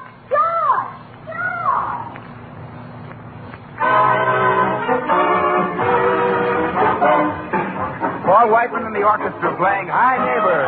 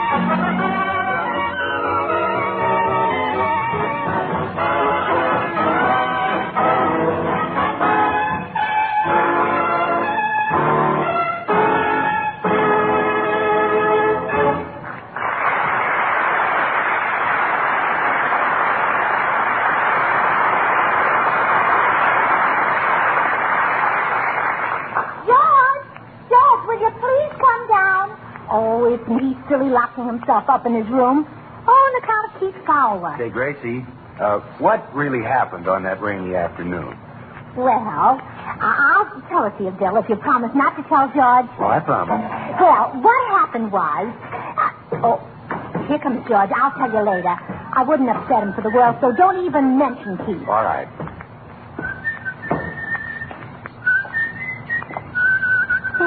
That's a pretty tune you're whistling, Keith. Now, look here, Gracie. If you think for one moment that I give a rap about that silly love affair you had in school, you're crazy. Well, no wonder you're upset. You didn't have your coffee this morning. Hilda, bring Mr. Burns some coffee. Calling me cheap. Oh, stop pouting.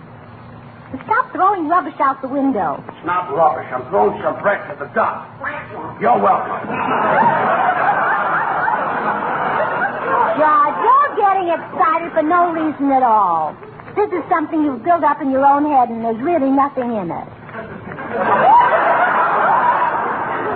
Sure, I'm wrong. I'm always wrong.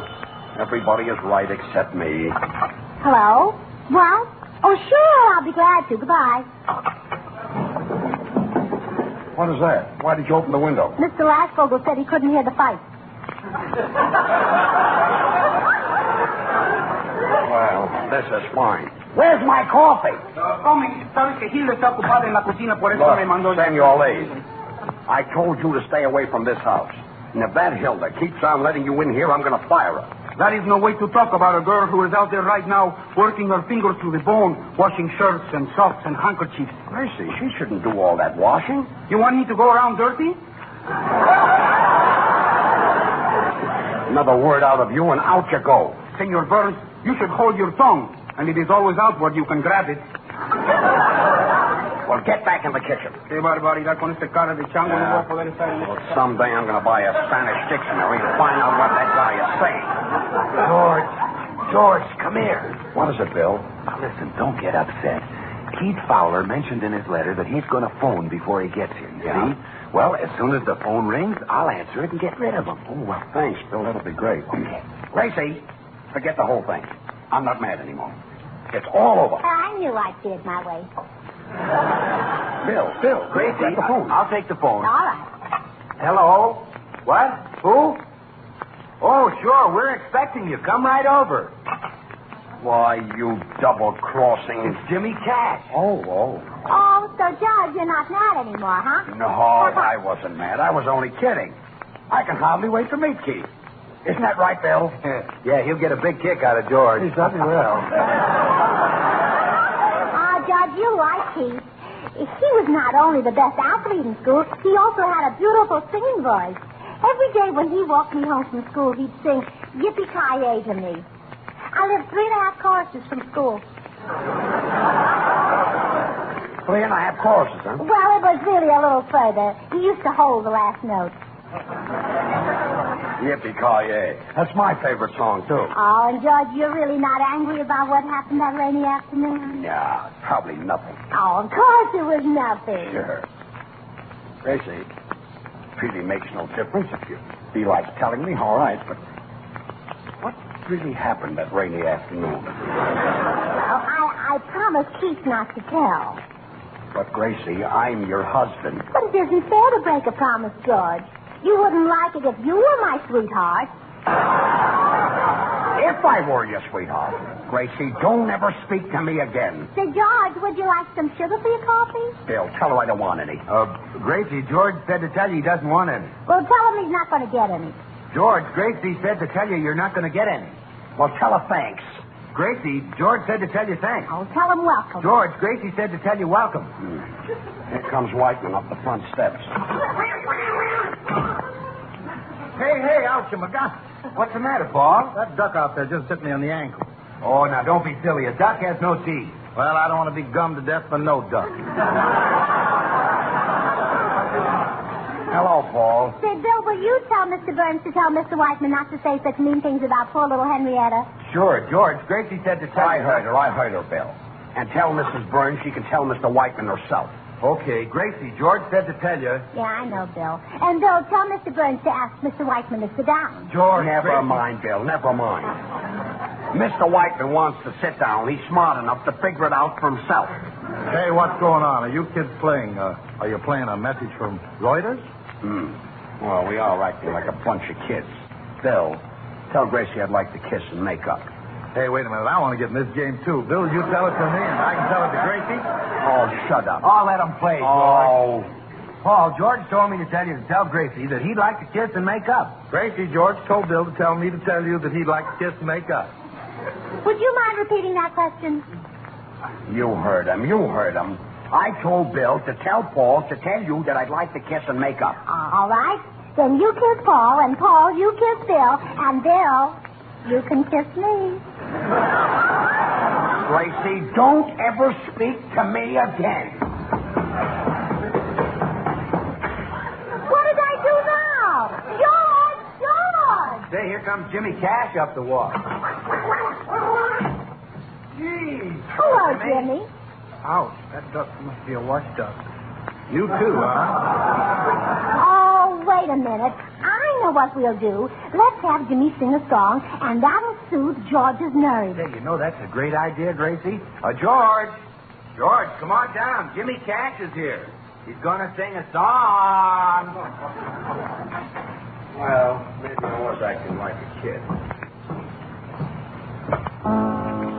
Go ahead, Jimmy, sing. While I'm smoking my last cigarette, sing that cowboy song I never will forget. Yippee-ki-yay! Yippee-ki-yay! Now, what's the matter with them? Go ahead, Jimmy. The sun's almost set, and I'm smoking my last cigarette.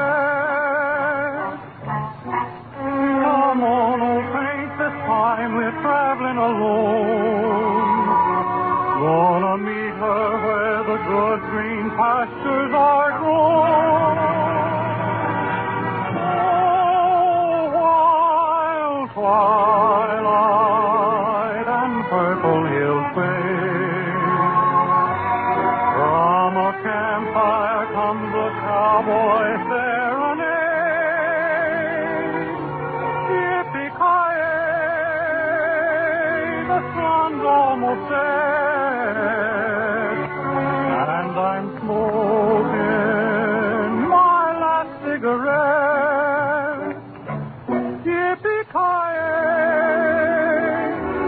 yippee-ki-yay,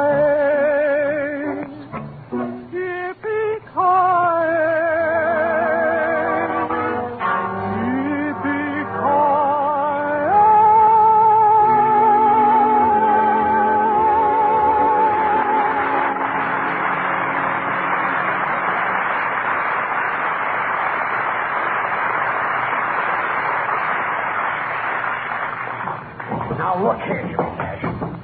If you think that was a smart thing to do... Bye. It's a good thing he's gone. Where's Gracie? Well, she went to her room. See, I brought this whole thing on myself. She's probably in there crying her eyes out. Somebody ought to punch me in the nose. Wait a minute, fellas. It's only an expression. Gee, I didn't mean to hurt Gracie's feelings. Hey, Bill, that's probably that guy. Well, don't worry, George. Leave it to me. Well, just brush him off. Yeah. Oh, hello? You're right, George. It's the rainy afternoon. Well, brush him off. Okay, don't worry. Yes? No, they're not home. Attaboy, Bill. How do I know when they're coming back? Maybe never. Attaboy, Bill. No, I'm not her ugly husband. Well, hang up on him, Bill. Hang up. I tell you I'm not. I'm Bill Goodwin. Well, just hang up on him, Bill. Oh. Oh, well, you recognize my voice, huh? Well, thanks. Sure. Oh, honest, it really is 8 ways better than old-style floating soap. Yeah, sure is. Swan is the first really new white floating soap since the gay 90s. Swan, S-W-A-N, Swan. Bill, the brush. Give him the brush. Uh-huh. Swan smells so fresh and clean, and it's so pure and gentle. Why, do you know it's as mild as the finest imported Castile soap? Oh, sure, it's perfect for bathing the baby. Oh. Yes, you see, well, each bar of Swan is really twins. You just break it in two and use half in the kitchen for dishes and cleaning and half in the bathroom for your tub or shower. The brush, Bill. Give him the brush. Just brush him off. Brush him off, Bill. Just brush him off. George, I can't hear him. Give him the brush. Quiet. What? Oh, Swan comes in that cool-looking green wrapper with a white swan on the front. I tell you what, look, old man, if you're not doing anything right now, come on over and I'll tell you more about it. Yeah. So long, pal. Well, didn't I tell you I didn't want that fellow in the house? When that Keith Fowler gets here, I'll break him in two. Yeah, use half in the kitchen and half in the bathroom. All I'll be listening now is to quarterbacks and fullbacks and broad jumping and hurdling. Pardon me, Senor Burns. I came to get the dishes. George, you want to do something that'll take the wind out of that Fowler sails? Yeah. All you've got to do is, when he gets here, is to tear a telephone book in half. But, Paul, I can't tear a telephone book in half. How about one from Glendale? Oh, stop being funny. Perdóname, Senor Burns. If you want to get strong quick, here's a wonderful exercise I read about. I'm not interested. It is easy. Look. First, I stand perfectly straight. Now, I lift my left leg out in front of me like this. Now I bring my right leg up beside it like this. Ow! Now that I think of it, that was an arm exercise. Well, crawl back into the kitchen. Hey, George, Mr. Paul may have a pretty good idea with that telephone book. You see, get a razor blade and cut all the pages down the center except the cover. Yeah, and that Paolo will think I can really tear it in half. Yeah. Yeah, I'll go get a phone book. Well, good, but don't let him see you. When he comes, I'll get right behind this curtain. Okay. As much as I'll enjoy showing off in front of this guy, I still feel like a heel with Gracie up in her room, broken-hearted, crying her little heart out. Well, how do I look in my new dress? What's the idea of getting all dressed up? Oh, am I? Oh, I didn't notice it. Not much. Well, I just happened to put my hand in my closet, and this little old thing kind of stuck to my fingers. Gracie, what happened on that rainy afternoon?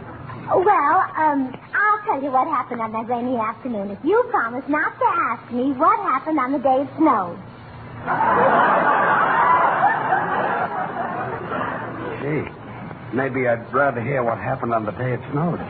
Well, I'll tell you if you don't ask me what happened on the day it rained. Well, all right. What happened on the day it snowed? The same thing that happened on the day it rained, except I had my galoshes on.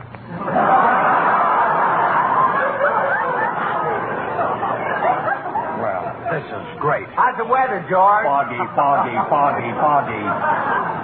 Say, here comes someone up the walk. Say, Brother, Paul. what a pair of shoulders. Really? Paul, are you finished cutting that phone book? Not yet, George. I'm only up to the Gracies. Oh, well, hurry up.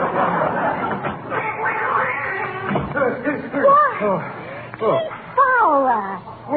Well, Gracie Allen. You're a sight for sore eyes. Oh, Pete, so you. After all these years. Well, it's certainly a pleasure to see you. This is Bill Goodwin. Oh, yes. We had a word or two on the phone. Yes, we did. And that's Mr. Whiteman behind the curtain. Hello. And this is my husband, George Burns. How do you do? How do you do? By the way, Miss Burns, what business are you in? The radio business. Well, I'm glad to know that. If any of my friends ever need their radio repaired, I'll certainly recommend you. Thanks. Well, Keith, see, you certainly brings back old times. Remember Mrs. Mumble? Will you ever forget how I used to carry your encyclopedias back and forth to school for you, and I'd sing Yippee-Ki-Yay over the top of them? Oh, yes. Remember Mrs. Mumble? Encyclopedias? Oh, I kept my lunch in them. Remember Mrs. Mumble? You kept your lunch in them? Yeah, butter under B, cheese under Ch, jelly under J, and pie under K. Remember Mrs. Mumble? Pie under K? I was crazy about custard pie. Remember Mrs. Mumble? Look, tell her about Mrs. Mumble. I don't remember Mrs. Mumble. Who was she? Why, Keith, she's the man who owned the corner drugstore's girlfriend.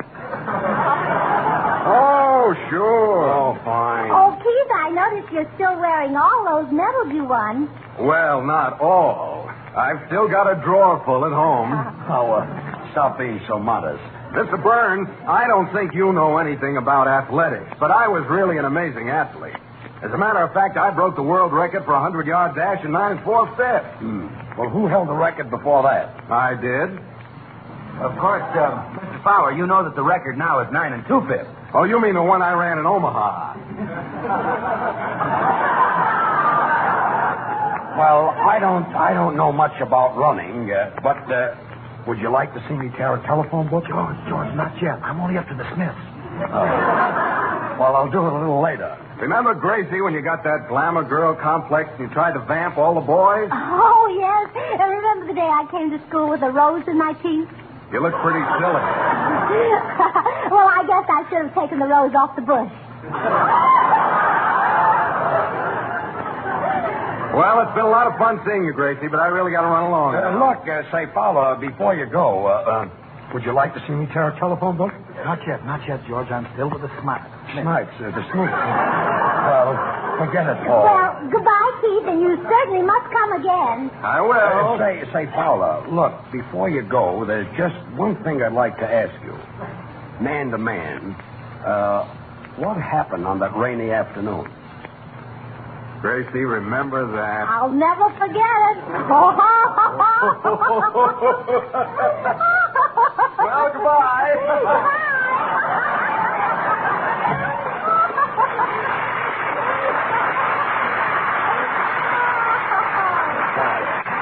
Quiet. What happened on that rainy afternoon? Oh, tell him, Gracie. You told me. Well, we came to a big puddle of water. Keith took off his shoes, and I carried him across piggyback. Now, what's so funny about that? Well, his toes tickled my ribs. Well, I acted like a big dope. And I really owe you an apology. Oh, that's all right, Keith. Forget it. Keith! Gracie, never speak to me again.